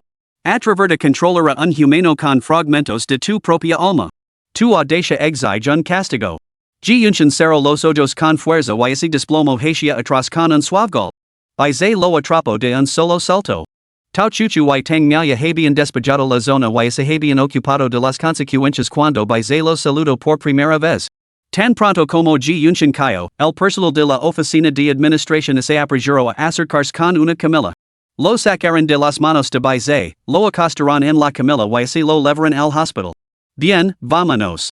By visiblemente animado tras resolver el asunto, se volvió hacia Tau Sisi, que lo había seguido en silencio.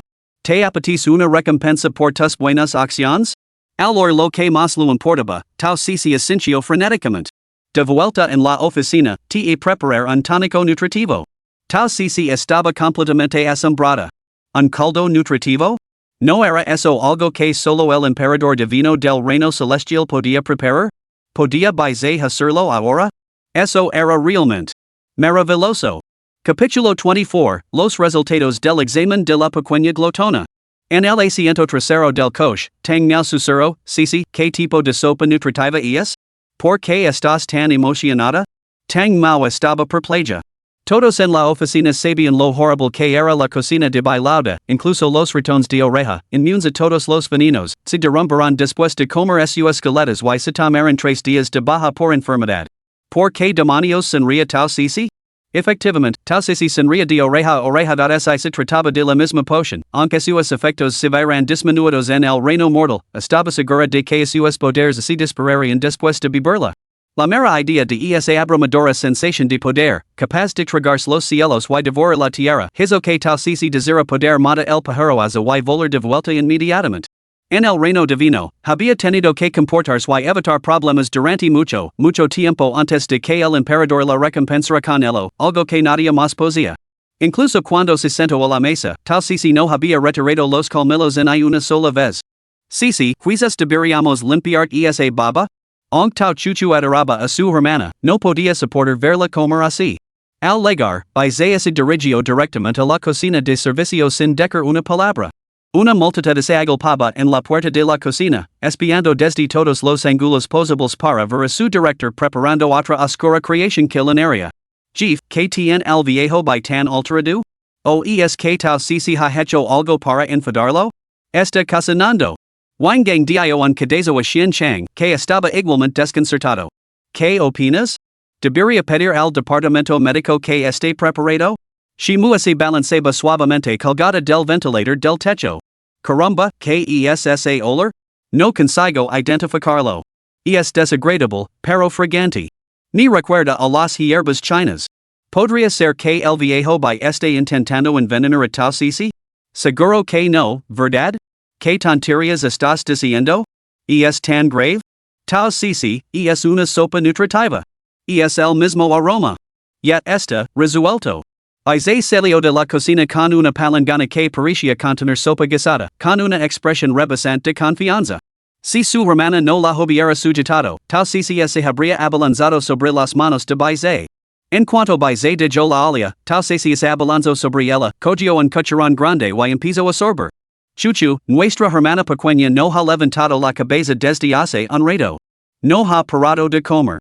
Tang Mao tenía el brazo sobre el hombro de Tau Chuchu y ambas miraban fijamente con expresiones inquietamente idénticas. Sisi nunca había comido tanto tiempo. Dijo Tau Chuchu, sin poder comprenderlo, completamente desconcertada. Ah, ¿no lo sabías? Ese cuenco está hecho especialmente. Sinceramente, probablemente contiene unas concentraciones normales. Caramba, maldita sea. Xuancheng, que envidia me de que Sisi esté en tu equipo. Tang Mao estaba profundamente impresionada. Era una auténtica glotona. Justo mientras hablaban, con un estruendo, Tau Sisi tiró la cuchara sobre la mesa y se dejó caer en la silla. Completamente satisfecha. Desde que entró en el reino de los mortals, era la primera vez que comía con tanta satisfacción. Se sentía como si hubiera pasado días y días noches en un spa, quizá un poco exagerado, pero absolutamente maravilloso.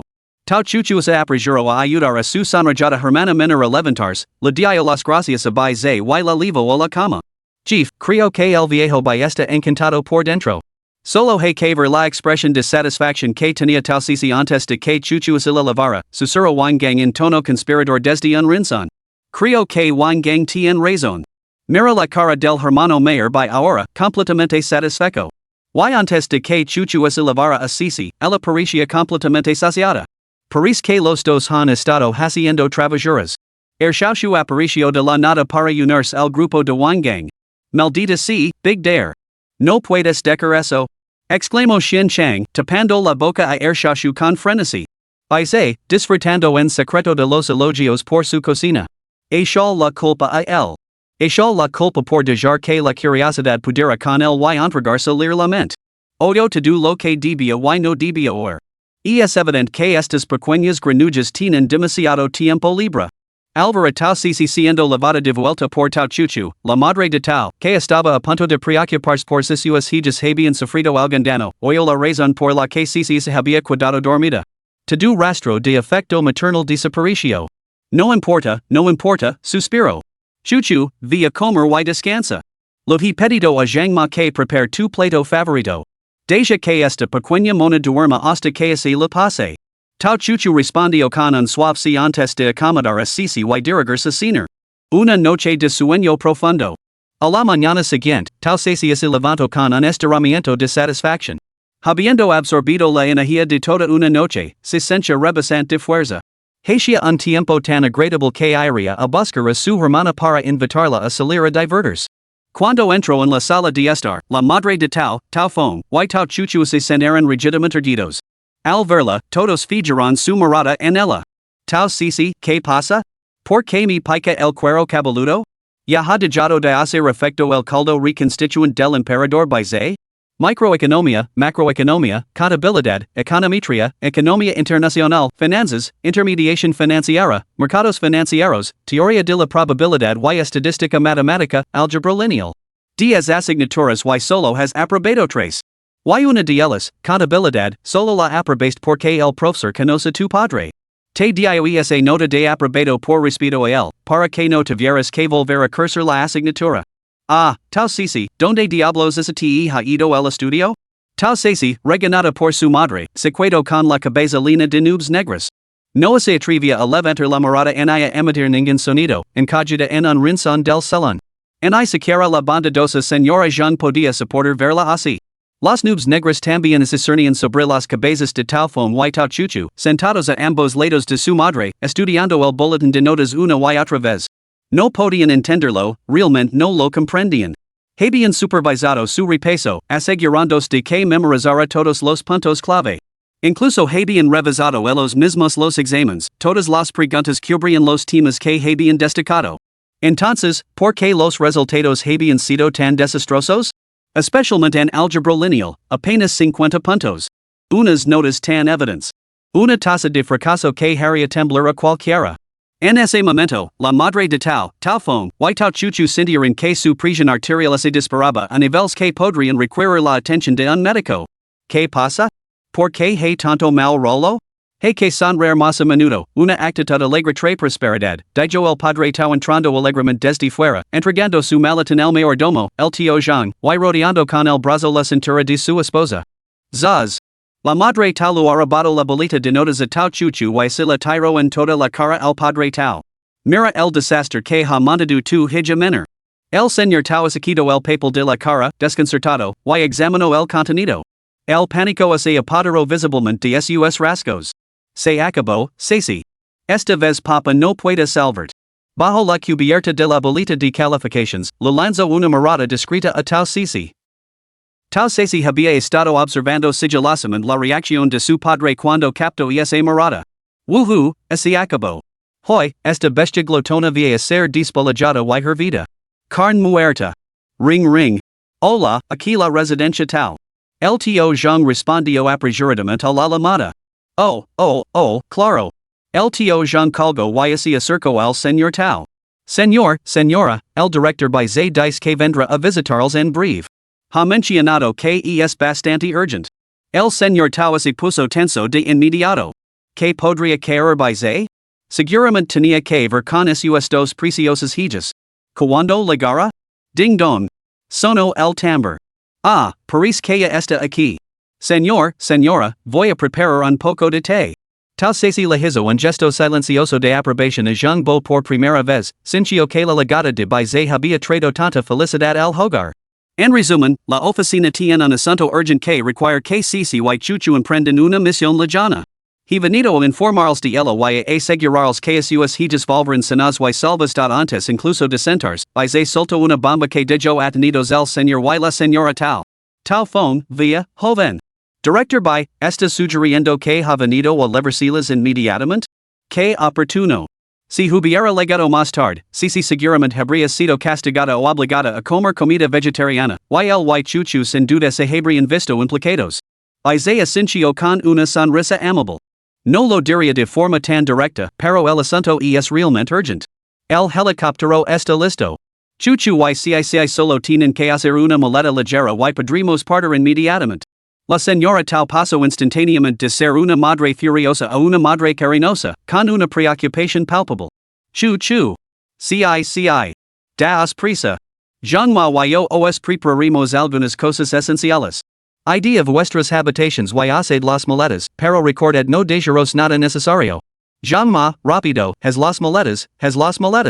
La señora tal arrastró a Jean-Ma hacia la cocina y el trastero. En el salón, los tres hombres el señor tal phone y Baizé intercambiaron miradas de desconcierto. Bueno, las chicas de nuestra familia tienen un don para hacer las cosas. El señor tal lo ofreció una taza de té. Director by, toman poco de té. Baizé la aceptó con ambas manos y así sentó pacientemente a esperar. Capítulo 25, ¿estamos aquí de vacaciones? Chuchu, no pareces nada sorprendida de estar en un helicóptero, ¿verdad? Observó zo Wunyang mientras tal se tocaba y empujaba todo lo que encontraba a su alrededor en la aeronave, incluso intentaba saltar para saborear la sensación de libertad. En comparación, Tao Chuchu parecía notablemente tranquila. Tao Chuchu, que acababa de elgar a su hermana de la ventana, respondió, he estado en varios antes. Aunque saltar en paracaídas desde un helicóptero era indudablemente emocionante, nunca digería que su hermana saltara sin el entrenamiento adecuado. Obligada a volver a sentarse, Tao Cici miró hacia delante, a la enigmática figura que tenía delante. Bye. Hermano mayor bye, nos has llamado a mi hermana y a mi desde casa con tanta prisa, y ahora estamos en este avión. ¿Por qué no nos has dicho de que se trata todo esto? Dios mío, casi se lo escapa el nombre del emperador. Baizé puso los ojos en blanco, si no hubiera llegado justo a tiempo, esta pequeña glotona habría sido troceada por la señora Tao y convertida en un guiso de fracaso académico. Sin embargo, ahí estaba, atreviéndose a quejarse de que no lo había dado el desayuno. Murmurando entre dientes, sacó un recipiente térmico de 4 pisos y así lo entregó a Tao Cici, he hecho arroz frito esta mañana. Por ahora, servirá. Zhou Wenyang, que se había perdido la escena de la nutritiva sopa de Tao Cici debido a un viaje de negocios, se apresuró a detenerla. Pero Tao Cici fue demasiado rápida, agarró el recipiente, le quitó la tapa y hundió la cara en él, comiendo directamente. Dios mío. ¿Cómo es posible que alguien en este mundo adore tanto la cocina del viejo Bai? Zhou Wunyan lanzó una mirada de desastre inminente al viejo maestro Bai. Pero que era esa mirada de pura satisfacción en su rostro? Tao Chuchu lo entregó tranquilamente un pañuelo a su hermana y luego se volvió hacia Zhou Wunyan. La cocina del viejo maestro Bai lo encanta a Cici. Te acostumbras si lo observas lo suficiente. Su hermana lo había confiado en secreto que los platos del viejo maestro Bai contenían una potente energía espiritual y que comerlos haría a Cici más fuerte. Y que hay de la pequeña afición del viejo maestro Bai de cocinar y dar de comer a la gente de forma obsesiva. No podía estar más contenta al respecto. Estaba totalmente a favor, aplaudiendo con las manos y los pies en señal de aprobación.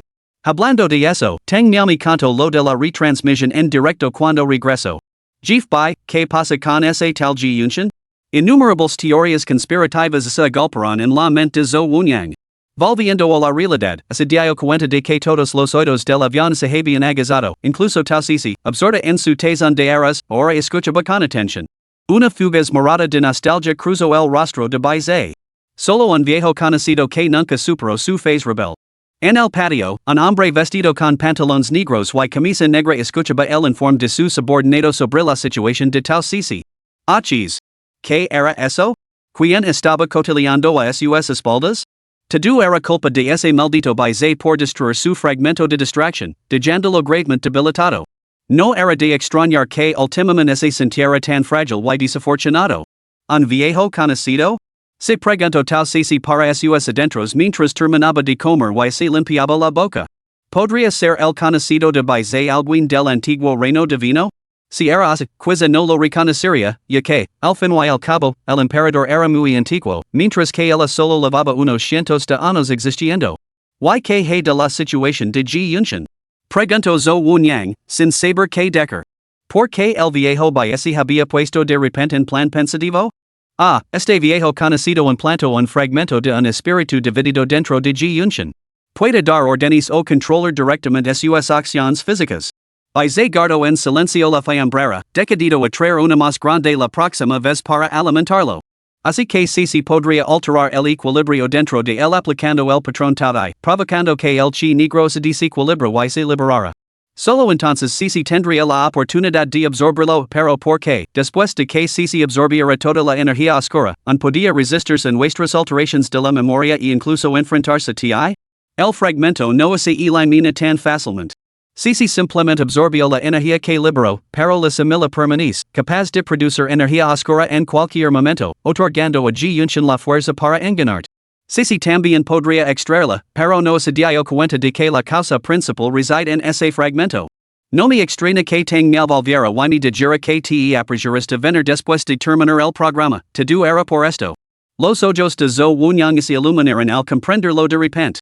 Inmediatamente envió un mensaje a Teng Mao para aclarar las cosas, no fuera que la chica empezara a difundir rumores de que el hermano mayor había ido por el bien de CICI. Hey que decir que, aunque el shashu fue silenciado rápidamente, sus palabras inconclusas habían conmocionado genuinamente a todos los empleados de la oficina. Era como si se les hubiera abierto la mente no realmente. En efecto, sin erradicarlo, quien sabe cuándo podrían surgir problemas. Aún así, deberíamos encargarnos de que alguien siga vigilando a Ji Yunshin durante un tiempo más. Más vale prevenir que curar de tal chuchu apoyo sin reservas el enfoque de baile de cortar el mal de raíz. Ah, cierto, chuchu, mañana es la reposición de tu programa, ¿no? Después de la emisión en directo de ayer, vosotros fuisteis tendencia en todas partes. Con los memes de CICI excavando, chuchu la bella sin palabras, esos dos cacaritos aferrándose a las piernas, Joyan y Ji Yunshin desmayándose repetidamente, y la joya absoluta, el meme de Song Jingqing gritando. Zhou Wunyang abrió su teléfono para enseñárselo a todos. Ah, claro, Tao Chuchu recordó de repente que había bloqueado los mensajes de Fanyoshi. No importa, se pondría en contacto con él cuando tuviera tiempo. Echando un vistazo a las páginas que mostraba Zhou Wunyang, Tao Chuchu. Aquellos fans que tratan a Sisi como una osea hembra y aquellos que la emparejan con cualquier invitado al azar. Todos estos emparejamientos solo te herendano. Justo cuando Zhou Wunyang discutia con entusiasmo el tema de moda sobre lo bien que combinaban Sisi y el perrito, se interrumpió de repente con un tono suave, ya hemos legado. Coged vuestras cosas y bajad del avión. ¿Donde demonios estamos? Estamos en medio de la nada. Tal Sisi, cargando con una maleta en cada mano, salió corriendo del avión tras baile. Tras recorrer un sinuoso camino, llegaron a una cabana en el bosque. ¿El lugar de descanso VIP? Xiangxi. Tao Chuchu no sentía ningún cariño por este lugar. Xiangxi estaba envuelto en misterio, muchos hermanos habían encontrado aquí un misterioso final durante sus misiones. ¿Estamos de vacaciones? He oído que la ciudad antigua es preciosa. Y las especialidades de Xiangxi, pastéis de té, melones de agosto, tortillas con forma de pata de pollo, pato manchado de sangre, arroz comunal. Dicen que los chiles de aquí son absolutamente deliciosos, tal si entro, de yo quer su equipage y rodeo a baile con entusiasmo, lanzando preguntas. Jeff Bai, ha organizado este viaje como recompensa por el duro trabajo que mi hermana y yo hemos realizado en el programa? Los ojos de Tao si brillaban. Baile tenía la intención de negarlo rotundamente, pero de repente equado sin palabras ante su mirada. Tao Chu. Oh, su querida hermanita. Una recompensa, sin duda. Los acompañó a la cola para facturar.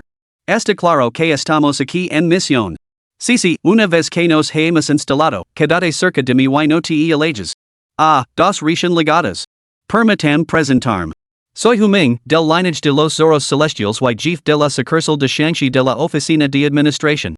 Esta zona de descanso es nuestra base de operations designada, como ven si necesitan algo, solo tienen que llamarme hermano el delicado rostro ovalado de Huming se iluminó con una sonrisa inesperadamente benevola.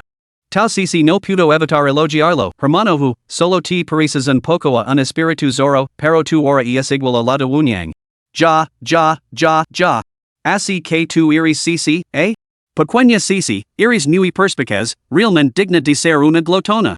Bueno, si que tengo un poquito de sangre wu.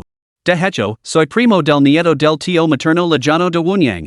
Huming cogió un gran pastel de la recepción y así lo entrego a tal Cici. Wunyang mencionó que no habías deseado lo suficiente y me pidió que te trajera algo. Come, dijo Huming con una sonrisa. Tendremos nuestra reunión con el viejo by cuando hayas terminado.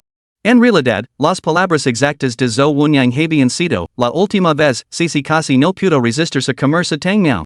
Probablemente porque tenía hambre. No ha deseado esta mañana, así que ya sabes cómo es. Después de registrarse, by ese giro y vio que tal CCS había comido la mitad del pastel. Tao Chuchu estaba preparando agua con miel para aliviar la garganta de su hermana menor, mientras que Zhou Wunyang estaba de pie con las manos en las caderas, preguntando a Huming sobre el significado de los parientes lejanos. Que escena tan conmovedora y caótica. No importa, celebraremos la reunión aquí. Viejo enciende el aislamiento acústico. By se dijo a un lado su equipage, acercó una silla y se sentó, desprendiendo sin darse cuenta un rastro de su aura característica. Todos los presentes se enderezaron inmediatamente, incluida tal Cici, que estaba ateborándos de pastel nunca se había sentido tan erguida, ni siquiera en la escuela. A continuación, declaró que el nombre de esta misión es, el incident grave de Shangxi. Su clasificación es del más alto nivel, alto secreto. Capítulo 26, no estamos aquí de vacaciones, pero tú pareces estarlo. Via, nivel de alto secreto. Tal Cici estaba completamente emocionada y entusiasmada. Tang Miao había mencionado que a los nuevos reclutas no se les asignarían misiones de tan alto nivel hasta al menos 5 años después. Encajaba perfectamente con su identidad de bestia glotona. Ize captó la mirada de admiración de tal Cici y no pudo resistirse a leer sus pensamientos, solo para quedarse completamente sin palabras. La mente de esta pequeña glotona carecía de cualquier cosa remotamente nutritiva día tras día. Mañana, Cici, Chuchu, Huming y yo nos infiltraremos en el destino haciéndonos pasar por turistas. Wunyang se quedará en la sede para encargarse de las comunicaciones, revisar los antecedentes y los objetivos de la misión en los archivos.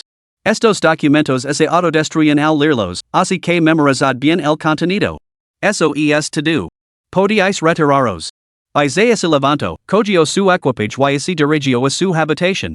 Si se quedaba más tiempo, se vería tenido de preparar un poco de cerdo salteado con chile para acompañar el pastel de tal Cici. Hermana, ¿me ha traído mamá el té con leche de la tía Jean? Sí, te lo traer. Tao Chuchu rebuscó en la enorme maleta, sacó una taza extra grande de té con leche y se la entregó a tal Cici. Té con leche y pastel, eso sí que es comida para el alma. Hermana tía Wu, la misión no empieza hasta mañana, ¿verdad? ¿No me llevas hoy a hacer turismo? Acabo de llegar a estas montañas y no conozco nada. No está bien, ¿verdad? Tal Cici terminó su pastel y sorbió su té con leche, con la mirada inquieta. Levatela a jugar ya. Cici tiene razón. Viejo levar a los dos al pueblo un rato. No hace falta que prepares la cena para nosotros esta noche. Zhou Wunyang subió a cambiarse para ponerse ropa local, cogió las llaves del coche y se preparó para salir. Tal Cici, yupi.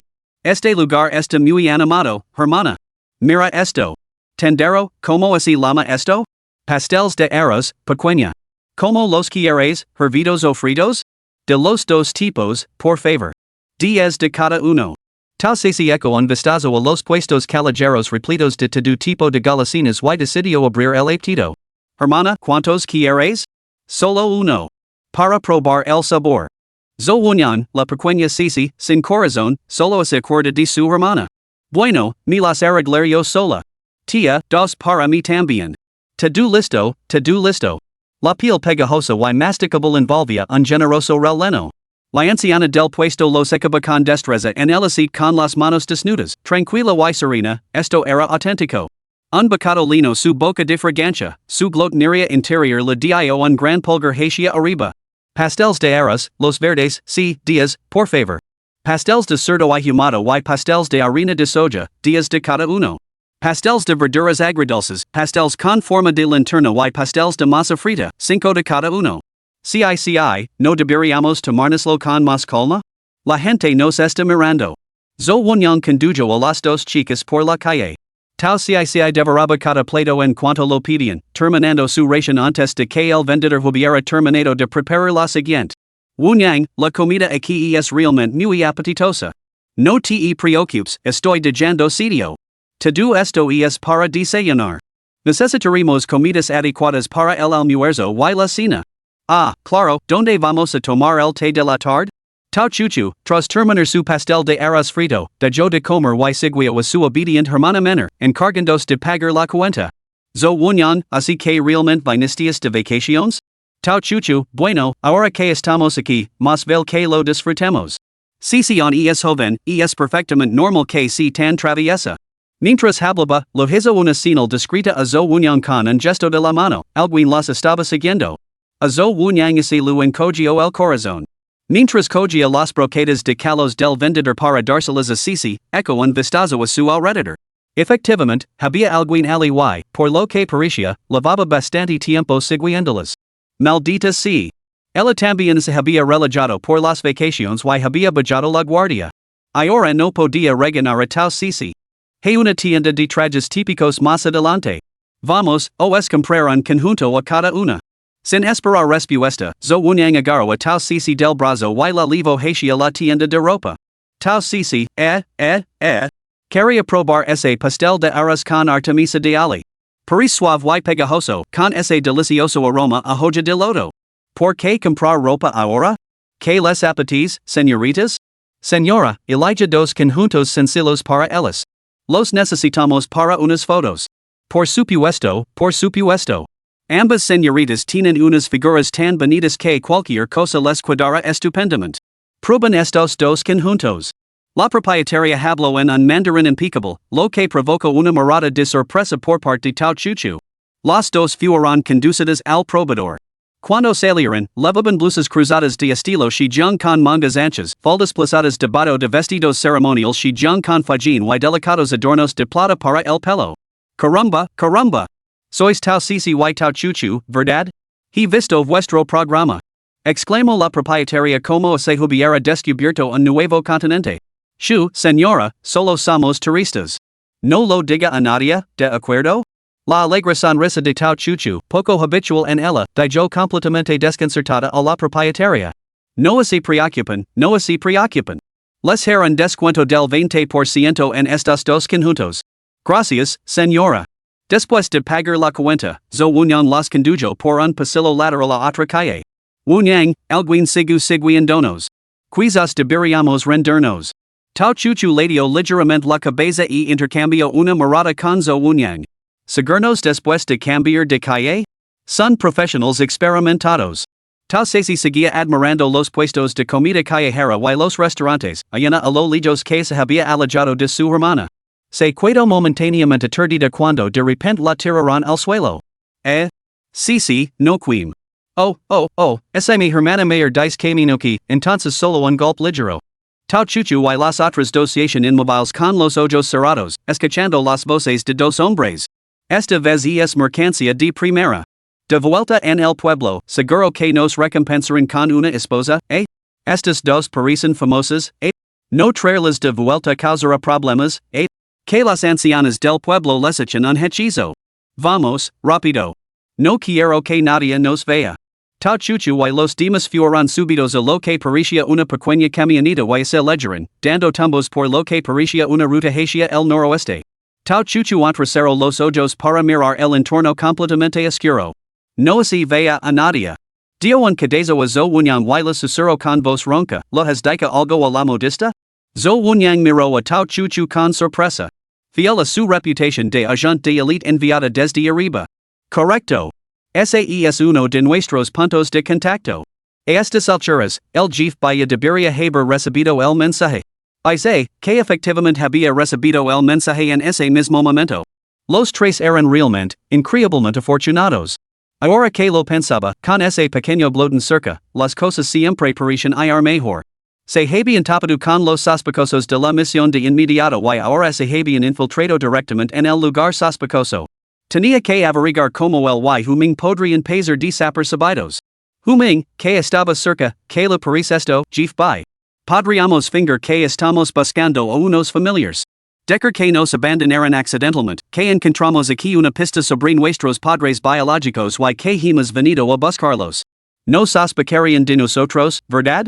Mañana nos pondremos en contacto con la policía local que se encarga del caso. By así froto las scenes. Una reunión familiar parecía una tapadera plausible. Cierto. Al fin y al cabo, ellos se encargan oficialmente de la investigación superficial, mientras que nosotros nos ocupamos de las irregularidades. ¿Qué demonios están tramando esos bastardos sin corazón? ¿Podría ser otro de esos rituales de sacrificio? Huming sostenía el expediente del caso del incidente masivo de Xiangxi, cientos de mujeres y niños traficados, todos nacidos en años, nisis y horas desafortunados, todos ellos desangrados hasta la muerte por cortes en las muñecas. Los cadáveres estaban esparcidos por los condados, ciudades y pueblos de Xiangxi. Solo después de que los aldeanos informaron de los descubrimientos y la policía corroborara los registros se hizo evidente la magnitud de esta operación. El destino de los secuestrados restantes, han desaparecidos, sigue siendo desconocido. Nuestra misión consiste en ayudar a la policía a resolver el caso de tráfico y rescatar a los rehenes. También debemos descubrir el secreto que se esconde tras estos cadáveres nacidos en ano, mes y hora en. Y es fundamental que minimicemos la conciencia pública para evitar el pánico en toda China. Ambas partes deben unirse para identificar al cerebro detrás de estas atrocidades, evitar nuevas tragedias y salvaguardar la felicidad de innumerables familias. By Yu levanto la mirada hacia el horizonte, en efecto, ¿qué es lo que buscas exactamente? ¿Y dónde estás ahora? Capítulo 27. Cuando comenzó la fantasía de la princesa? Estamos aquí, estamos aquí. Hoy, ¿por qué no se han despertado todavía esos tres? Zo Wunyang dio un discreto cadazo a Tao Sisi con el pai. Tao Sisi abrió los ojos de inmediato, parpadeando con sus grandes ojos con air de inocente estudiante universitaria. ¿Quién eres? ¿Dónde estamos? ¿Qué quieres? Tao Chuchu y Zo Wunyang, que abrieron los ojos a continuación. ¿Podría ser más dramática? El hombre al mando se rió entre dientes. Esta chica es bastante ingenua, ¿no? Jangor, deja de decir tonterías. Apartate, apartate. El jefe de la aldea está aquí para inspeccionar la mercancía. Varios hombres empujaron a Jangor, dejando al descubierto un rostro arrogado y envejecido ante Tao Sisi y los demás. Tao Sisi, ¿eh? ¿De dónde ha salido este anciano? Es tan feo. Impertinent. ¿Cómo te atreves a faltar al respeto al jefe del pueblo? Dale una bofetada. Un hombre de unos 40 años que estaba a su lado frunció el seno con enfado y levantó la mano como para golpearla. Tao Sisi. Ay, ese la había escapado. Y ahora que? La tía quinta lo había dicho que fingiera debilidad, pero no lo había dicho que no pudiera defenderse. Así que podía defenderse, ¿no? Tao Sisi entrecerró los ojos. ¿Esos inútiles se atrevían a golpearla? Con un fuerte tirón, rompió las cuerdas que lo ataban las extremidades. Levantándose bruscamente, le dio una sonora bofetada en la cara al hombre que había hablado. Dale una bofetada a tu padre, idiota arrogant. Tengo hambre. Trim algo de comer. Tao Sisi le dio otra fuerte bofetada. ¿Me has oído? El hombre se agarró la cara y miró a Tao Sisi con incredulidad, aparentemente todavía aturdido por la sorpresa. El jefe de la aldea, que estaba a su lado, dijo, hemos sido negligentes. Huang, trae comida para nuestros tres invitados inmediatamente. Un hombre detrás del jefe del pueblo obedeció rápidamente. Al fin y al cabo, los viejos tienen algo de sentido común. Tao Sisi desató las cuerdas de Tao Chuchu y Zo Wunyang. Echo un vistazo a la habitación, eligió el mejor asiento y ayudó a su hermana a sentarse. Hermana, descansa un rato. Luego se sentó a su lado y, con air altivo, miró el jefe de la aldea. Viejo, ¿a qué crees que estés llegando, arrastrándonos aquí a los tres de esta manera? El jefe de la aldea miró a su alrededor. Los presentes entendieron la señal. Jangor se levantó de un salto. ¿Te atreves a sentarte? Se abalanzó sobre Tao Sisi con estos secuaces, aparentemente con la intención de darle una buena paliza. Tao Sisi bajó la cabeza y tiró ligeramente de la comisura de la boca. Se puso de pie y ese estiro parazásamento. Cuando Jean-Goar y sus dos compañeros se acercaron, les dio una fuerte bofetada a cada uno, haciéndolos volar hacia atrás. ¡Ay, ay! Gritó Jean-Goar, agarrándose la cara y gimiendo en el suelo, con el rostro desencajado por el dolor. Jefe de la aldea dijo, abriendo la boca y escupiendo una mezcla de sangre y varios dientes. No es suficient para abrirme el apetito, dijo Tao Sisi, aplaudiendo y dirigiéndose directamente hacia el asiento del jefe de la aldea. Te lo advierto, no tengo ningún reparo en pegar a los ancianos, ¿sabes? Al ver esto, el pánico se reflejó en los ojos del jefe de la aldea, que golpeó el suelo con su bastón. ¿Estáis todos muertos? Detenedla. Los hombres que estaban cerca se abalanzaron hacia delante. Zhou Wunyang se levantó a medias, preocupada, queriendo ayudar, pero Tao Chuchu la detuvo.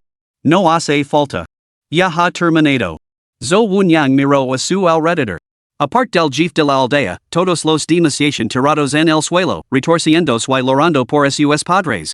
Uf. Sisi se movió tan rápido que ni siquiera six lo que pasó. No te confíes. Recuerda lo que dijo la anciana sobre poner algo en el agua. Desde el principio hasta el final, Tao Chuchu no había considerado a estos hombres como la mayor amenaza de la aldea. El corazón de Zhou Wunyang dio un vuelco al arresto. Los métodos de Xiangxi eran extraños y imposibles de contrarrestar. Su ataque directo al corazón del campamento había sido bastante imprudente. Levantó la vista hacia Tao Sisi. Dios mío. ¿Qué demonios estás haciendo, Sisi? Tao Sisi estaba tirando del pelo al jefe de la aldea, arrastrándolo desde la puerta hasta la mesa en el centro de la habitación. El jefe hizo una mueca de dolor, como te atreves. Soltame. Soltame ahora mismo. Tao Sisi agarró al anciano por el pelo y le golpeó la cabeza con fuerza contra la mesa. ¿Nos estamos contestando? Te la voy a partir hasta que aprendas cuál es tu lugar. Pum. Cuando nos invitas, ese supone que debes tratarnos bien, ¿entiendes? Pum. Se supone que debes ser un poco más amable, ¿entiendes? ¿Entiendes lo que es la cortesía? Pum. Se supone que debes preparar buena comida, bebida y entretenimiento, ¿entiendes? Pum. Te estoy haciendo una pregunta, respond. Sí, sí, sí. Basta, basta, mi querido antepasado. La cara del jefe de la aldea era un desastre sangriento, con lágrimas y mocos mezclados en una imagen verdaderamente lamentable. Tao Sisi seguía insatisfecho. Otro fuerte gol. ¿Quién dice que soy tu antepasado? Cualquier antepasado con un nieto tan horrible como tu vomitaría hasta morir. Otro gol. Habla. Alteza, lo siento. Te invitaré a la mejor comida y bebida. Él volvió a levantar el objeto, deteniéndose justo encima de la mesa, habla. Hablar. Hablar. Wah. Alteza, lo siento. Te invitaré a la mejor comida y bebida. Wah. Solo entonces Tao Sisi soltó al anciano con satisfacción y volvió a su asiento. ¿A qué esperáis? Daos prisa y haced los preparativos. 100 días minutos no vio comida y bebida adecuadas, y el alojamiento sigue siendo tan miserable, destrozar vuestra aldea y os aplastar el cráneo antes de tirarlo a la basura. Los hombres que habían sido derribados se pusieron en pie a toda prisa, sosteniendo apresuradamente el tembloroso jefe de la aldea mientras salían arrastrando los pies por la puerta. Zhou Wunyang, que había presenciado toda la escena. ¿Dónde estaba la moderación?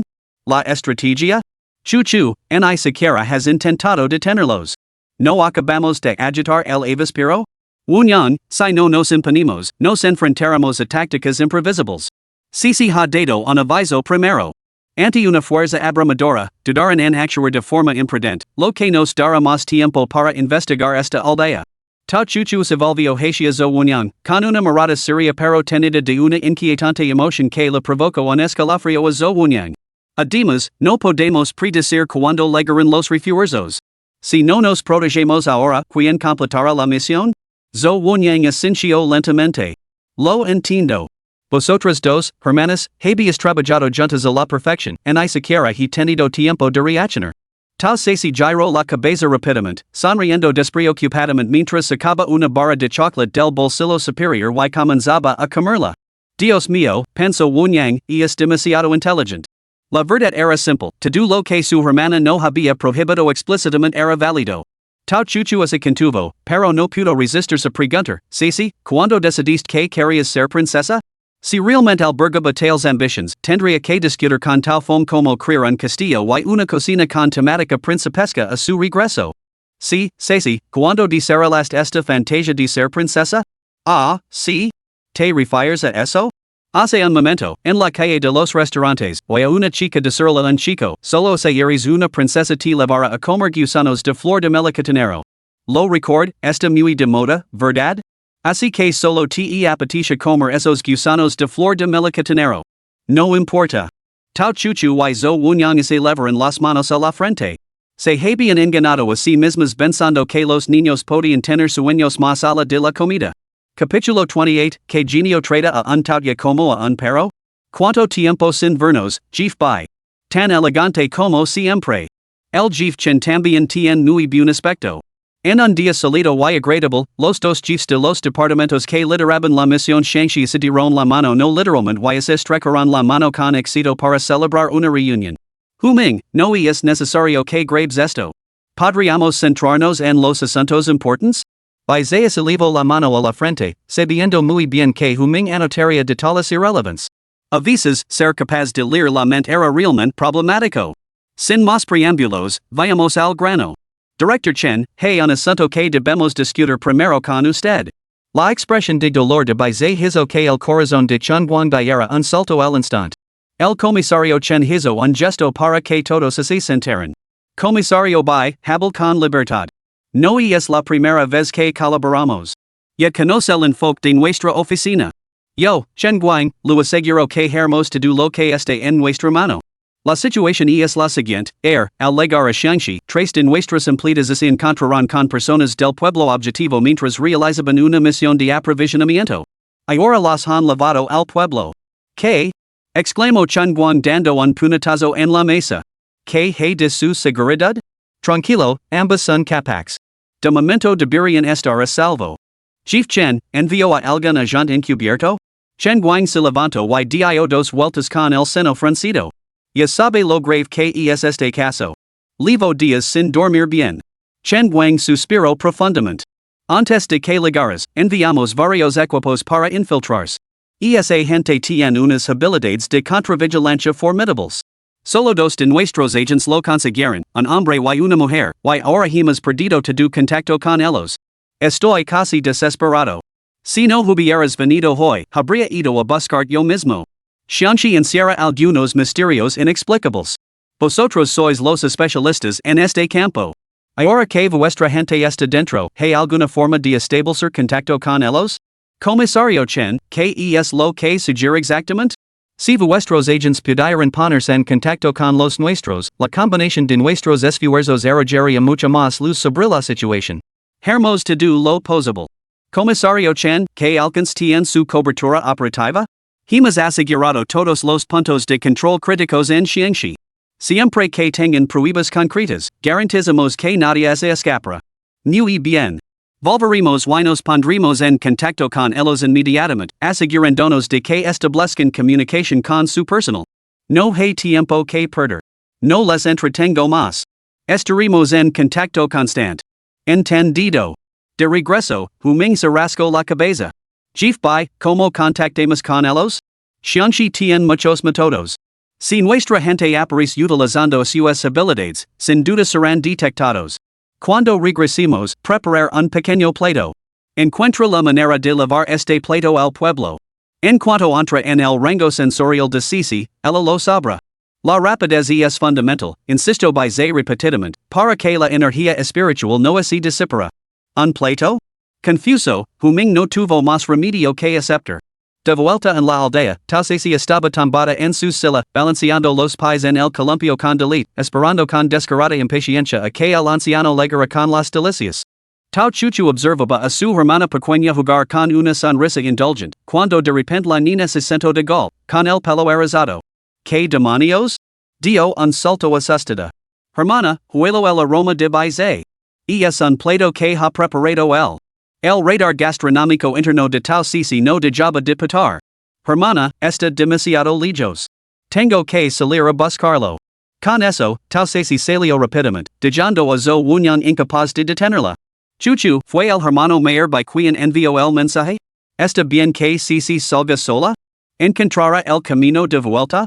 Los que deberían preocuparse por la seguridad son probablemente los aldeanos. En cuanto a encontrar el camino de vuelta, Wunyang, ¿por qué crees que el hermano mayor utiliza su cocina para enviar mensajes?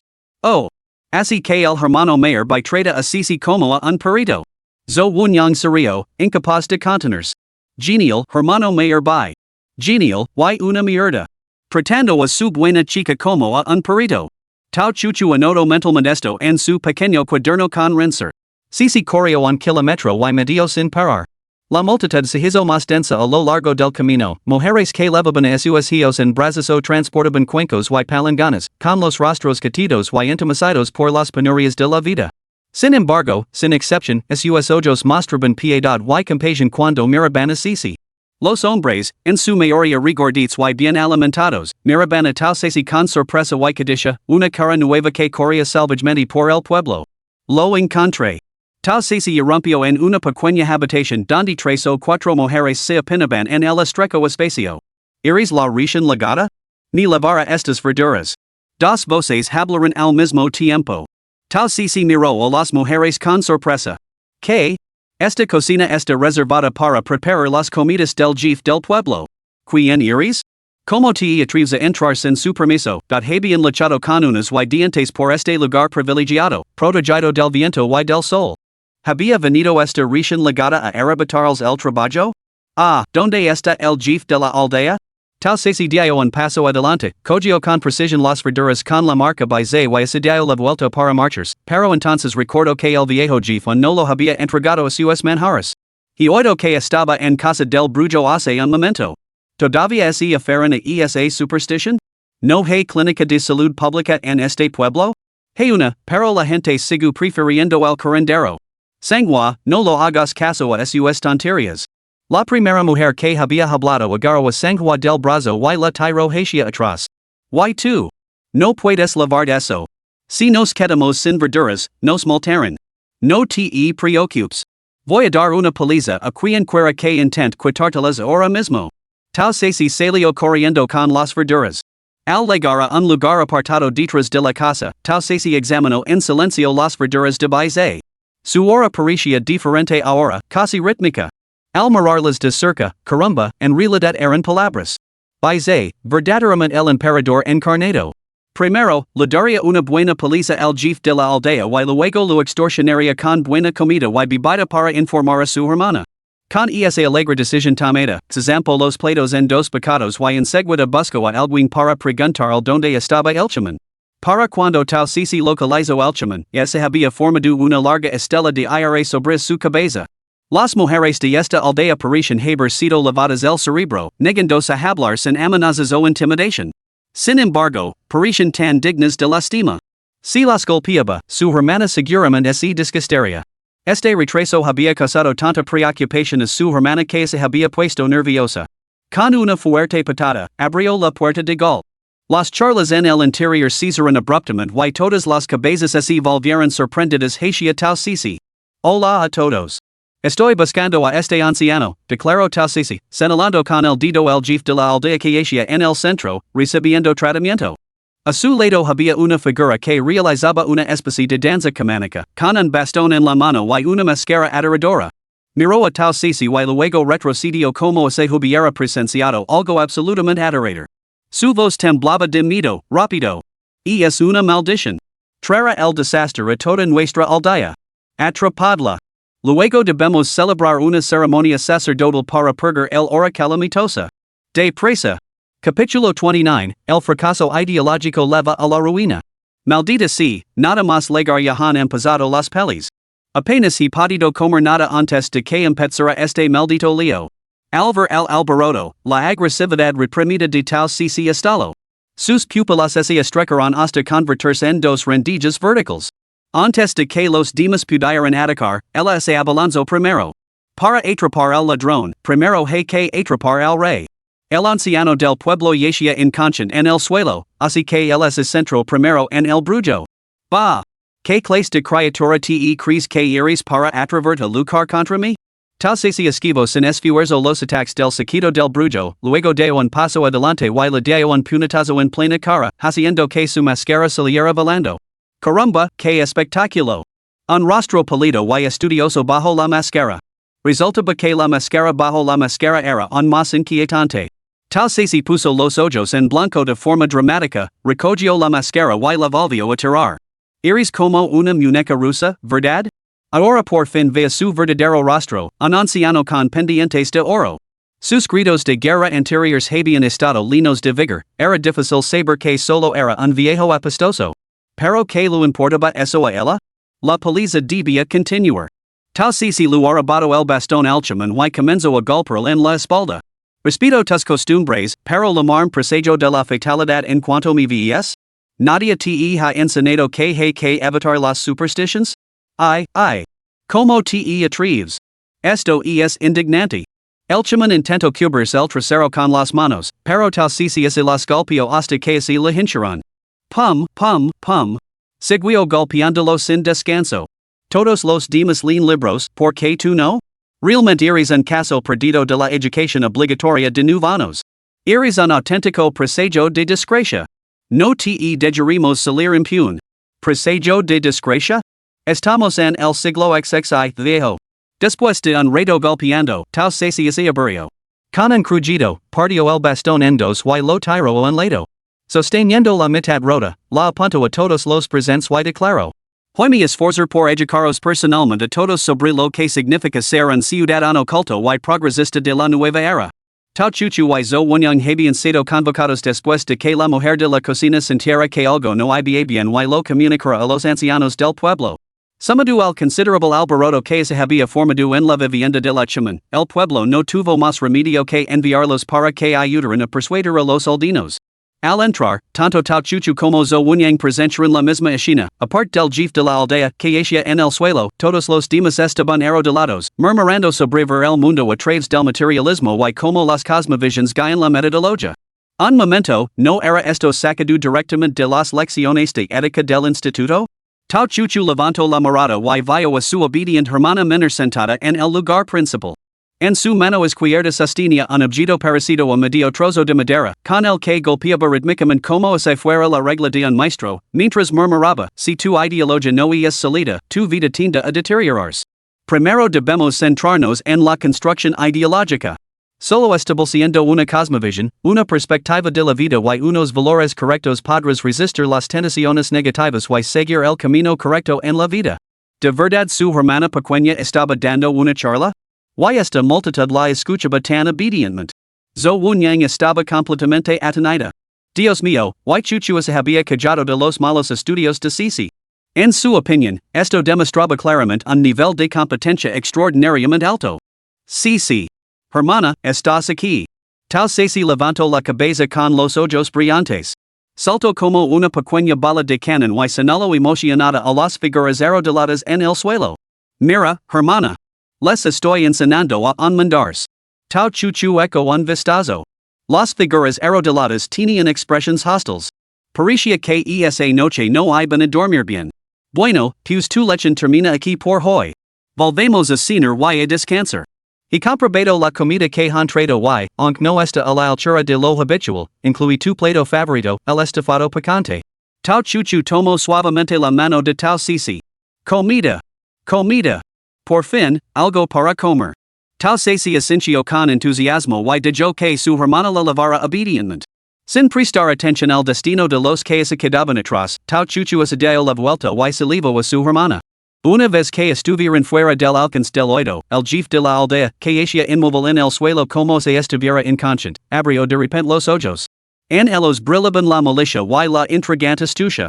Huang, Sisio, ha echado el brujo la poción en la comida? En toda. Una vez que hayan comido, me asegurar de que no sobreviven, especialmente CICI. El joven llamado Huang, con esos ojos triangulares, habló con tal malicia venenosa que incluso las figuras de hoja de bambú que pasaban por allí habrían buscado refugio lejos. Al regresar a su alojamiento temporal, Tao Sisi examinó los alrededores de arriba abajo. No está mal, ¿eh? Lo sabía. Aunque esta pequeña cabana es bastante sencilla, sigue siendo mucho mejor que la choza de paja en la que estábamos antes. La cena está lista. Tao Sisi entró en la habitación con el ánimo por las nubes, pero se quedó paralizada ante una mesa repleta de comida. Sisi? De verdad que hay algo raro en la comida.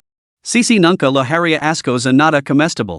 Su comportamiento tan inusual alerto inmediatamente zo unión de que algo no iba bien. Si, ¿qué lo pasa? Pregunto tau chuchu, que estaba junto a tau Sisi, inclinandos para preguntar con delicadeza. Hermana, a mí no me pasará nada así lo como, pero vosotros dos probablemente no podréis digerirlo. Aunque unión tenga sangre zo eso no servirá de nada. Tau Sisi se sentó a la mesa, con la barbilla apoyada en la mano, con una expresión de total perplejidad, como si su capacidad cerebral estuviera a punto de agotarse. Sisi, cuéntanoslo. Tu hermana podría darte una pista en la dirección correcta. Zo Wunyang imito la postura, con la barbilla apoyada en la mano. A decir verdad, que otra persona pensara por ella era bastante refrescante. Hay algo dentro, como una especie de insecto da tal si saco de repente un insecto negro del tamaño de una, lo que provocó que Zo Wunyang gridera y diera un salto hacia atrás asustada. Si, ¿podrías avisarnos la próxima vez? Me estoy haciendo mayor y no puedo soportar sustos así, jadio Zo Wunyang, agarrándose el corazón. Estaba segura de que esa pequeña granuja lo había hecho a propósito. Después de mostrar el insecto en su mano, tal si se lo metió en la boca como si fuera un cacahuete y se lo tragó entero sin masticarlo. Yo puedo comerlos, pero vosotros no. Se llaman insectos transmisores de sonido, probablemente los pusieron para espiar nuestra conversación. Los six enseguida y los aplasta todos. Deje uno vivo para incinerarlo. Todos los platos de aquí están llenos de insectos. Este es el parásito devorador de corazones, este otro es el vínculo de los amantes. No reconoce este, pero recuerdo que tenía un sabor picante, salado y sabroso. Ah, la olla picante está lista. Os dire que está más buena cuando está bien pegajosa. Zo Wunyang. Así que ya has probado todas estas maldiciones, eh? Tal si cogio los palillos, lista para comer, pero entonces recuerdo que no había terminado, puedo sacar todos los insectos y reunirlos en un solo lugar, pero me temo que mi control podría fallar y algunos podrían escaparse. No es de extrañar, en el reino divino, nunca se había molestado en estudiar adecuadamente con el jefe del clan. Lo único en lo que pensaba era en cómo robar los tesoros del emperador para comer. Rebusco en sus bolsillos y saco una docena de galletas y chocolates comprimidos, y incluso dos botellas de cola. ¿Qué te parece esto, hermano Wunyang? Podíais apanaros con esto. Me preocupa que no os lineáis lo suficiente. Tau chuchu aceptó las galletas y la cola, y abrió los envoltorios mientras comía. Quinta hermana, con esto nos basta. Sin la constitución de Sisi, las criaturas delicadas como nosotros debemos ser cautelosas. En cuanto a sentirse lina, incluso había comido corteza de árbol antes, así que estos bocadillos no eran nada. De acuerdo, coincidió Zo Wunyang. La idea de comer esos insectos era simplemente insoportable. Al ver que habían tomado una decisión, tal Sisi comenzó a comer alegremente. ¿Quién podría resistirse? En ese momento, la olla caliente, pegajosa y picante era absolutamente deliciosa. Quien quiera que hubiera preparado este plato, claramente sabía lo que hacía. Albóndigas de huevos de cangrejo, huevos de codorniz, setas enoki, setas marinas, brotes de soja con melón de invierno, pak choy, berros, palitos de cangrejo, bolsas de huevos de pescado, lanchas de ternera, carne enlatada, todo cocido a fuego lento hasta quedar tierno y jugoso. Fideos de boniato, gruesos y masticables, empapados en caldo de tomate. Fideos instantáneos, que habían absorbido por completo la rica base de tomate. Tal si saco pasta de sésamo de su bolsillo, versió una generosa cantidad, lo mezcló todo y combinó los ingredientes a la perfección. Después de una lucha tan larga, podría haberse comido fácilmente 10 cuencos y seguir teniendo hambre. Zo Wunyang observó a tal si sobre los fideos con pura felicidad, sintiendo como se hubiera olvidado algo importante. Oh, cierto, Sisi, que dijo el hermano mayor by? Tal si hacía esfuerzo por levantar la cabeza. Ah, sí. El hermano mayor by dijo que un hombre y una mujer de la policía también se han infiltrado, pero han perdido el contacto con ellos. Nos dijo que los encontraremos de alguna manera y trabajaremos juntos para salir del punto muerto. El hermano mayor by y la policía estarán listos para respaldarnos en cualquier momento fuera. Tau chuchu, hasta ahora, solo Sisi ha demostrado una destreza excepcional en el combate. Sus ojos, Wunyang y yo somos blancos fáciles, mujeres débiles a las que pueden intimidar. Si mi suposición de esta noche es correcta, es probable que den por hecho que su hechizo de control mental ha surtido efecto. Los tres podemos manjar las cosas a medida que se desarrollan. Pero así son cautelosos, probablemente separarán a Sisi del resto de nosotros. En ese caso, Sisi, tendrás la oportunidad de actuar sola. Sigue las instrucciones del hermano by reunir en secreto con tu contacto, rescata a la gente si es necesario y no lo dudes. Recuerda que la vida humana siempre es lo primero. Wunyang yo seguiremos esos pasos, veremos a donde llevan a las personas traficadas y descubrimos los secretos que aún escon este pueblo. Entendido. Tal Sisi terminó su último video y asintió con firmeza. Capítulo 30, ¿Pasas la contraseña, camarada? Jefe de la aldea, se ha acabado toda la comida. Ali lo ha comprobado, no falta nada. Se lo han comido todo. Juan corrió a la casa del jefe de la aldea para informar. El sol del atardecer proyectaba su resplandor sobre sus rostros, como demonios del infierno aparecidos en el mundo mortal. Tal y como Tao Chuchu había supuesto, Sisi permaneció en la habitación original. A Tao Chuchu y Zo Wunyan les venderán los ojos y los llevarán a una habitación llena de gente. Cuando Tao Chuchu finalmente consiguió quitarse la venda de los ojos, su mirada se posó en un grupo de chicas apanadas. Llevaban ropa andrajosa, el pelo enmarinado con hierba seca y el rostro manchado de suciedad. Tenían los ojos rojos y hinchados, aunque era imposible saber si era por haber logrado recientemente por lavar días sin dormir. Quedaos aquí en silencio hasta el día en que os leven, dijo friamente el hombre que las había traído antes de marchas.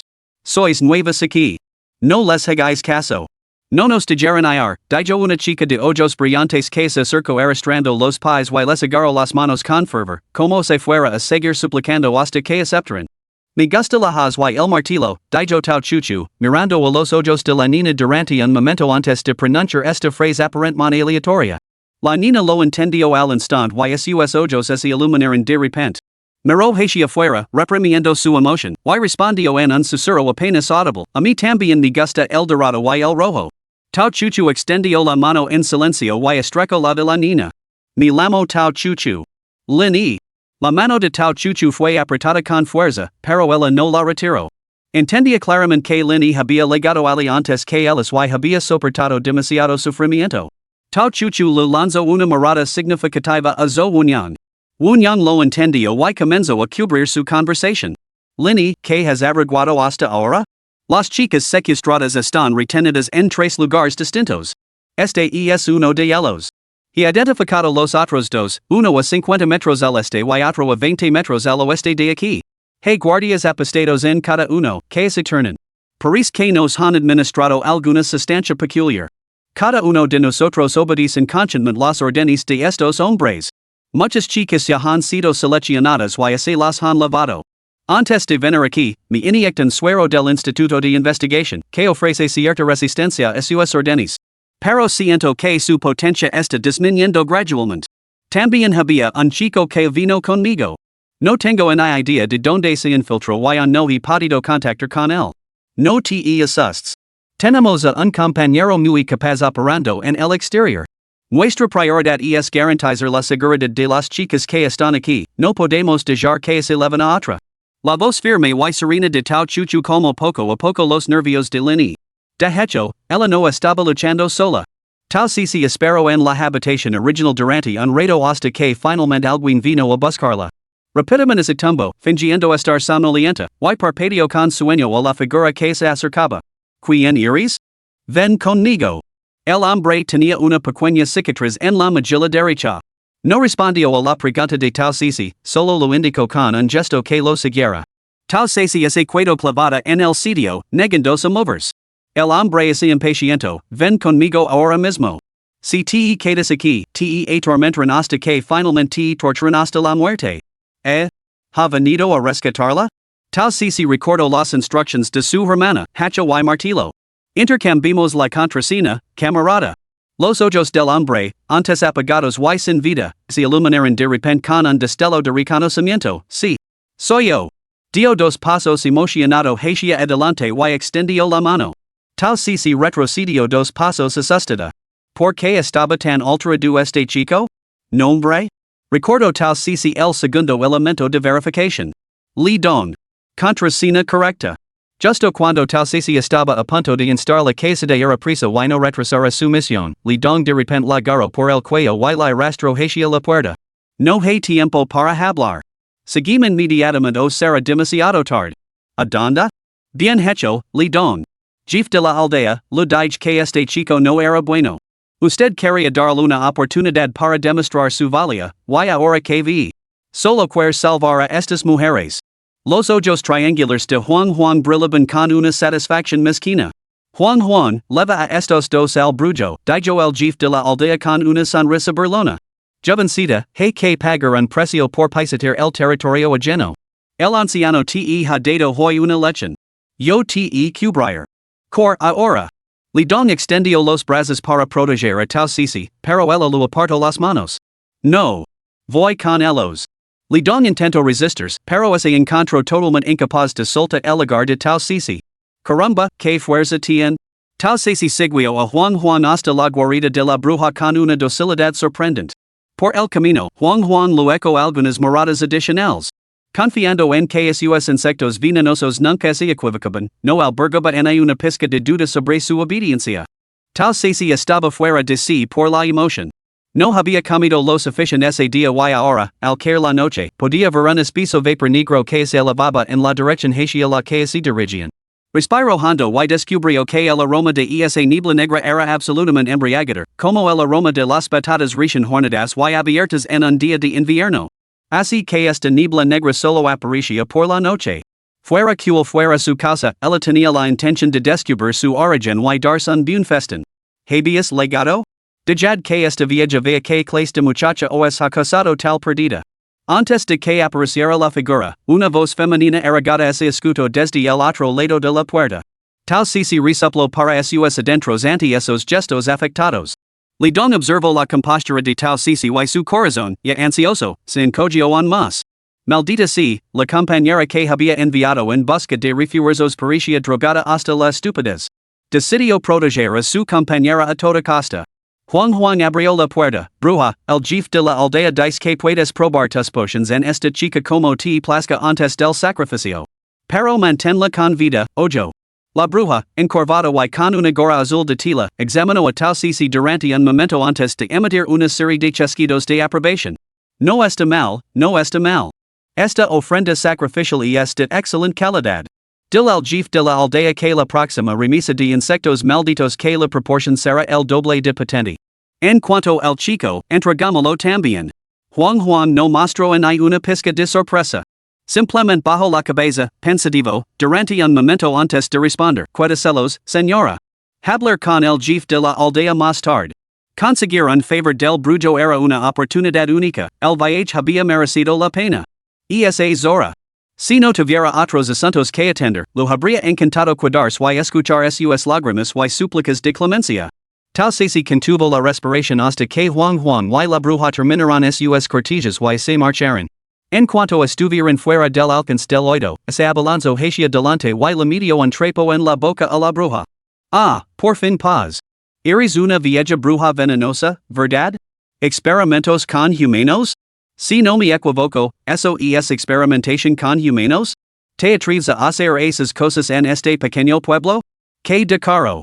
Tau Sisi deambulaba por la habitación del brujo como si fuera su propia casa. Oh, Dios mío, oh, Dios mío. Son unas criaturas adorables. Santo cielo el aidon, vas a guardarlos como prueba o me los como? Los diminutos ojos entrecerrados de la bruja se abrieron con sorpresa. Justo cuando iba a coger el trapo para pedir ayuda, Tau Sisi, que la había estado observando todo el tiempo, lo rompió rápidamente las muñecas y los tobillos, y luego le dislocó la mandíbula.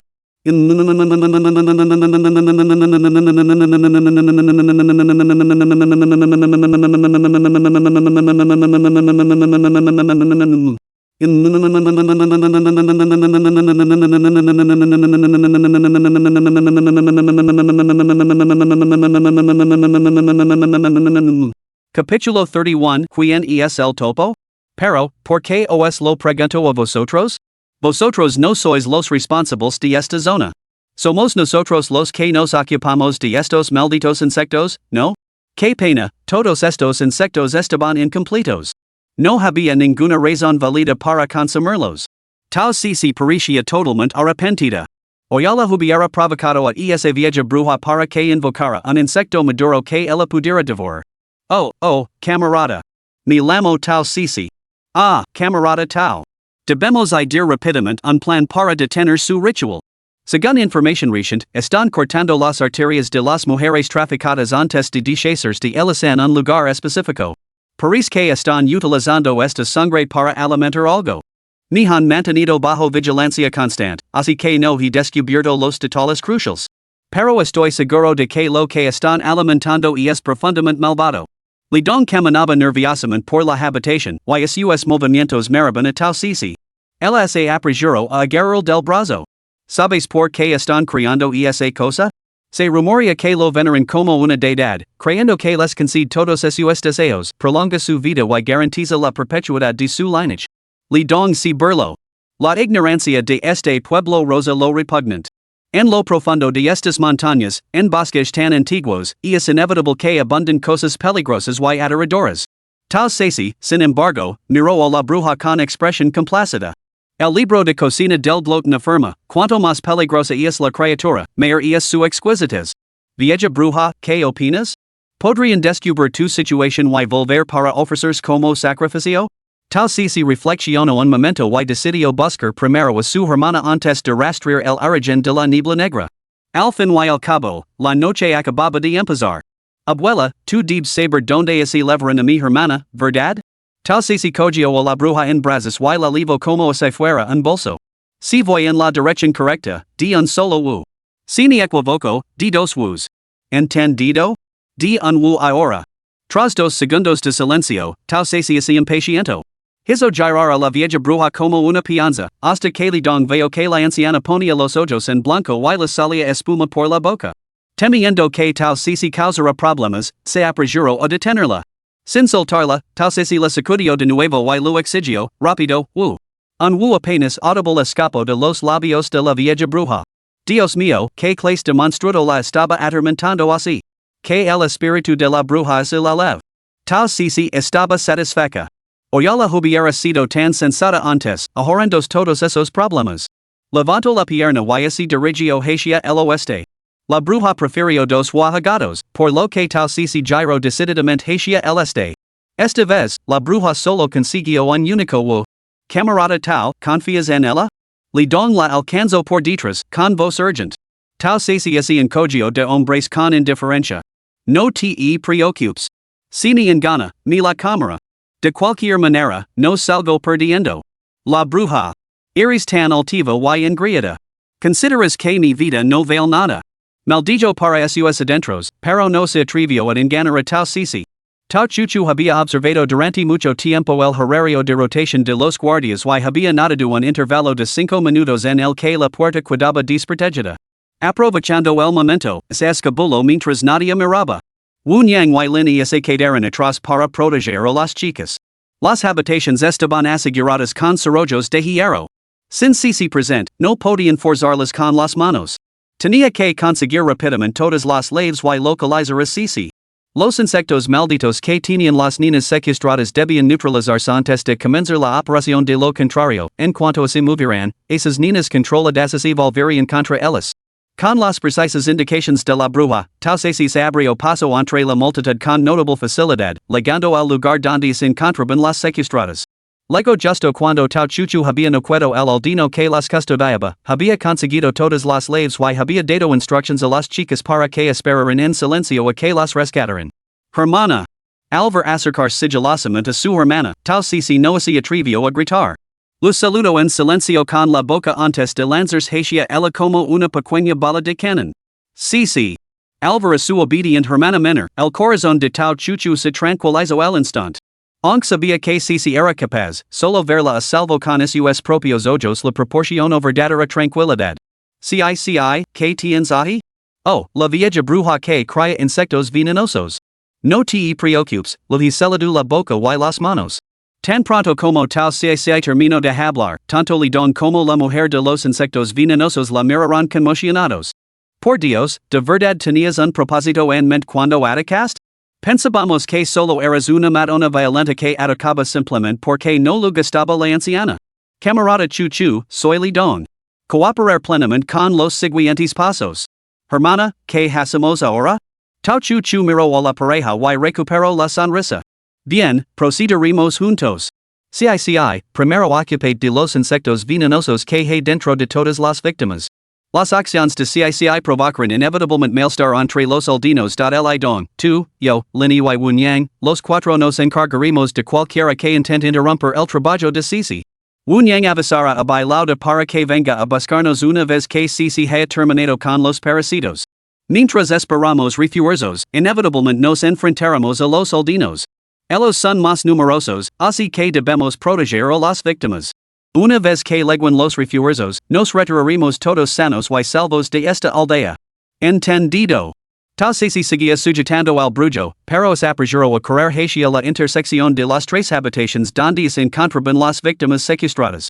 Arrojo al brujo al suelo, extendió los brazos y echó la cabeza ligeramente hacia atrás. En un instante, las chicas que estaban dentro de las habitaciones sintieron que algo se movía dentro de sus cuerpos.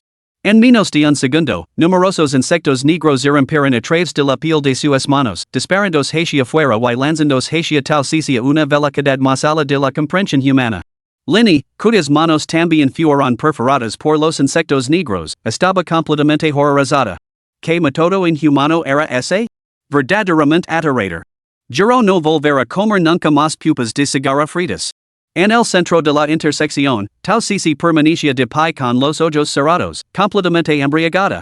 Esa era la sensación que ansiaba. La sensación de que un sustento tan abundante legara a ella por sí solo era absolutamente exquisita, abrumadora. Al abrir los ojos, el inquietante resplandor carmesí provocó escalofríos a los presentes.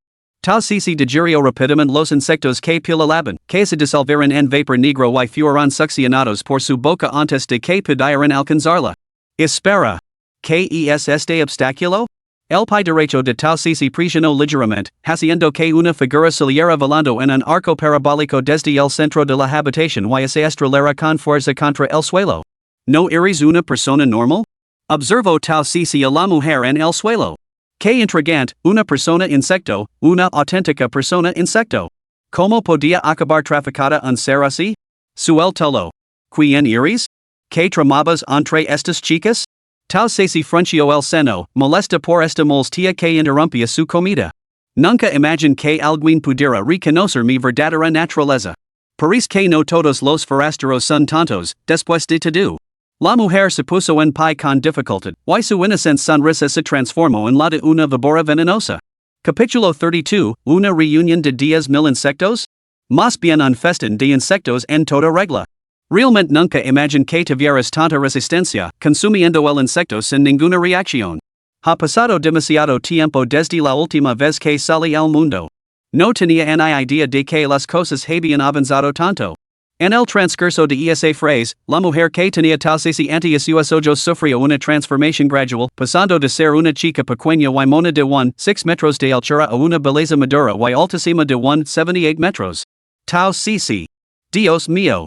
Ella, la poderosa Taudai, ni siquiera podía superar en altura a una mujer majorada por los insectos.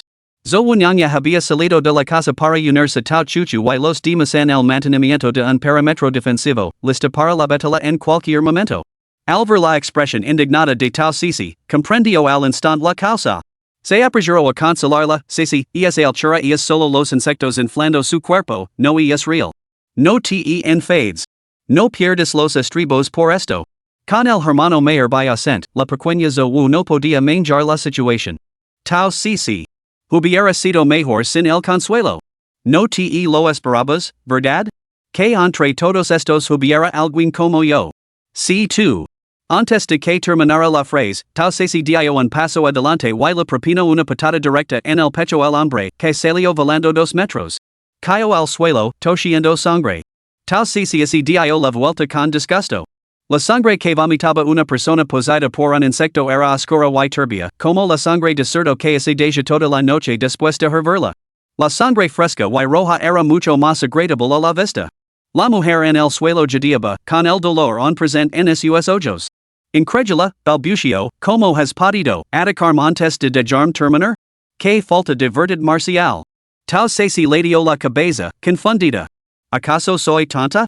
Una vez que supe que eras la villana, ¿por qué iba a esperar a que terminaras para atacar?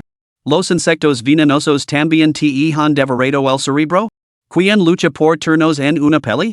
Sí, ¿puedes absorber los insectos venenosos de su cuerpo ahora? Tao Chuchu miró hacia la distancia. El viejo Bayan no había recibido la señal de Wunyang y no llegaría tan rápido. Tenían que mantener su ventaja táctica. Alto. Soltada la mujer venenosa. Una multitud de aldeanos se agolpó alrededor de Tao Chuchu, liderados por Huang Huang, el de los ojos entrecerrados. Tao Sisi observó la escena. La pequeña carafi y sus hermanas podían encargarse de esto. Se arrodilló junto a la mujer insecto, con una voz tan tierna como se la hablara una amante. Una mujer insecto templada por años de entrenamiento. Los insectos de su cuerpo deben ser la esencia de la esencia. Estarán deliciosos, ¿verdad? Confía en mí, me los comerá hasta el último. No desperdiciar en una amiga. La mujer insecto. Maldita sí. Como si fuera a desperdiciar una sola migaja. La mujer insecto hizo un completo gesto con la mano. Se oyeron crujidos entre la maleza circundante y una palpable sensación de terror se apoderó del grupo. Tao Chuchu y los demás se tanzaron al instante, preparándose para la batalla. Ya. Estes acabados. Nadie escapa de los 10,000 insectos de la mujer gu que se abalanzan sobre vosotros. Juan lideró a los aldeanos para rodear estrictamente Tao Sisi y los demás. Exigió presentar como estos villanos que habían perturbado los asuntos de la aldea eran devorados por los insectos antes de sentir satisfacto. Tao Chuchu observó fríamente a los aldeanos que los rodeaban. Entre ellos había muchas mujeres, con expresiones entumecidas y vacías, como si fueran marionetas. De repente, un pensamiento cruzó por la mente de Tao Chuchu. Se giró justo cuando la mirada de Tao Sisi se cruzó con la suya. En esa fracción de segundo, Tao Sisi comprendió lo que su hermana quería que hiciera. Sin girar la cabeza, simplemente levantó la mano y cerró el puño. Todos los ruidos cesaron abruptamente. La mujer insecto se alarmó de verdad. ¿Qué has hecho?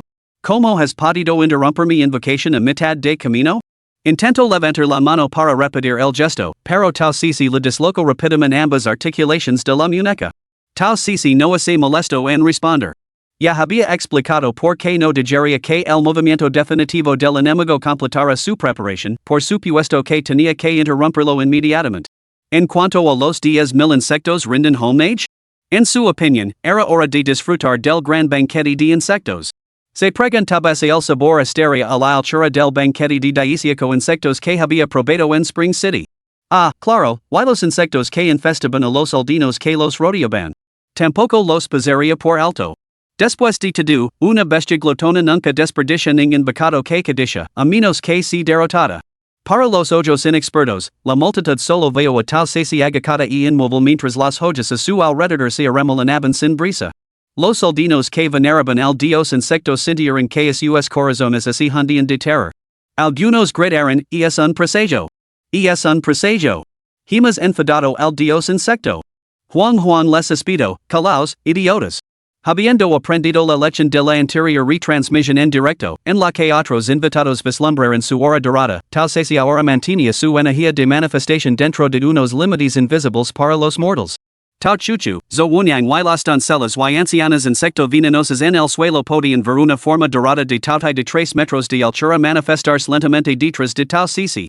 Centrados en ella, los insectos venenosos que se arrastraban por los alrededores y las doncellas se transformaron rápidamente en vapor negro, surgiendo en el vórtice de las corrientes de aire.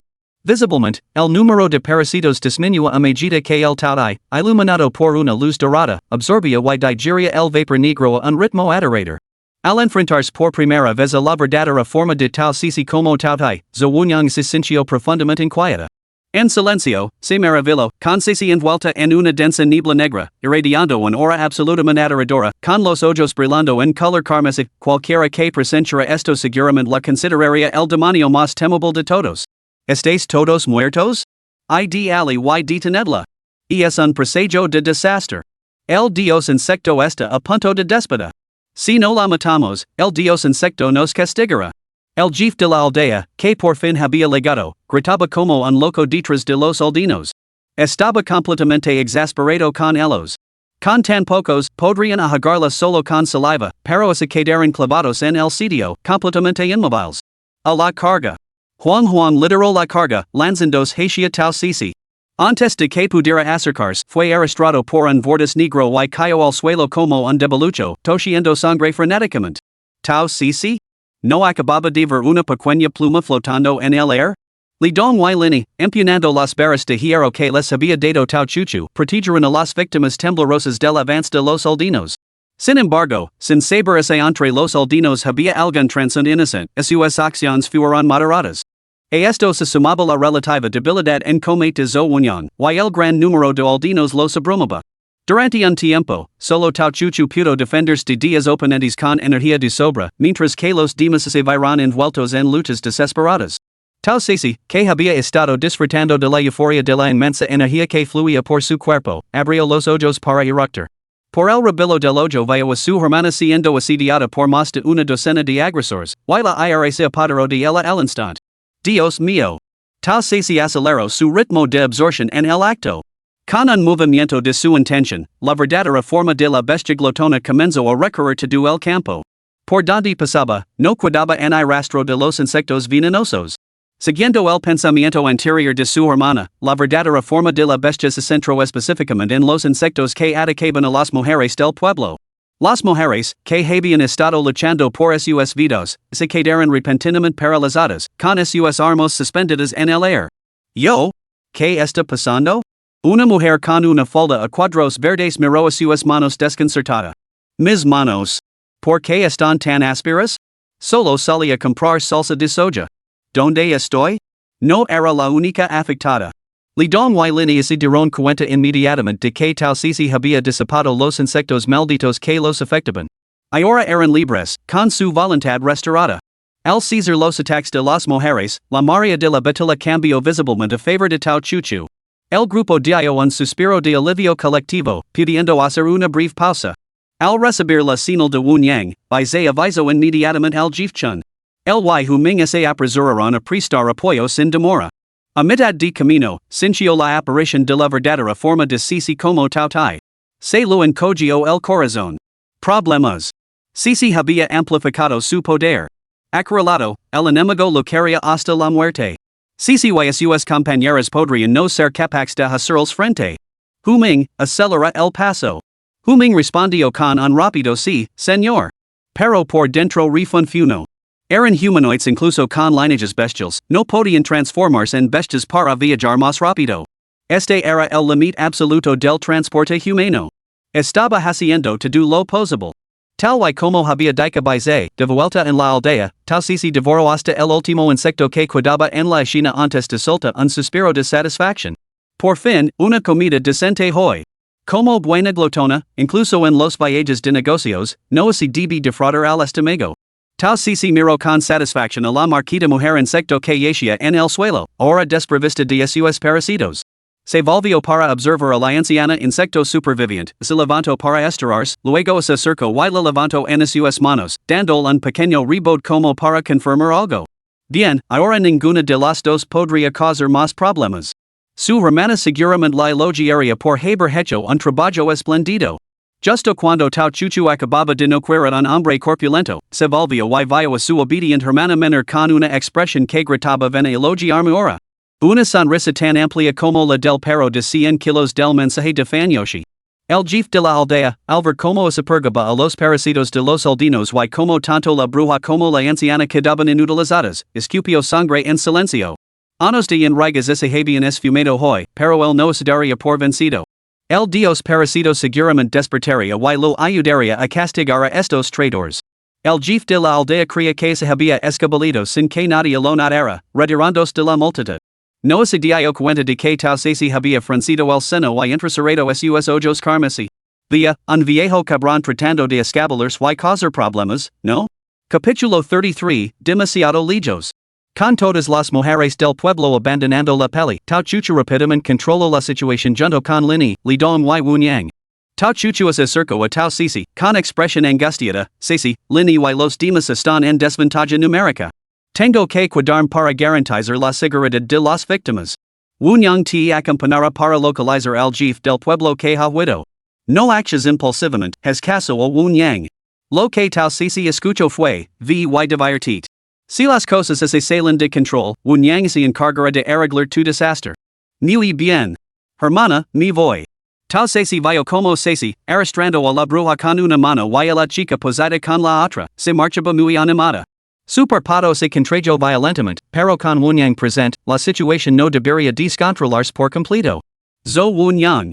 Maldita sea, realmente la tiene en gran estima. Por el bien común, Zhou Wunyang siguió los pasos de Tao Ceci, que se alejaba, y siguió al viejo jefe de la aldea hasta lo profundo de las montañas antes de detenerse. Zhou Wunyang observó el jefe arrodillarse, sosteniendo tres varitas de incienso mientras murmuraba algo demasiado lejano para que ella pudiera entenderlo. Observó los alrededores el terreno de este hueco de la montaña y es realmente peculiar. Rodeado de montañas por todos lados, con picos como acantilados afilados, el centro está naturalmente ahuecado. Debería haberse acumulado en un lago, pero aquí es tan seco como unnatural.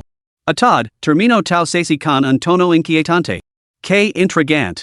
Había aprendido en el estudio del emperador que este era un lugar natural ideal para la acumulación de energías oscuras. Cualquiera con sentido común evitaría vivir aquí o alterar este terreno.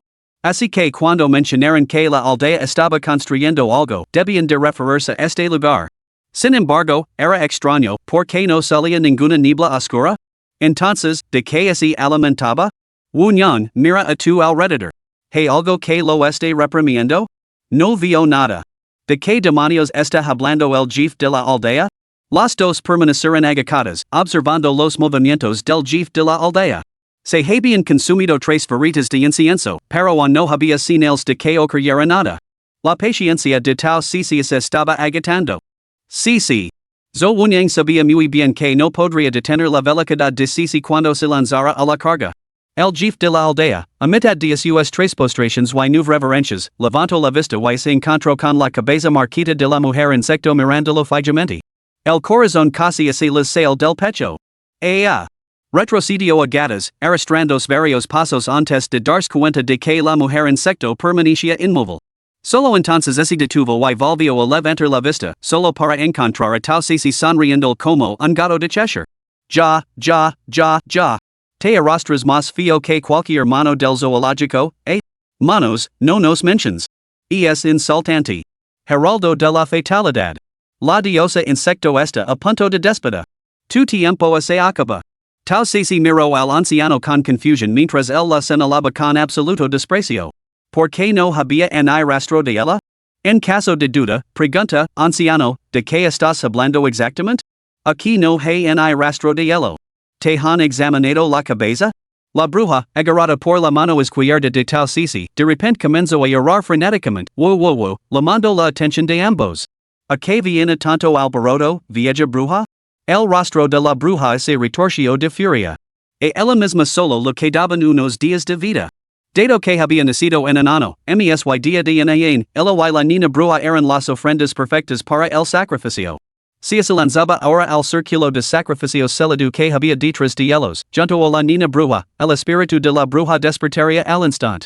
Ese pensamiento la llevó a un frenesí de alidos, desesperada por despertar la memoria del anciano del pueblo y estimularlo a actuar. Como ella esperaba, el anciano recordó este asunto crucial.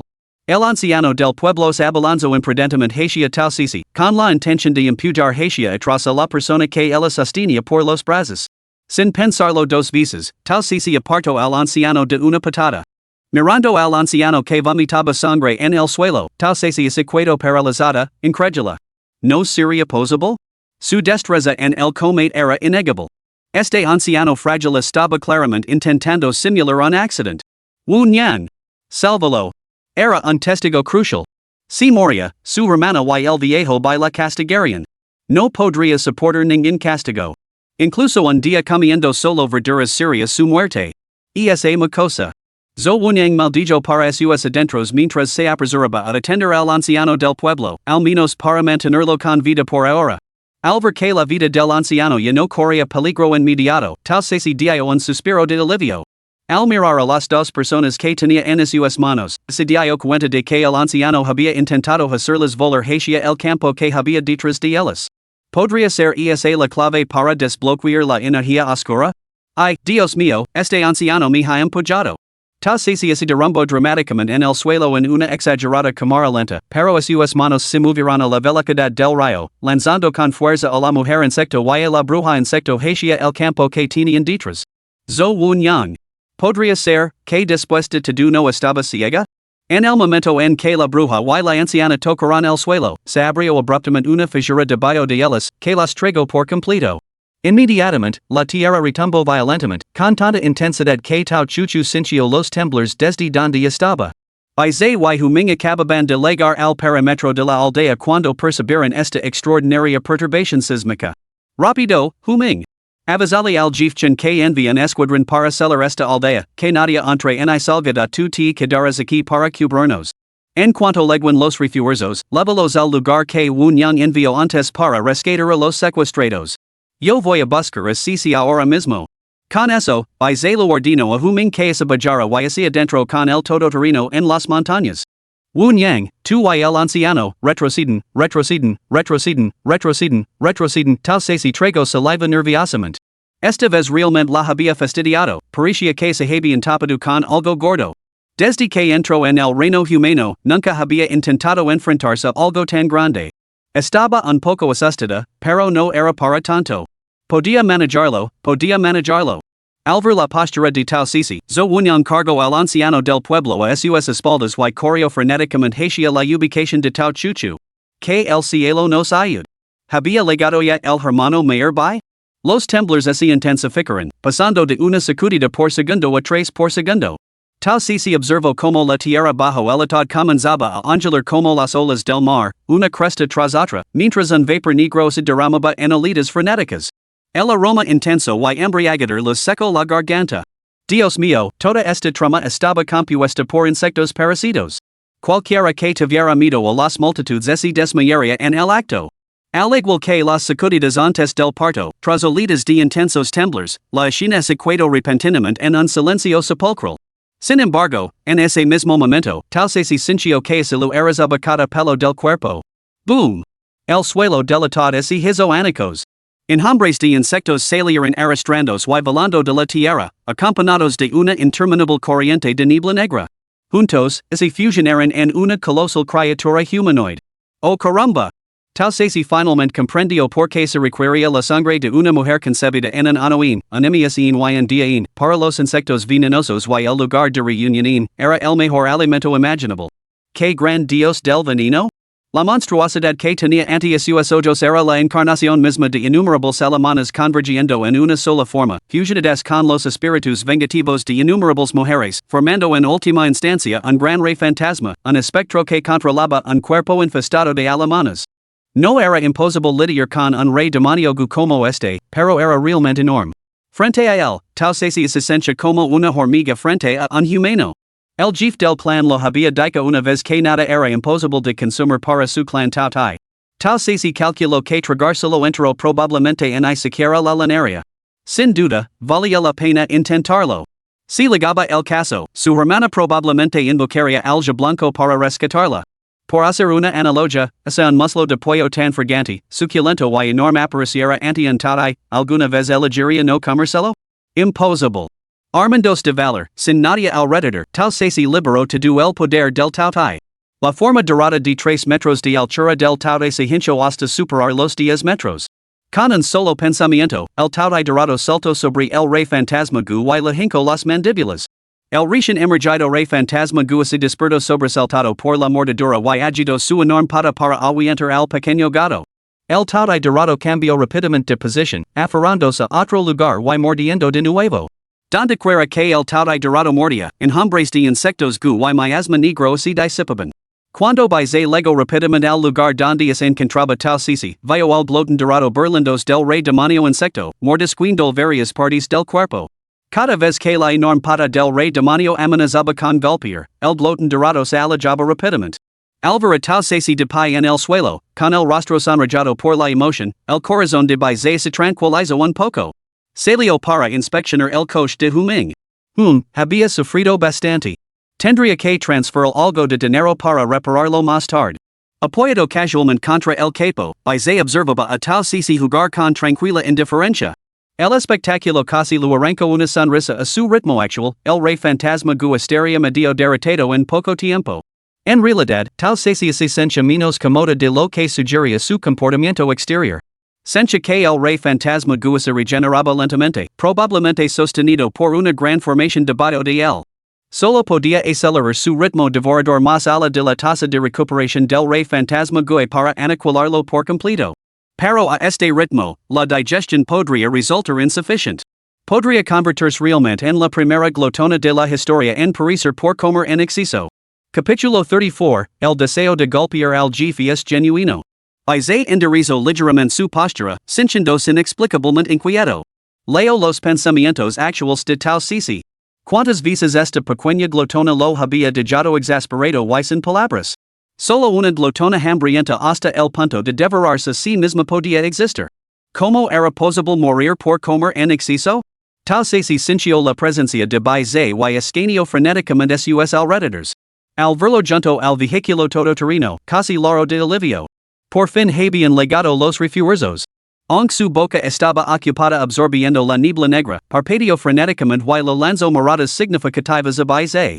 Ahora que estás aquí, deprisa y ayuda a destruir la gran formación bajo el rey fantasma gu. Ella estaba luchando por manejarlo sola.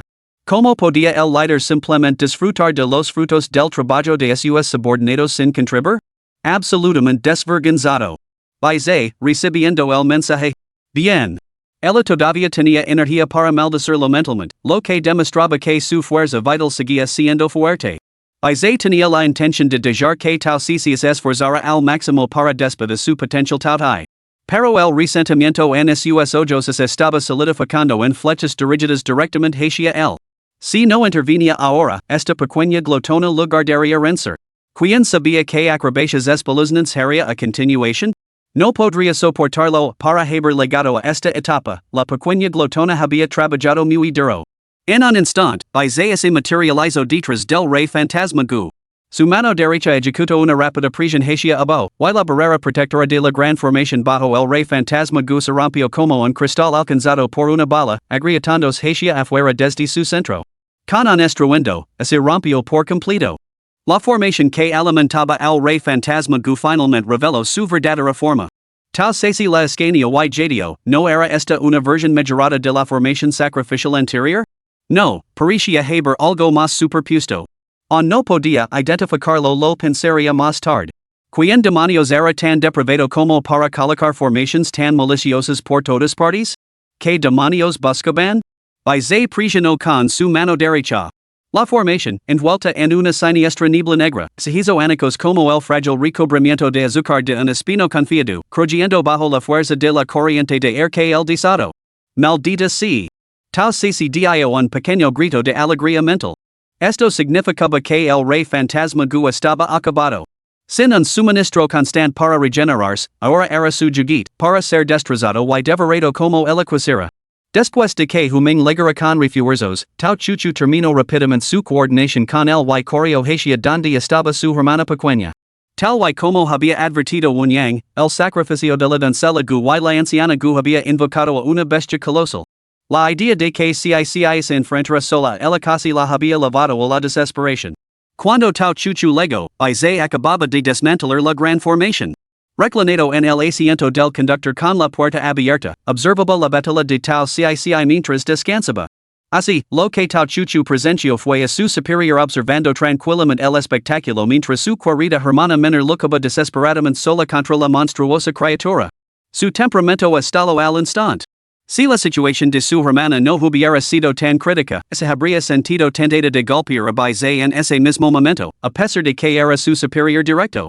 Sin pensarlo dos veces, Tao Chuchu corrió hacia Tao Sisi para ofrecerle su apoyo. Al ver que su hermana se acercaba, Tao Sisi detuvo rápidamente su absorción de la niebla negra y le gritó con urgencia para que se detuviera, hermana, no te acerques. La carne mortal no puede tocar estos insectos venenosos en la niebla negra. Esperamos aquí, terminar pronto. Con su hermana presente, sintió que una nueva fuerza la invadía. Ahora podía absorber y digerir cualquier cantidad. Carrot. Tao Chuchu examinó repetidamente la expresión de su hermana, satisfecha de que no mostrara signos de tensión, antes de retirarse a su posición original. Como su hermana menor no necesitaba ayuda inmediata, y no tenía que contenerse. Irradiando una hora aterradora como una tormenta que se avecina, Tao Chuchu se acercó con paso firme. Sin dudarlo, Gyro y dio una patada a la puerta de la entera del vehículo todoterreno.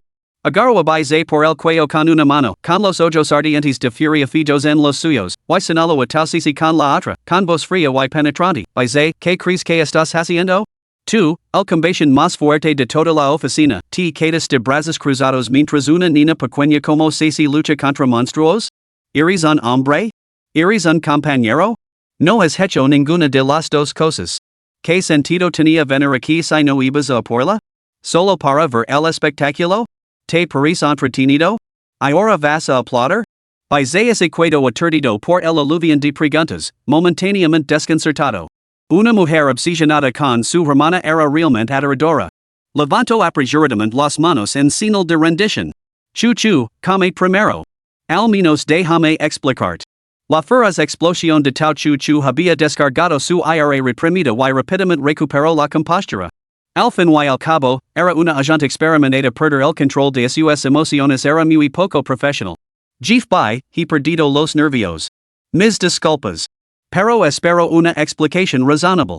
El monstruo que ves ahora es 2/3 más pequeño que su tamaño original después de ser consumido por Cici. Como tal, Cici se diferencia de otros compañeros de la oficina que solo poseen lineages parciales, ella tiene margen para evolucionar. Cuanto más energía absorbe, mayores son sus capacidades. Cuanto más formidable es el oponente, más estimula su potencial total latente. El autocontrol consciente y el refinamiento permiten a Cici fortalecer su control sobre sus instintos total. Con el tiempo, no tendrá que temer que su naturaleza primitiva se imponga a su voluntad y daña a aquellos a quienes nunca quiso hacer daño. Aunque sus ojos y su mente parecen consumidos únicamente por devorar, puedo sentir que su corazón está completamente lleno de pensamientos sobre ti, Padre Tao, Madre Tao y Tao Fong. Baize se ajustó apresuradamente la ropa después de que Tao Chuchu lo soltera, y que un atuendo desalinado empenaría su imagen. Tao Chuchu sintió una completa mezcla de emociones al resto.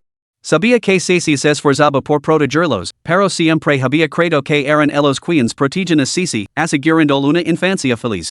No se había dado cuenta de que su obediente hermana menor había estado trabajando más duro de lo que podían imaginar. Perdida en sus pensamientos, Tao Chuchu oyó de repente el alegre grito de Tao Cici, hermana. Moraim. Al levantar la vista, vio a su obediente hermana menor manipulando la luz dorada de la forma Tao Dharma. Con las fauces abiertas, devoró los últimos restos del cuerpo del rey fantasma de un solo bocado. Los labios de Tao Chuchu acababan de empezar a curvarse hacia arriba, contagiados por la alegre sonrisa de Tao Cici, cuando la forma divina dorada desapareció abruptamente. La niña se tambaleó de repente hacia atrás y se estrelló contra el suelo con un fuerte golpe. Cici. Baize superó en velocidad a Tao Chuchu, que corría a toda prisa, y se apresuró a recoger a Tao Cici. Inmediatamente le tomó el pulso para comprobar su estado. Tao Chuchu, que llegó un momento demasiado tarde, observó cómo se desarrollaba la escena, y su respiración se suavizó instintivamente. Solo cuando Baize retiró la mano de su pulso, Tao Chuchu se atrevió a preguntar, Jeff Bai, ¿qué le pasa a Cici? Ha comido en exceso, luego se ha emocionado demasiado y se ha esforzado en exceso. Se ha desmayado. Tao Chuchu. Genial. Genial. Más valía haber tirado por la borda esa emoción anterior. Entonces volvemos rápido para reunirnos con Huming. Ese jefe de la aldea parece estar en mal estado. Tenemos que interrogarlo y reunir pruebas rápidamente. Tao Chuchu arrebató a Cici de los brazos de Baize, la cogió en brazos como una princesa y se dirigió hacia el todoterreno, dejando a Baize ali de pie, nervioso, al viento.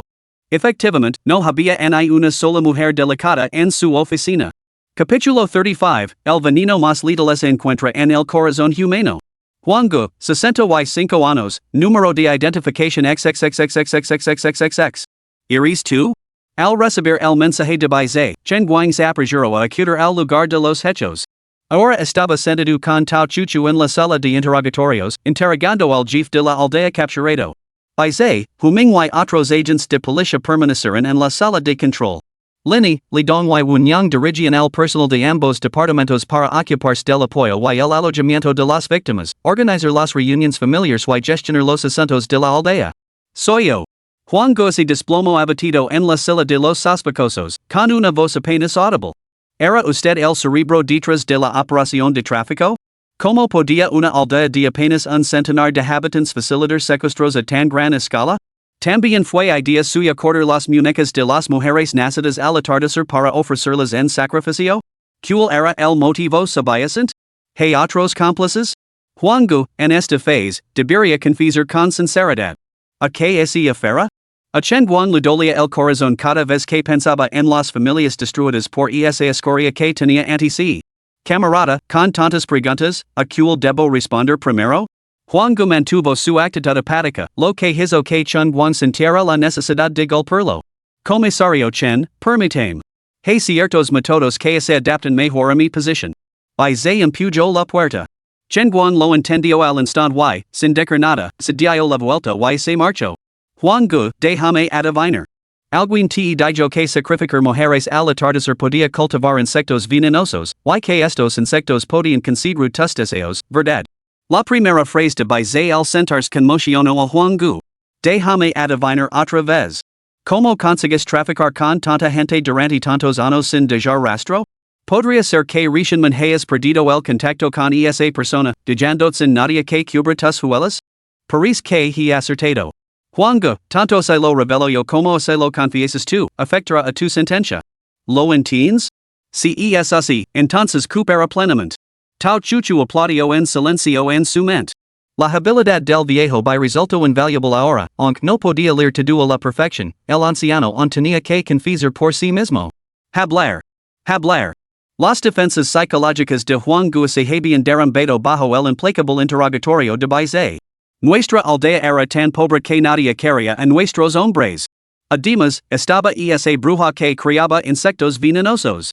Las chicas de familias decentes oyeron hablar de ella y se aterrorizaron. Muchos hombres murieron sin encontrar esposa. De las tres grandes desgracias de la piedad filial, no tener descendencia es la peor. No teníamos otra opción. Esa anciana que criaba insectos? Solo era tan aterradora como la pintaban los rumores. Los insectos no eran como los que habías visto al principio, solo eran pequeños insectos. Si tocaban a alguien, podían causar dolencias leves o molestias, pero una visita al hospital para que lo pusieran en gatero lo solucionaba. Más tarde, los insectos se volvieron más potentes. Podíamos usarlos para hacer que los jóvenes perdieran el sentido y nos obedecieran completamente. Algunos insectos son más poderosos nos permiten a provocar su energía para cambiar nuestra suerte. Por supuesto, estos son raros o no podemos producirlos en masa. Todo esto sucedió después de que aquel hombre se acercara a mí. Afirmaba ser el emisario del dios Gu y decía que había reconocido el talento excepcional de la bruja Gu para cultivar Gu, se ofreció a enseñar el verdadero arte del cultivo de Gu y prometió ayudar a nuestra aldea a convertirse en devotos del dios Gu. El dios Gu nos bendeciría y nos concedería una vida próspera.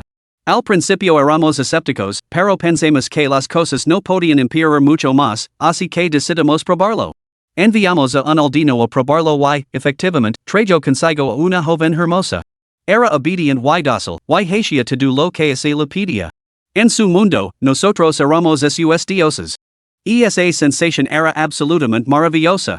De repente, nuestra aldea tenía esperanzas de sobrevivir y traían cada vez más mujeres. Poco a poco, las aldeas vecinas que se enfrentaban a la misma situación de no encontrar novias y tener hijos oyeron los rumores. Se acercaron a nosotros y nos ofrecieron comprar a las mujeres que traíamos a un precio superior. ¿No era esta una oportunidad de oro para ganar dinero? Beneficios sin inversión. Así que utilizamos los insectos venenosos para traer mujeres y luego las vendemos a quienes nos buscaban. Una vez vendidas, nos lavamos las manos. Tao Chuchu reprimió su ira, pero, ¿cómo pasó vuestro tráfico a cosecar la sangre de las mujeres durante las horas y matarlas? Juan Gu miró a Baise con los ojos parpadeantes y respondió con sinceridad, nosotros nunca concebimos tales cosas. ¿Qué sabíamos de la hora en? Fue ese hombre quien se nos acercó, diciendo que se queríamos mantener nuestro negocio de tráfico a largo plazo, seguir obteniendo beneficios y asegurándonos mujeres indefinidamente, debíamos colaborar con él. Prometió cubrir nuestras huellas, asegurándose de que la policía nunca pudiera encontrarnos, mientras nosotros lo ayudábamos a revivir el dios Gu. Una vez que el dios Gu despertara, bendeciría perpetuamente nuestra aldea con una prosperidad cada vez mayor. ¿De verdad crees en esa tontería del señor de los insectos? Preguntó Tao Chuchu con desdén. ¿Por qué no vamos a creerlo? Un insecto tan asombrosamente milagroso como este debe de estar bendecido por un espíritu divino. Si sacrificamos suficientes mujeres en la hora de la oscuridad, el Señor de los insectos nos protegerá con riqueza durante 100 años y garantizará que nuestros descendientes prosperen sin fin. Todo es culpa de esa estrella desastrosa, si ella no hubiera venido y lo hubiera arruinado todo, nuestro gran Dios Gu habría despertado. Bajo su protección, habríamos disfrutado de una prosperidad eterna y habríamos vivido en una felicidad perpetua. Juan Gu se agitaba cada vez más, con el cuello y las orejas enrojecidos. Huming, que observaba desde fuera, intuyo que se avecinaban problemas. Habiendo estudiado medicina brevemente, reconoció los signos de una hemorragia cerebral inminente, no se podía permitir que este hombre se desmayara. Huming abrió rápidamente la puerta y lo administró una inyección sedante que hizo que Juan Gu se desplomara inerte en su silla, inconsciente. Eso es todo por hoy. Isaiah se levantó y salió de la sala de interrogatorios, seguido de cerca por Chengguang. El grupo se dirigió a la sala de conferencias adyacente. El ambiente en la sala de conferencias era grave. Siguen interrogando a Juan Gu. Consiguen la lista de clientes con los que han colaborado lo antes posible. Despliegan inmediatamente personal para vigilar las aldeas de los alrededores, son los principales sospechosos. Chengguang dios ordenis una por una, y el secretario que estaba a su lado asintió con la cabeza en señal de asentimiento. Es muy probable que la persona que mencionó Juan Gu sea el cerebro detrás de los dos rituales de sacrificio recientes. Debemos aprovechar esta oportunidad para ver si podemos descubrir alguna pista que nos permita localizar a esta persona. La mano de Tao Chuchu se movió rápidamente por su cuaderno, intentando conectar los puntos comunes que vinculaban estos incidentes. Maldita sea. Juan Gu culpa de todo ese supuesto mensajero Gushen. En mi opinión, está claro como el agua que es su propia codicia y deprivación, sin ningún tipo de escrúpulos.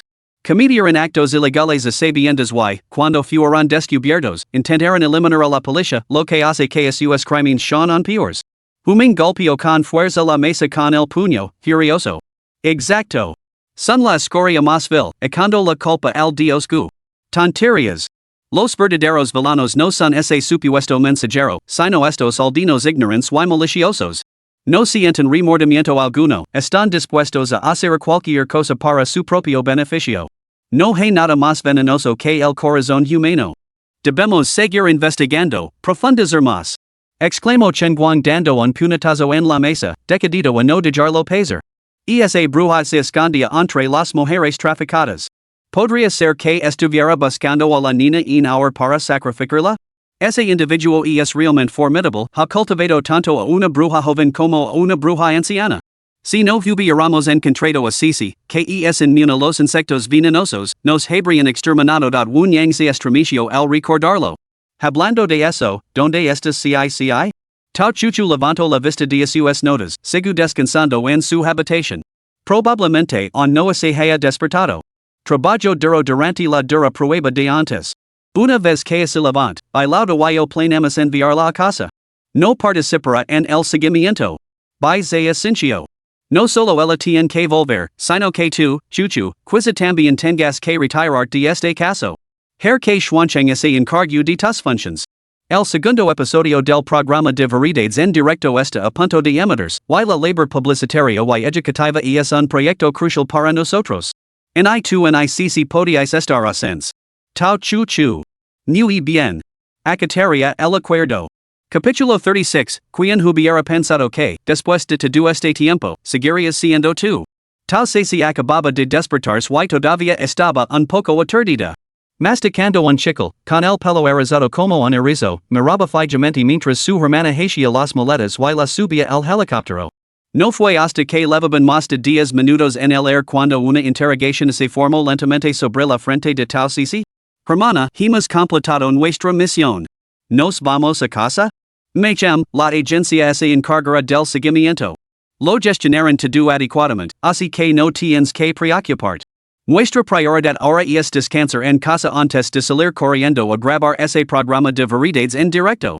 Tao Chuchu envió los detalles del trabajo recién organizados a Xin Cheng a través de la red interna y luego levantó la cabeza para rebuscar en su bolso unos aperitivos para su hermana pequeña.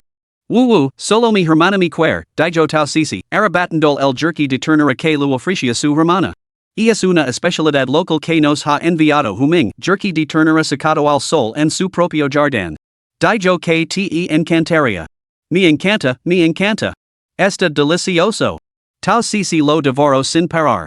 El jerky estaba realmente delicioso, salado, sabroso, picante, con un toque dulce y una textura satisfactoria. Perfecto para picar durante un vuelo. Sí, ¿has digerido bien después de despertarte? ¿Te encuentras bien? Ahora mismo me siento como un coche eléctrico totalmente cargado, lista para transformarme y salir disparada hacia el cielo. Mi verdadero yo también ha crecido mucho. Mientras masticaba la cecina, los ojos de Tao Cici se posaron inmediatamente en el cerdo corrado que había en la bolsa. No, eso no puedes comerlo. Y es para mamá y papa. Tao Chuchu cerró sin piedad la cremallera de la bolsa, obligando a Tao Cici a retirar a regañadientes sus codiciosas manitas. De vuelta a casa, Tao Cici entró de puntillas, con el corazón latiendo con fuerza, temiendo que su madre en lugar era renser por haber suspendido los exámenes. En cambio, fue recibida por la virgen maternal de su madre, a la que hacía tanto tiempo que no veía. Mamá, papa, la tía Zhang y el tío Zhang se golpearon a su alrededor y el de su hermana, colmándolas de un afecto cálido y ardiente. Tao Cici, caramba. Era la mejor bienvenida después de estar tanto tiempo fuera. Por fin entendió lo que querían decir los internautas cuando describían la sensación de volver a casa por vacaciones después de estudiar lejos. Tao Fong. ¿Por qué no había recibido el ese trato cuando regresó de sus 2 años de estudios en el extranjero? El dica cría a los niños con austeridad y a las niñas con generosidad y se ponía sin duda a prueba en su hogar. La madre de Tao desenvolvió alegremente los recuerdos que habían traído, sacando carne curada. La acarició con entusiasmo, discutiendo animadamente con Jean Macul era la mejor manera de prepararla. Mirando a su hija que seguía con la cabeza metida en el lavabo, la madre de Tao se sentó junto a Tao Chuchu. Chuchu, ¿cuánto tiempo os vais a quedar Cici y tú esta vez? Vio que el director Bailu ha vuelto a enviar un mensaje a tu padre diciendo que están a punto de empezar a grabar ese programa de variedades en directo. Mamá, Cici y yo descansaremos en casa esta noche. Mañana temprano saldremos en el vuelo flotado por el equipo de producción para grabar. Dios mío, tan pronto. Zhang Ma, date prisa, preparations extra. Han estado fuera tanto tiempo que deben de estar diciendo comer comida casera. Te ayudará preparar más para ellos. Why no te olvides de preparar algo para el viaje? La señora Tao es el tero el or la noticia. Ese director by era realmente increíble, ni siquiera concedía a su personal un descanso adecuado. Día tras día, exigia a sus empleados más que su propia empresa. Zhang Ma, la última vez no tuvimos suficiente con leche para todos. Aseguré de preparar más esta vez. Tao Cici, que acababa de terminar de comer, escuchó a su madre hablar sobre los preparativos para lavar y rápidamente levantó la mano para ayudar. La noticia sobre la salida para el rodaje de mañana lo entró por un oído y lo salió por el otro. Al observar el comportamiento despreocupado de Tao Cici, la madre de Tao se quedó en silencio. De repente, recordó el recién suspenso en los exámenes de la pequeña glotona. Tao Chuchu percibió claramente el mal humor de su madre. Para aliviar la tensión, improvisó rápidamente, mamá, he oído que el hermano mayor ahora tiene novia. Tao Fong, que estaba eufórico gracias a su hermana pequeña, se dio la vuelta sorprendido en las escaleras, maldita sea. ¿Qué demonios acababa de oír? ¿Traicionaría a su propio hermano por el bien de su hermana pequeña? No fue hasta el día siguiente, cuando Tao Cici, bien alimentada y descansada, subió al avión del equipo de producción, dirigiéndose felizmente al lugar de rodaje con su hermana, cuando se dio cuenta de que su madre casi la había despellejado viva. Y su hermana había sacrificado a su hermano para protegerla. Realmente desgarrador para quienes lo escucharon, conmovedor para quienes lo presenciaron. En casa, sometido a un interrogatorio conjunto por parte de su padre y su madre, Tao Fong murmuró. Teneros a vosotros es realmente una bendición para mí. Tao Fong, en la parte inferior de la cadena alimenticia, solo podía mirar al cielo con rabia impotente, gritando salvajemente, mamá. De verdad que no lo hais. Tao Chuchu. No tienes corazón. Tao Cici y Tao Chuchu bajaron del avión y contemplaron las enormes letras aeropuerto de Shanxi que tenían ante ellos. Que gracioso. ¿Quién de su familia lo entendía? Después de dar tantas vueltas, se habían ido por un día y habían vuelto. Tao Chuchu, maldita sea, debe de ser tan mal otra vez persiguiendo a chicos y olvidándose de decir que el programa se grababa en Shanxi. Con un día más, podría haber ayudado a revisar los detalles del caso de tráfico de personas otra vez. A diferencia de la exasperación de Tao Chuchu, Tao Cici estaba claramente encantada. Esto era absolutamente genial. Podría continuar la aventura gastronómica que se había interrumpido la última vez. Sus tan esperadas comidas comunitarias. Aquí Viena. Fan Yoshi llevaba mucho tiempo esperando a Tao Chuchu y Tao Cici en el aeropuerto, sintiéndose emocionado y molesto a la vez. Emocionado porque, tal y como había previsto, la popularidad de las hermanas se había disparado tras la emisión del programa. Las cuentas de Weibo que les había creado tenían ahora millones de seguidores, y solo llevaban unos días en funcionamiento. Eran unas malditas novadas monstruosas, no, su irritación se debía a que habían afirmado estar llevando a cabo una misión secreta, dejándolo sin respuesta durante días. Sinceramente, ignorar sus mensajes era una cosa, pero temía que ni siquiera hubieran leído las reglas del equipo de producción para este segmento y se hubieran lanzado a ciegas. Al ver por fin a Tao Chuchu y Tao Cici, Fan Yoshi se apresuró a acercarse, con la voz resonando como un canon mientras gritaba, caramba, mis pequeñas queridas, por fin os tengo a la vista. En resumen, el tema del equipo de producción esta vez es explorar las costumbres populares. Aquí tenías el material de referencia que he preparado. No cuento con que Cici lo lea, pero Chuchu, cogesto y echó un vistazo mientras estamos en la furgoneta de producción. Una vez que lleguemos al lugar de rodaje, no tendrá tiempo de daros las instrucciones adecuadas así que escuchad, Ji Yunshin, que filmó la última vez, se ha retirado por enfermedad. En su lugar viene una veterana bastante difícil de la industria cinematográfica, no tan mayor, de unos 40 años, llamada Guchinju. Tiene la lengua afilada, pero tranquilos, nos llevamos bien. Y he hablado con ella no os va a señalar a vosotros dos. En cuanto al resto, Chuchu, por favor, revisa este folleto. He anotado todos los puntos clave en él. Fan Yoshi sabía que estos dos llegarían justo a tiempo, sin dejar tiempo para largas explicaciones, así que había preparado un resumen escrito con antelación. Tao Cici intercambió una mirada de sorpresa con su hermana. Podría ser que, después de que se disipara el hora oscura, esa persona hubiera contraatacado a Ji Yunshin, causando el malestar físico? Tao Chuchu decidió preguntar más tarde al agente de la oficina asignado para vigilarlo. Por ahora, tenía que concentrarse en memorizar los detalles del programa. Muy bien, muy bien. Subid al coche. No os preocupéis, yo me encargo de los asuntos relacionados con los medios de comunicación y la industria. Al resto, Tao Cici se dio la vuelta antes de subir y le hizo un gesto de aprobación a Fan Yoshi. La pequeña glotona Cici decidió que hoy lo ayudaría a evitar algunos problemas. Hermano Fan. Esa cadena de restaurantes de fondue China en la que me advertiste que no invirtiera recientemente? Ha quebrado. Fan Yoshi apenas había despedido a Tao Cici y a los demás cuando llamó su asesor financiero. Su corazón dio un vuelco al recordar las crípticas palabras de despedida de Cici, hoy va a pasar algo bueno. Decidió que adoraría a Tao Cici en cuanto volviera. Maldita sea, era increíble. Capítulo 37, El Dragón Más Pequeño.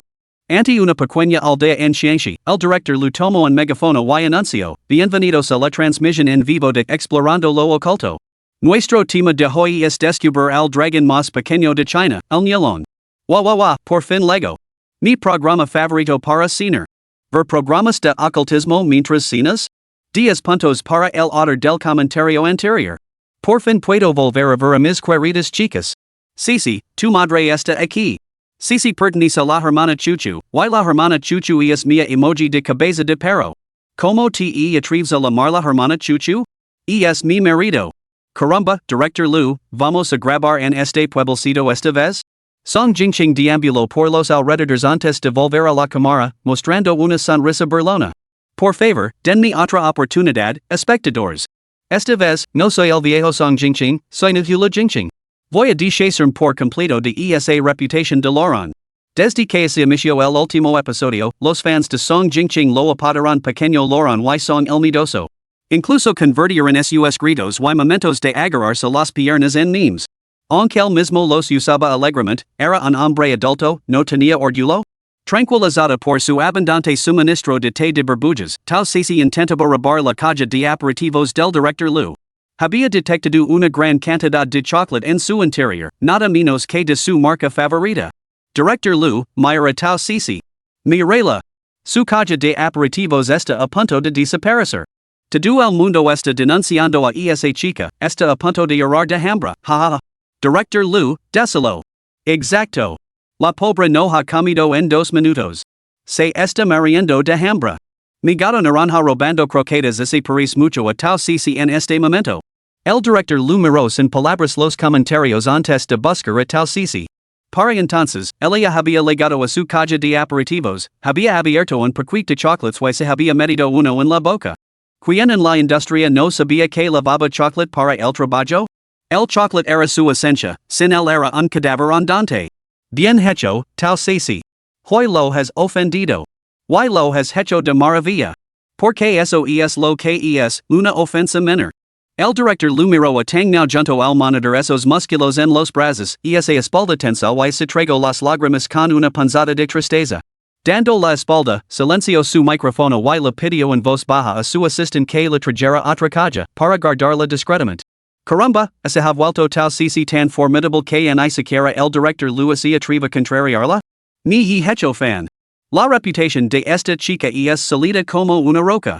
¿Qué tipo de escándalo podría causar un tanto inútil? Arriba, está claro que esta chica no ha sido criada por gente corriente. Cualquier hijo de una familia normal que comiera así habría arruinado a su familia hace mucho tiempo. Recuperando la compostura, el director Lu continuó con la sesión informativa. Para este programa, las tareas de los invitados son tres. En primer lugar, descubrir los antecedentes históricos de Nyelong. En segundo lugar, identificar el comportamiento anómalo de la aldea, desentrañar sus secretos ocultos y salvar a la comunidad. En tercer lugar, aprender la representación de Nyelong de los maestros artesanos populares. Caramba, eso suena muy completo. Director, abordamos estas tareas simultáneamente, secuencialmente o nos cenamos a los mismos grupos que la última vez? Fansijing seguía tan alegre y encantadora como siempre. Anuncio, Ji Yunshin se ha retirado del rodaje por motivos de salud. Demos la bienvenida a nuestra nueva invitada, Gu Qinju. Via, es una actriz ganadora de 3 premios, yo yan no podrá presumir esta vez. Joder, nuestro equipo de producción es increíble, han conseguido traer un grande. Hola a todos, estoy encantada de formar parte de este programa y dar lo mejor de mí.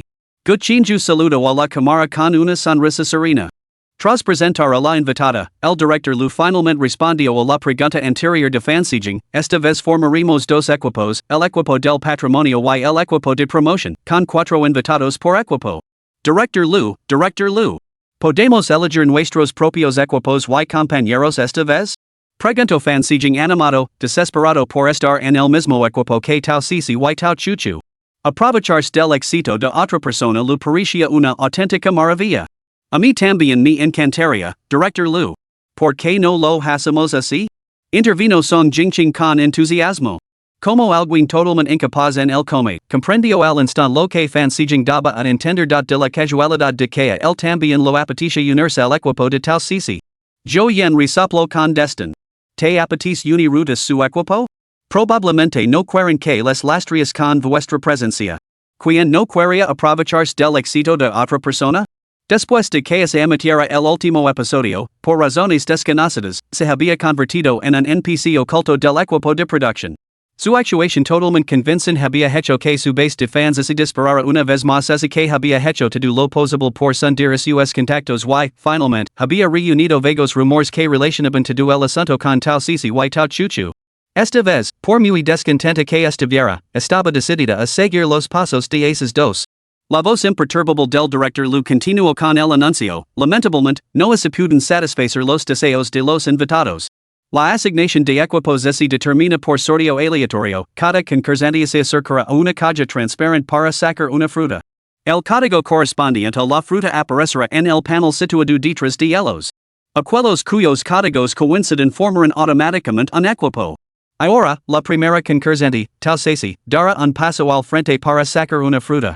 Al oír la palabra fruta, Tao Cici avanzó inmediatamente con alegría.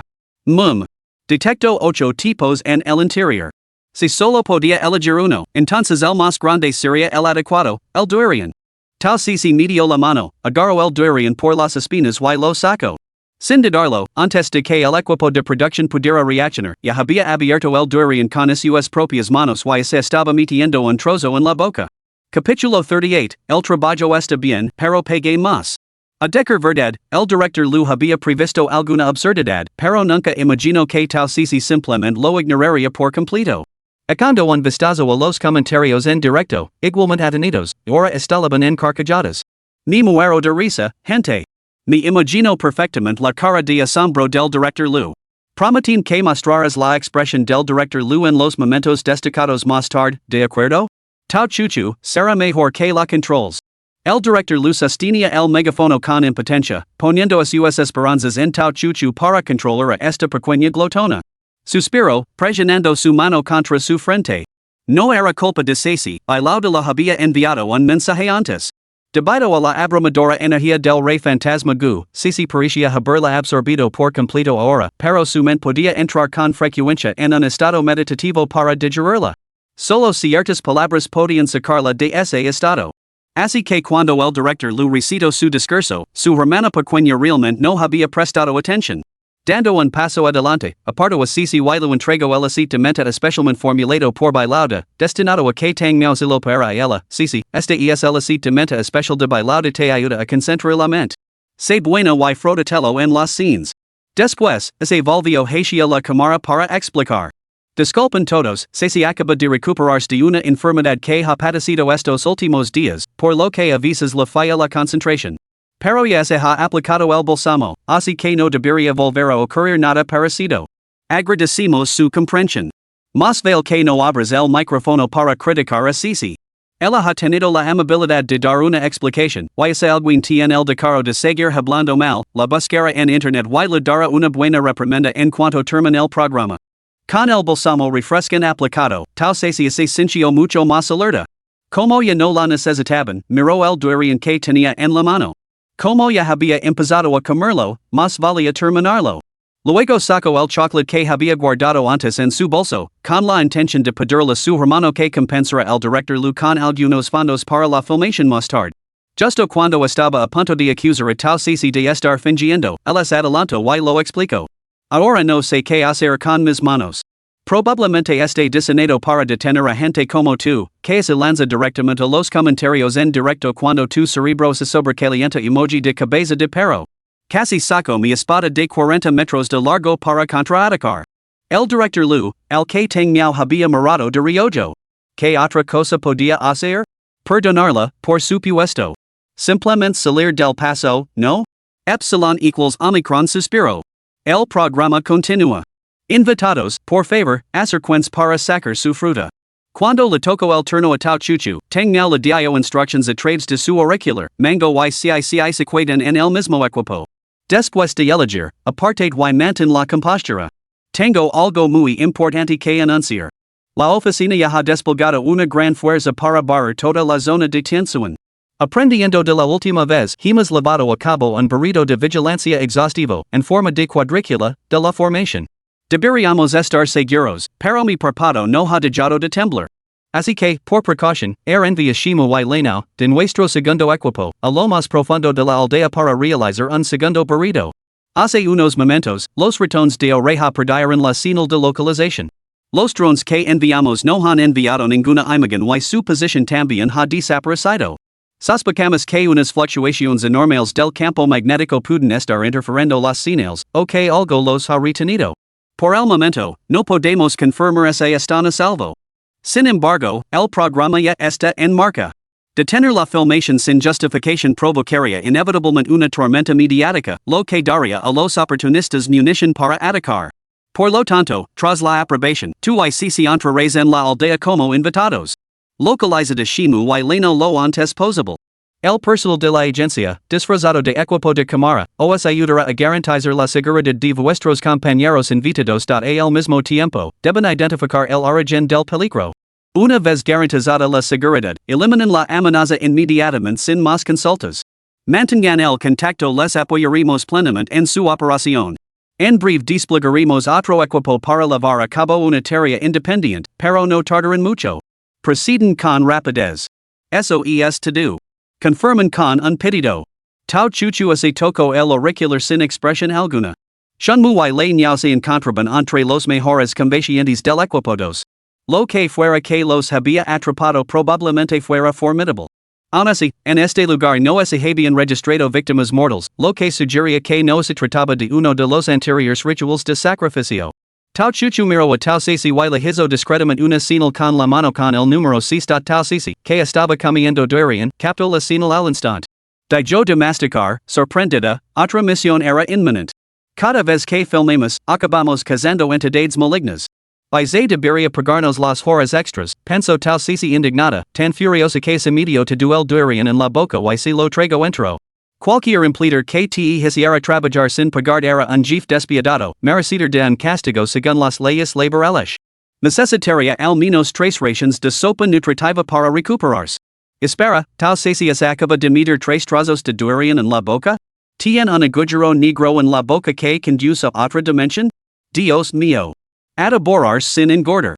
Esta Judía del Norte envidia profundamente las bajitas del sur. Tal sisi levantó de repente la cabeza con una mirada amenazante. ¿Cómo se atrevía alguna insinuar que era bajita? Maldría a quien quiera que fuera para que hoy se comiera sus videos de arroz sin salsa de soja. El director lo anunció, bien, todos los invitados ya han sacado sus números. Por favor, arranquen la pegatina de fruta correspondiente de su mano. Los invitados con números iguales formarán equipos.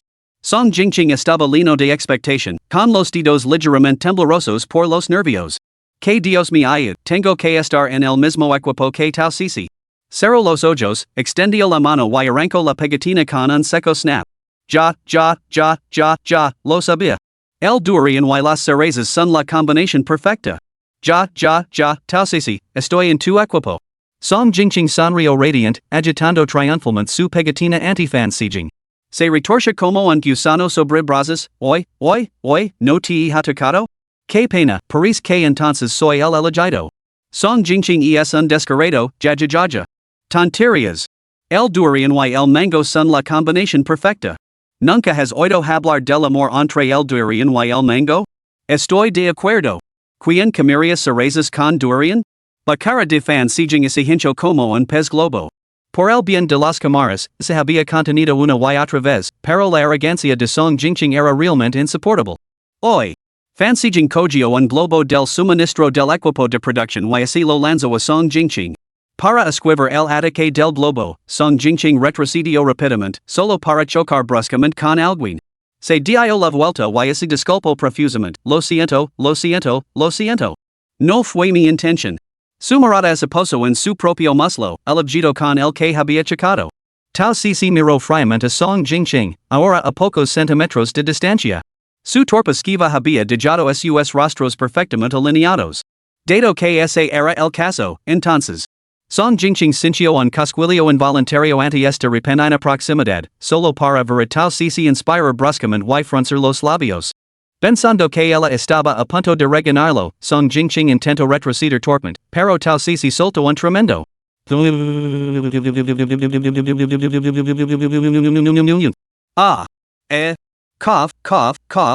Cough. Completamente desprevenido, Song Jingqing se atragantó violentamente.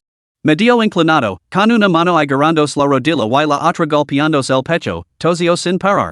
Por Dios, eso casi lo mata. Después de recuperar finalmente el aliento, Song Jingqing levantó sus ojos enrojecidos por latios, señaló con el dedo acusador a Tau sisi y declaró con angustiosa indignación, Tau sisi, ¿eres siquiera una chica? ¿Qué clase de chica ataca a alguien con aliento a durian? Dica esto, se sintió tan abrumado por la emoción que no pudo recuperar el aliento y comenzó a agarrarse las rodillas en otro ataque de tos violenta. Por un momento, toda la escena quedó sumida en un silencio inquietante, solo roto por la tos atronadora de Song Jingqing. Tau sisi parpadeó inocentemente. A decir verdad, momentos antes había comido un poco de tofu seco con sabor a fideos de caracol. Capítulo 39, ¿De dónde vino ese trueno? Silencio absoluto. Maldita sea, mi CI. Usando la fuerza de su voluntad para cortar de raíz cualquier posible escándalo. De repente la sombra de un perro solitario perpetuó yo. Disculpas, en nombre de nosotros, las fans femeninas, a los seguidores de Song Jingqing. Eso fue demasiado, jajajaja. Los fans no se hacen responsables de las acciones del protagonista emoji de cabeza de perro. Una reacción tan fuerte.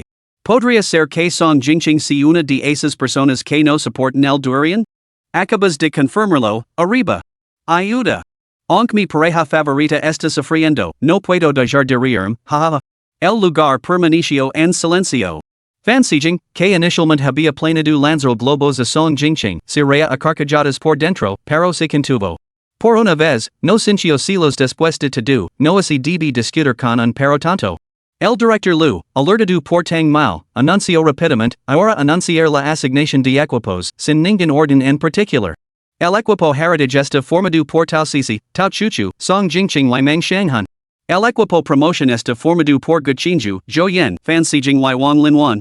Como ganadores del Gran Premio del programa del episodio anterior, Tao Sisi y Tao Chuchu tienen ahora derecho a pedir un favor.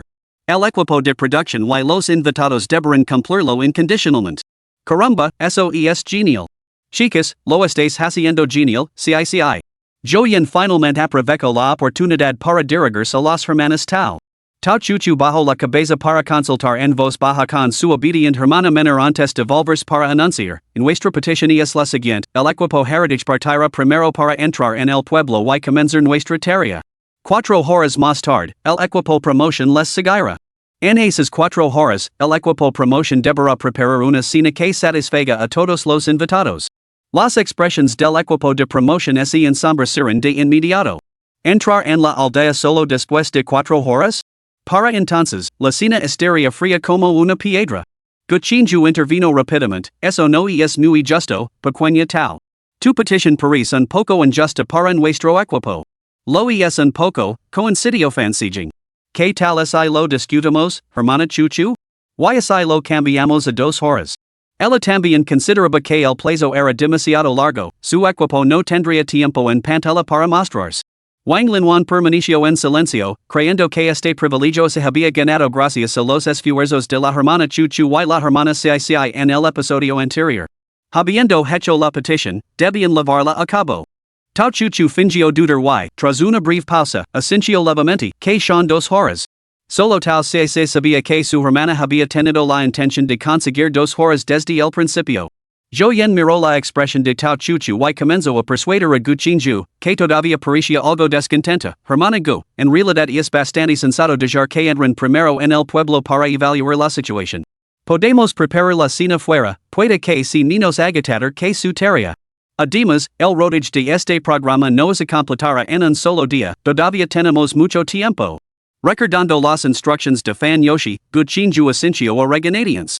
Tao Chuchu había calculado precisamente 2 horas, una duración ni demasiado larga ni demasiado corta como para interrumpir significativamente el rodaje.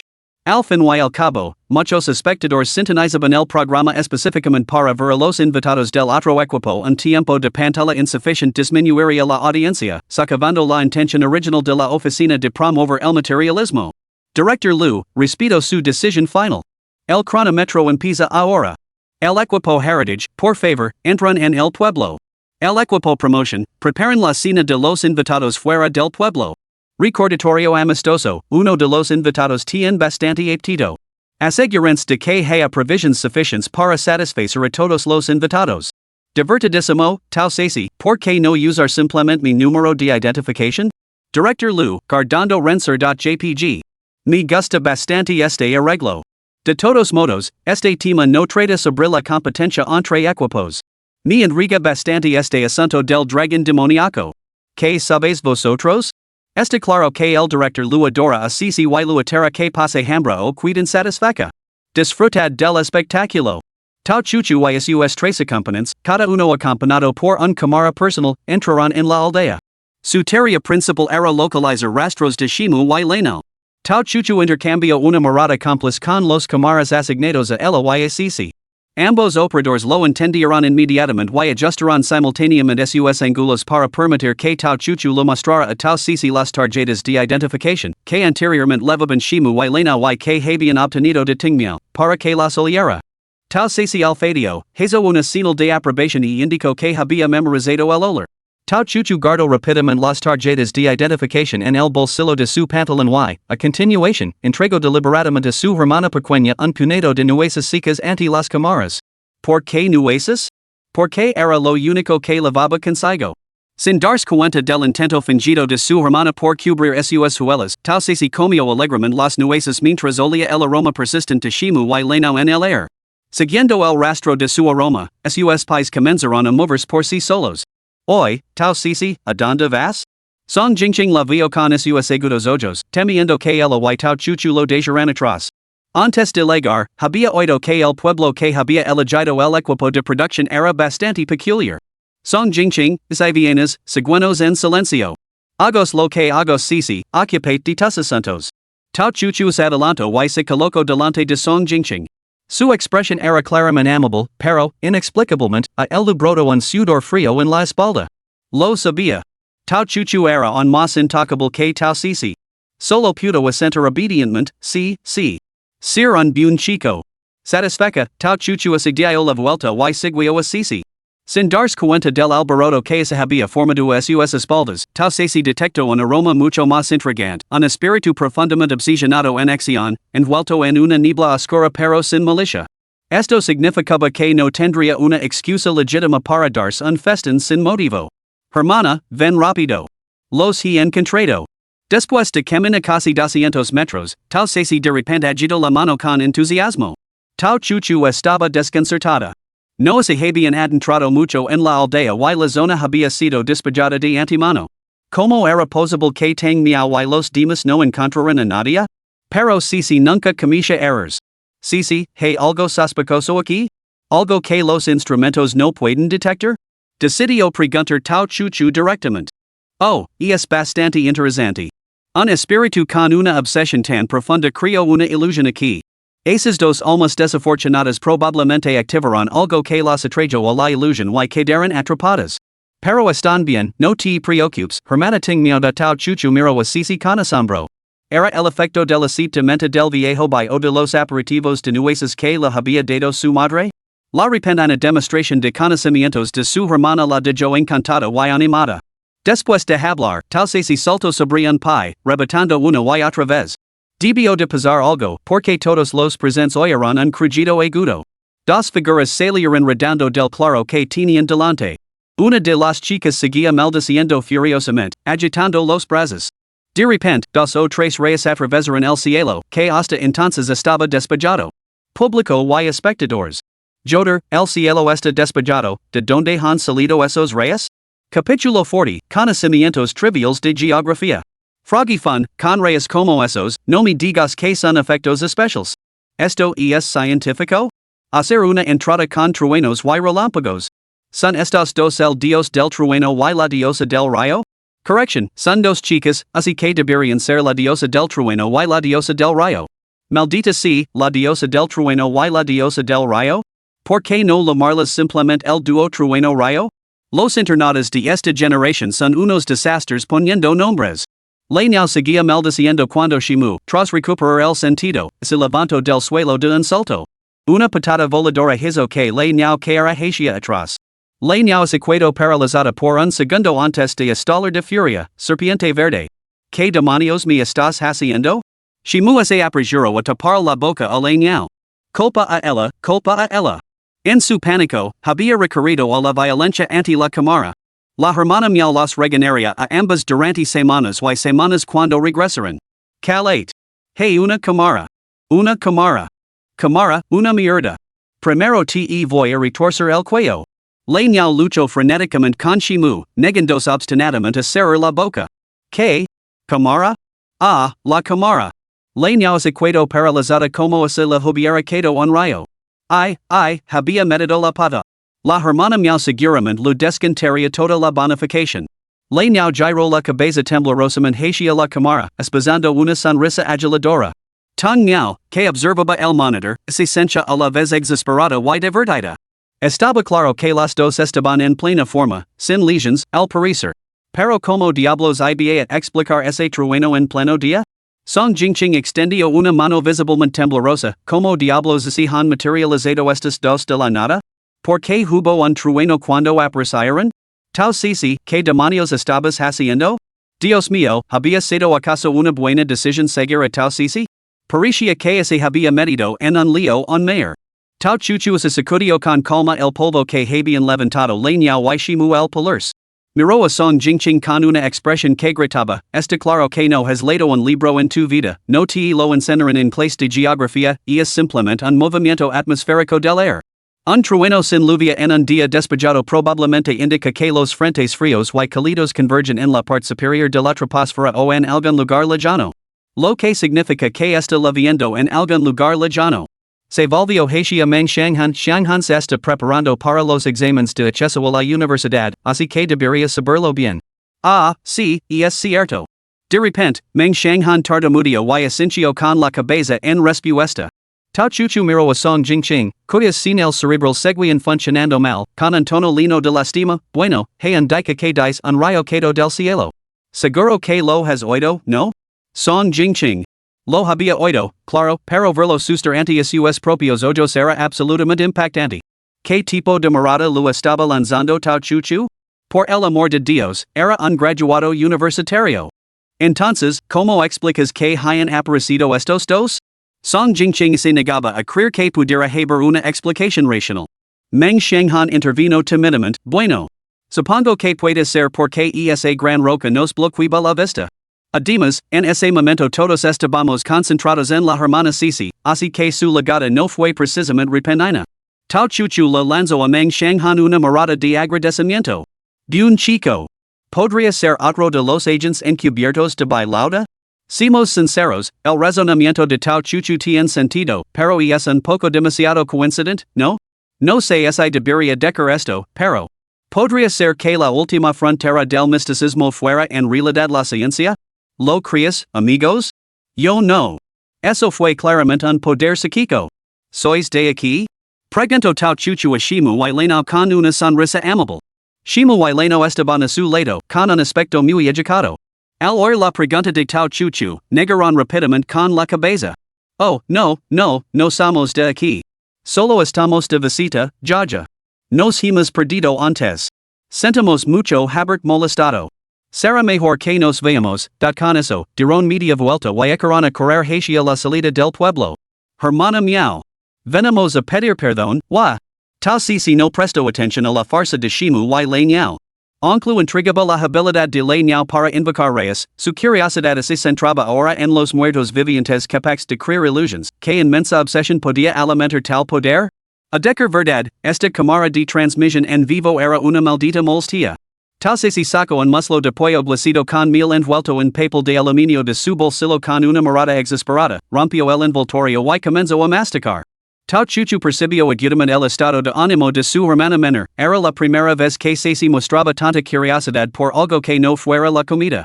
Tao Chuchu tocó discretamente 3 veces su auricular. Tang Miao lo entendió y silenciaba los micrófonos de ambas hermanas. Sisi, si quieres hacerlo, adelante. Tu hermana mayor te cubrirá. El corazón de Tao Sisi se llenó inmediatamente de alegría por el apoyo de su hermana. En un santiamén sacabó el muslo de pollo, incluso masticando los usos hasta reducir los apetizos antes de tragárselos. Hermana. NPC. Tao Chuchu lo entendió. Sisi quería ayuda para cubrir sus huellas, igual que la última vez. Chuchu, que Shimu vuelva para ayudaros a las dos. Ya la han visto, así que el público no lo encontrará extraño. Al ver que su hermana esencia, Tao Sisi inmediatamente comenzó a saltar de un lado a otro. Al principio, todos asumieron que simplemente estaba bailando animada. Pero a medida que pasaban los segundos, sus movimientos se volvían cada vez más rítmicos. Poco a poco, parecía transformar el suelo en su escenario, actuando con la gracia solemne y mística de un antiguo ritual de sacrificio. El baile de Tao Sisi, cuanto más lo vio, más se parecía un elfo bailando sobre la tierra. ¿Qué demonios? No parpadeé, pero por un momento pensé que se trataba de una antigua danza ritual para invocar a los dioses. No me atrevo a hablar, y es un espectáculo tan sagrado. No solo el chat en directo se quedó en silencio, sino que la multitud que observaba bailar a Tao Sisi se quedó inquietamente calada. Roar. De repente, una lluvia torrencial cayó del cielo. ¿Público? ¿En serios? ¿Es esto un bucle cerrado? Tao Chuchu acaba de mencionar que la lluvia estaba lejos, y ahora está aquí. Sospecha razonable, Tao Sisi ha invocado esta lluvia.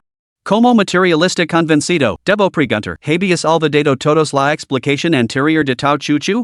Los sabios no hablan de lo sobrenatural. Exacto. Tal Ceci de tuvo su bail bajo el aguacero, radiant de alegría. La lluvia era precisamente lo que necesitaba.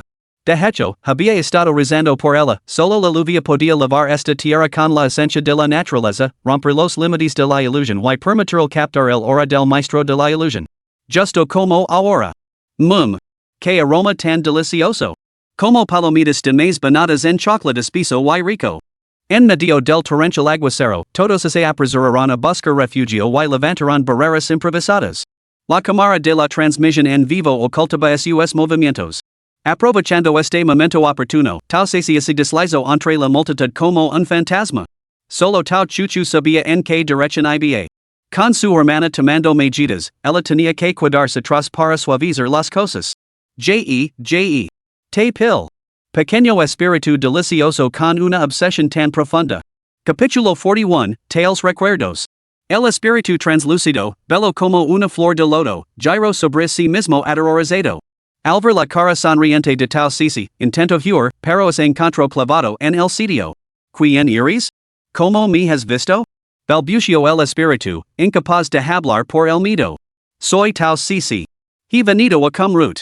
Aunque papada hasta los huesos por el aguacero, con aspecto de perito desalinado, Tao Ceci irradiaba de alguna manera una aura aterradora que hacía que el espíritu sintiera como si su alma se hiciera añicos y se desvaneciera en el olvido.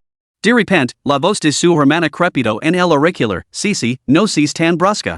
Si la persona no es un villano, simplemente capturala en el cuaderno. El cuaderno era el último dispositivo desarrollado por la oficina administrativa. Cuando un espíritu se adhería a él, podía conservarlo eficazmente durante un día, y el cuaderno registraba automáticamente todo lo que el espíritu deseaba expresar. Bien, esa es la situación. Entra tú mismo. Si tengo que obligarte, no sobras tan bien. Tao Ceci lo explicó la situación al espíritu, y este entró voluntariamente en el cuaderno. Verdaderamente por su propia voluntad, Si no hubiera entrado en el cuaderno, la baba de Tao Ceci lo habría ahogado, Esta lluvia no podía compararse con la saliva que Tao Ceci había producido por pura codicia. Ha dejado de llover. Justo cuando Song Jingqing terminó de arreglarse, Tao Ceci apareció de la nada. Todos los demás se habían cambiado a ropa seca durante ese tiempo, dejándola como un cachorro empapado, completamente llamativa. Tao Ceci, ¿has estado robando? Sí, hermana. Mira. He encontrado un cuaderno detrás de esa roca. Tao Ceci corrió alegremente hacia su hermana. A Tao Chuchu le dolió el corazón mientras lavaba a su hija al vestuario improvisado del equipo del programa para sacarla. Aunque animaba a su hija a crecer y experimentar la vida de forma independiente, este aguacero la preocupaba. Cuando salieron, Song Jingqing y Meng Shanghan se acercaron inmediatamente. Ceci, ¿de qué cuaderno estás hablando? Tao Ceci levantó la barbilla con un pequeño puchero orgulloso. Antes era Tao Ceci, y ahora es Ceci. Hombres, sois tan valuables. Song Jingqing. Lo aguanto, negándose a discutir con la pez gorda. Tao Ceci lucía una expresión totalmente presumida mientras agitaba el cuaderno en su mano y continuaba, ¿ves? Estoy completando diligentemente la tarea del equipo de producción. La lluvia lavó parte de la tierra, lo que me permitió encontrar este cuaderno. En el último episodio, Tao Ceci también encontró un cuaderno que se convirtió en la clave para romper el punto muerto, ¿verdad? Exacto. Nuestra chica tiene suerte. Tonterías. Seguro que está guionizado. Si los programas en directo están guionizados, ¿por qué no saliste a buscarlo bajo la lluvia? ¿En serios, nadie se da cuenta de esta lluvia tan extraña? Vamos, cuéntanoslo. ¿Qué pone en el cuaderno? ¿Es una pista sobre el dragón malvado? Shimu se escondió furtivamente junto al cámara. La hermana Miao la había indicado que aprovecharía el momento adecuado para interpretar a un NPC, pero ¿cuándo era exactamente ese momento? Tao Ceci abrió el guion con gran pompa. Dice. Caramba, ¿de verdad es tan largo? ¿Cuántos años lleva este pequeño fantasma sin hablar con nadie? Si tiene que leer cada palabra, acabará agitada. ¿Cuántos muslos de pollo harían falta para compensarla? Se lo entregó rápidamente a su hermana, ¿por qué no te turnas con ellos para jugarlo? Tao Chuchu tomó el cuaderno con un suspiro. ¿Quién iba a imaginar que su obedient hermanita sería tan reacia al estudio que ni siquiera soportaba leer un cuaderno? A mamá lo esperaba un dolor de cabeza. Misión cumplida, pediría consejo a sus colegas con hijos sobre cómo abordar la aversión de un niño al estudio. Después de leerlo, Tao Chuchu puso una expresión compleja. Song Jingqing terminó de leer y parecía igualmente preocupado. Meng Xianghan terminó de leer y parecía igualmente preocupado. Tao Cici miró a su hermana a la izquierda con ojos claros, luego a Song y Meng a la derecha. ¿Qué pasaba? ¿Era tan difícil de entender lo que había dicho el pequeño fantasma? ¿Qué hay ahí? Decid algo, por el amor de Dios. Song Jingqing, chorito. Apuesto una tira de videos picantes a que Tao Cici está a punto de darle un puñetazo. Este tipo se está volviendo más salvaje por momentos desde que se unió el programa. Caramba, con ese temperamento tan fogoso, está pidiendo una paliza. Justo cuando Tao Cici se arremangaba para darle un puñetazo, Song Jingqing se apresuró a intervenir. Los que no lo habías visto no lo entenderéis. Los que lo hemos visto nos sentimos bastante conflictivos en este momento. Respirando hondo, Song Jingqing continuó lentamente. Esta es la historia de cómo el pueblo transmitió el arte del dragón maligno. Hace mucho tiempo, apareció el dragón maligno, trayendo plagas de insectos al pueblo. Los campos de arroz no dieron cosecha y los aldeanos se quedaron sin hogar. Poco después, apareció un ser divino que informó a los aldeanos de que el desastre agrícola había sido causado por el dragón maligno. Les instó a tomar medidas para domesticar al dragón maligno, ya que solo así podría acabar la calamidad y finalmente, el dragón fue apaciguado y se convirtió en el espíritu guardián de los aldeanos, trayendo consigo un clima favorable a partir de entonces. Desde entonces, los aldeanos adoptaron la costumbre de realizar la danza del dragón malvado. El dragón tenía una forma peculiar, cuerpo de serpiente con cabeza de dragón y cola de pez. Los aldeanos crearon un accesorio que se asemejaba a esta forma utilizando tiras de bambú y pasta de papel. La danza del dragón maligno consiste en que un intérprete sostiene en alto el accesorio con forma de serpiente con cabeza de dragón, cubierto de papel y con estructura de bambú, mientras que otros sostienen un par de bolas de dragón con estructura de bambú en cada mano. Acompañados por percusión, giran y bailan. La protagonista del manuscrito es una joven que idolatra el ñelón. Desde niña, Angelaba domina el arte de la danza ñelón. Según su relato, sabemos que la representación se desarrolla en tres fases distintas: levantar el dragón, bailar con el dragón y despedir el dragón. Las técnicas básicas comprenden cuatro movimientos: el coletazo del buey de la montaña verde, la espiral de la cintura del dragón amarillo, el giro de la cometa y la corona de copos de nieve. Por desgracia, por mucho que lo entendiera, no tenía derecho a aprenderlo. El largo aislamiento de la aldea significaba que el arte solo se transmitía a los hombres, nunca a las mujeres, solo a los familiares, nunca a los forasteros, solo a los que tenían el mismo apellido, nunca a los demás. La joven sabía que, si esto continuaba, el arte del dragón maligno se perdería inevitablemente. Por lo tanto, intentó desesperadamente persuadir a los ancianos de la aldea, por desgracia, en aquella época feudal, que peso podían tener las palabras de una mujer. La joven pasó toda su vida tratando de persuadir a los ancianos para que lo enseñaran la danza del dragón maligno, pero al final murió con remordimientos. Esa es la historia que hay en el cuaderno, dijo Song Jingqing, devolviendo el cuaderno a Tao Cici. Tao Cici parecía totalmente incrédula. ¿Eso es todo? Una obsesión así no podía ser suficiente para que este pequeño espíritu creara una ilusión. Hermana, ¿existe algo así como una mentira que no sea una mentira? Preguntó Tao Cici de repente, con una pregunta que parecía no tener relación con el tema. Tao Chuchu lo entendió, sí. A veces, no decir toda la verdad es una forma de mentir. Pero, en términos generales, ella no mintió. Simplemente no te contó toda la historia. Tao Cici apretó el cuaderno en silencio. Ese pequeño espíritu realmente no tramaba nada bueno. Meng Xianghan levantó la vista, desconcertado. Si eso es todo, ¿por qué el equipo de producción nos ha encargado investigar las animalias del pueblo? Capítulo 42, La desgarradora perdida del pequeño espíritu negro. Xianghan tiene razón. No podemos creer todo lo que pone en ese cuaderno, reflexionó Song Jingqing, acariciándose la barbilla. En cualquier caso, ha dejado de llover. Sigamos adelante hacia la aldea. No podemos desperdiciar las 2 horas que la hermana Chuchu ha conseguido para nosotros. Tao Cici asintió. Tenía que investigar la aldea. Ese pequeño espíritu era demasiado peculiar. Aunque no podía liberar libremente su hora bestial en público, una presencia tan diminuta no debería haber sido capaz de resistirse a ella. ¿Qué secreto podía hacer que mantuviera la boca tan cerrada? Song Jingqing habló mientras avanzaban. ¿Qué opinas? Podría ser que el protagonista del guion se enamorara de alguien de quien no debía, lo que condujo a una relación amorosa enredada y desgarradora? Y así es como las técnicas de Nielon terminaron en manos de extraños. Y es poco probable.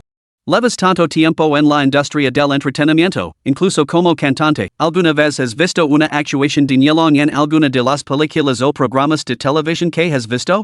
Tao Chuchu ladio ligeramente la cabeza y miró a Song Jingqing.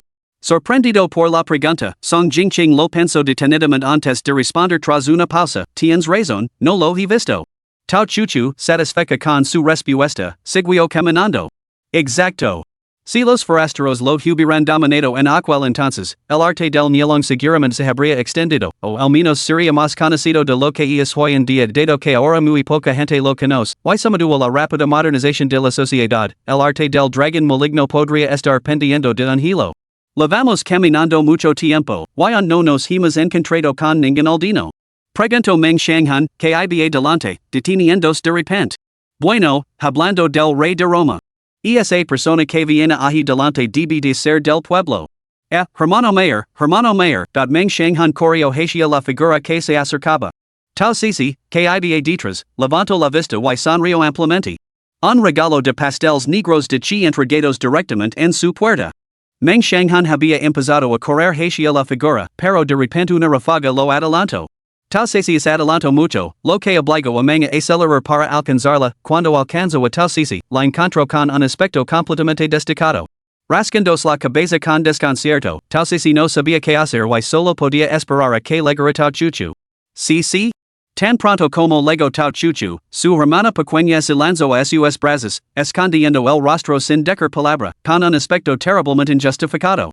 Hermana, yo tampoco puedo comer este pastel de niebla negra antes de que Tao Chuchu pudiera preguntar más. Tao Sisi soltó toda la historia con una vocecita.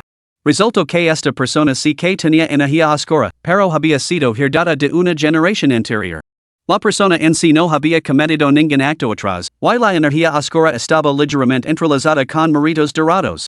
Por eso Tao Sisi no se atrevía a comer esas cosas, temía que by la despelillera viva se enaraba. Tao Chuchu abrió mucho los ojos. Entonces ¿es niebla negra ancestral? Sí. La generación anterior debió de matar a bastantes personas.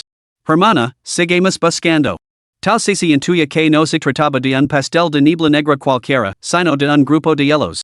Tao Chuchu adoptó la sonrisa inocente de una chica de al lado y se acercó al hombre para entablar una pequeña conversación. Hermano mayor, estamos aquí grabando un programa para el pueblo. Nos gustaría ayudar a promocionarlo. ¿Conoce al jefe y al secretario del pueblo? ¿Podría enseñarnos los alrededores? ¿Están aquí para promocionar nuestro pueblo? ¿Cómo es que no he oído nada del secretario del pueblo? No serán estafadores, ¿verdad? Una mirada recelosa brilló en los ojos del hombre, que era de sencilla. Si eran estafadores, no podía dejarlos escapar, tendría que llamar a la policía. Para nada. Mira, aquí está nuestra cuenta, ahora mismo tenemos 20 millones de espectadores. ¿Te gustaría saludar a nuestra cámara, amigo? Song Jingqing dio un paso adelante y sacó su teléfono para mostrar al hombre la página de transmisión en vivo del equipo del programa.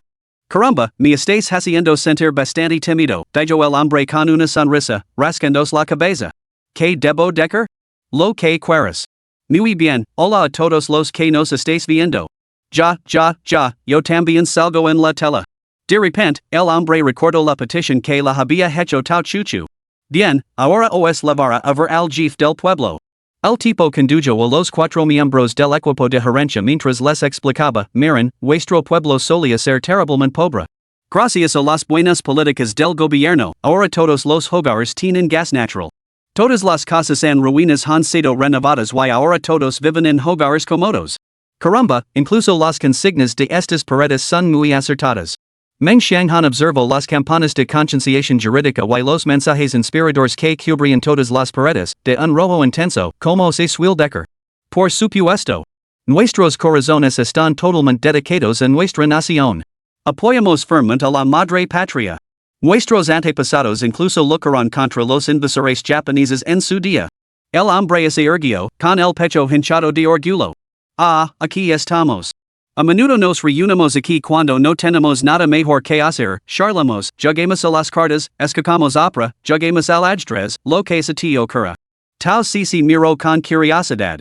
Había pocos jóvenes en su mayoría eran personas de mediana edad y ancianos, cuyo hora se veía salpicada de motas doradas en medio de la niebla negra.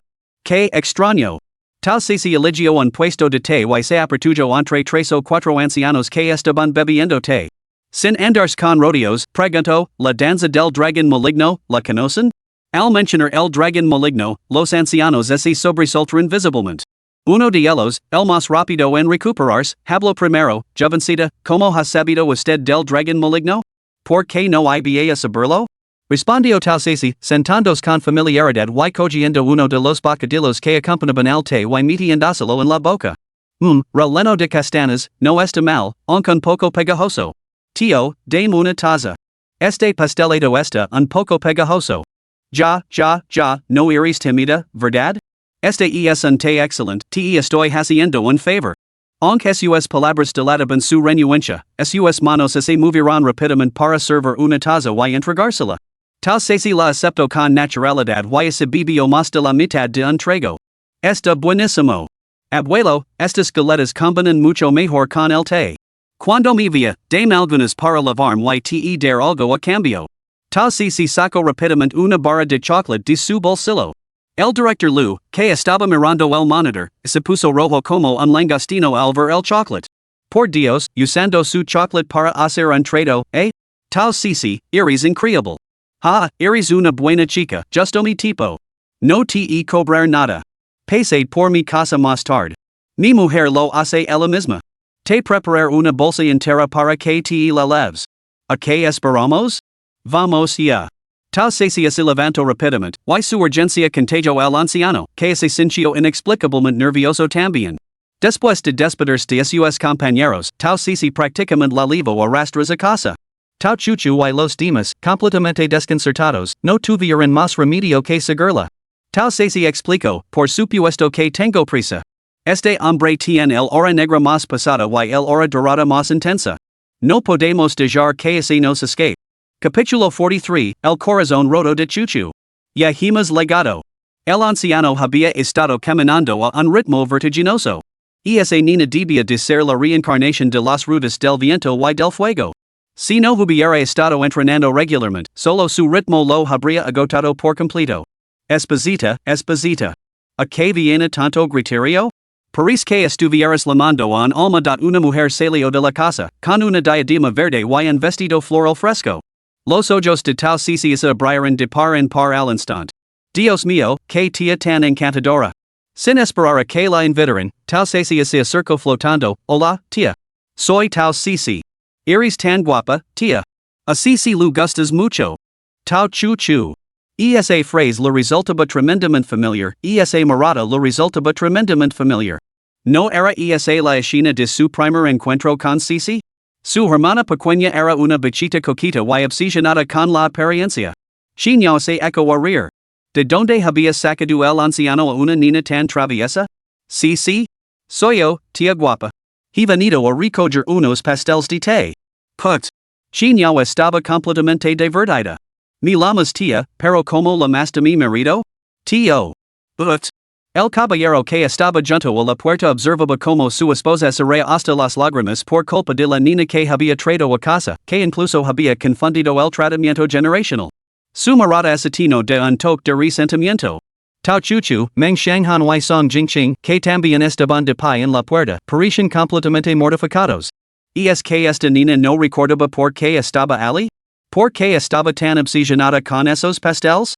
Tal Cici finalmente consiguió apartarse del encanto de la tía guapa y se volvió para atraer a su hermana y presentársela. Tía guapa, esta es mi hermana Tao Chuchu. ¿Podría prepararme dos portions? Si no, no tendremos suficiente para comer. Tao Chuchu esbozó una rara sonrisa incómoda, mirando a su bien educada hermana menor.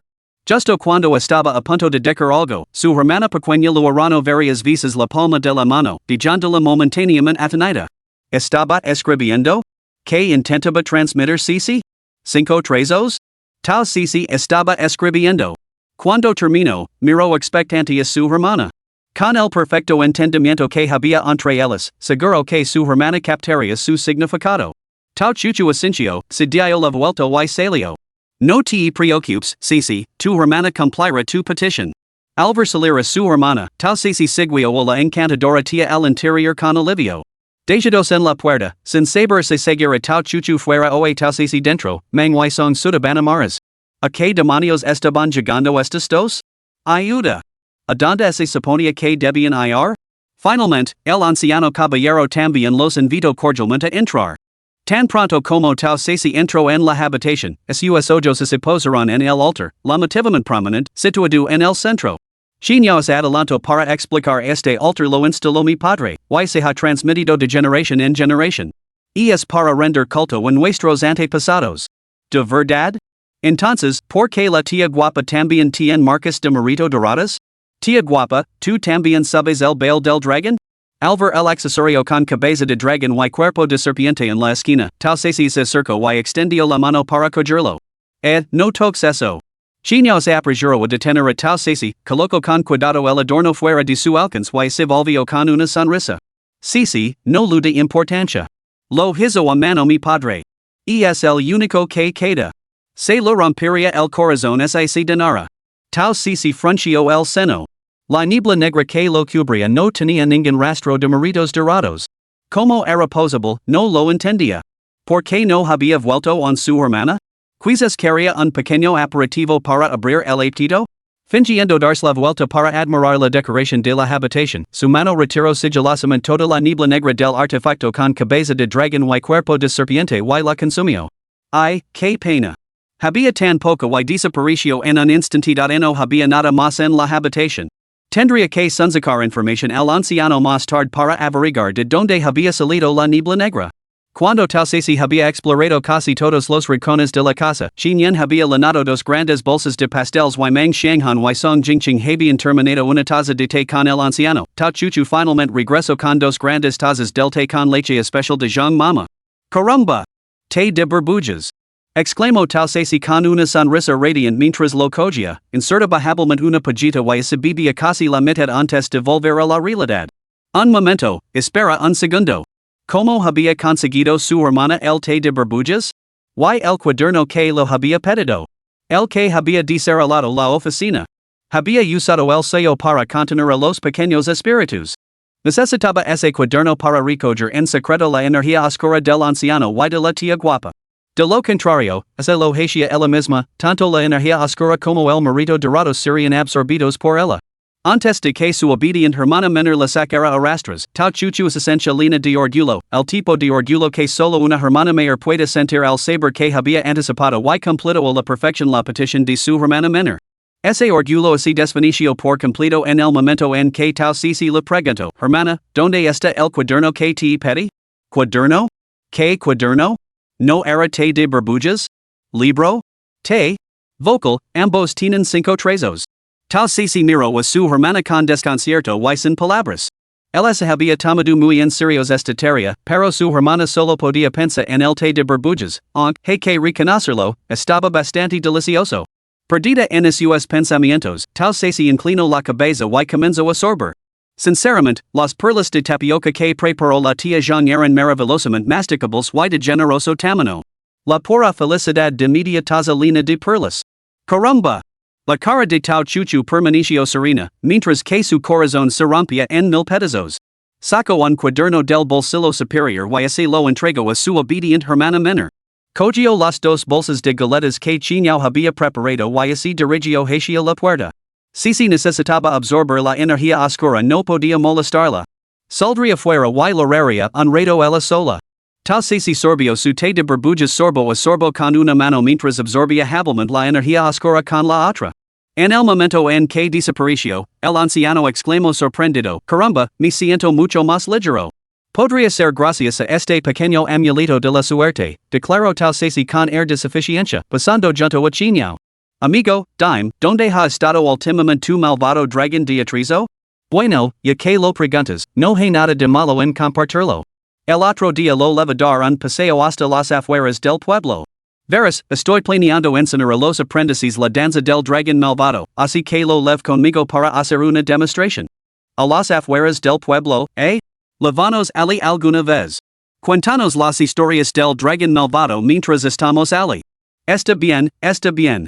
Querida, voy a llevar a las chicas a dar un paseo. La cena se retrasará un poco. El anciano se puso el abrigo junto a la puerta y se marchó con tal Cici y los demás. Guapa tía, hasta luego, da tal Cici y Chiñao, dentro de la casa, saludaron con la mano enérgicamente.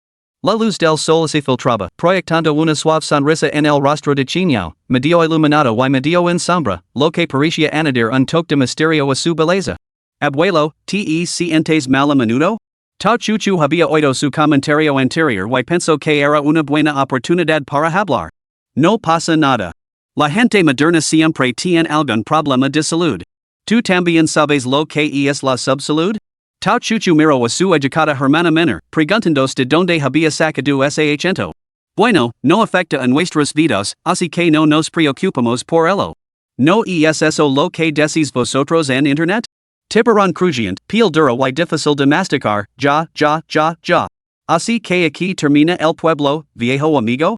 Está bastante cerca de tu casa, ¿no?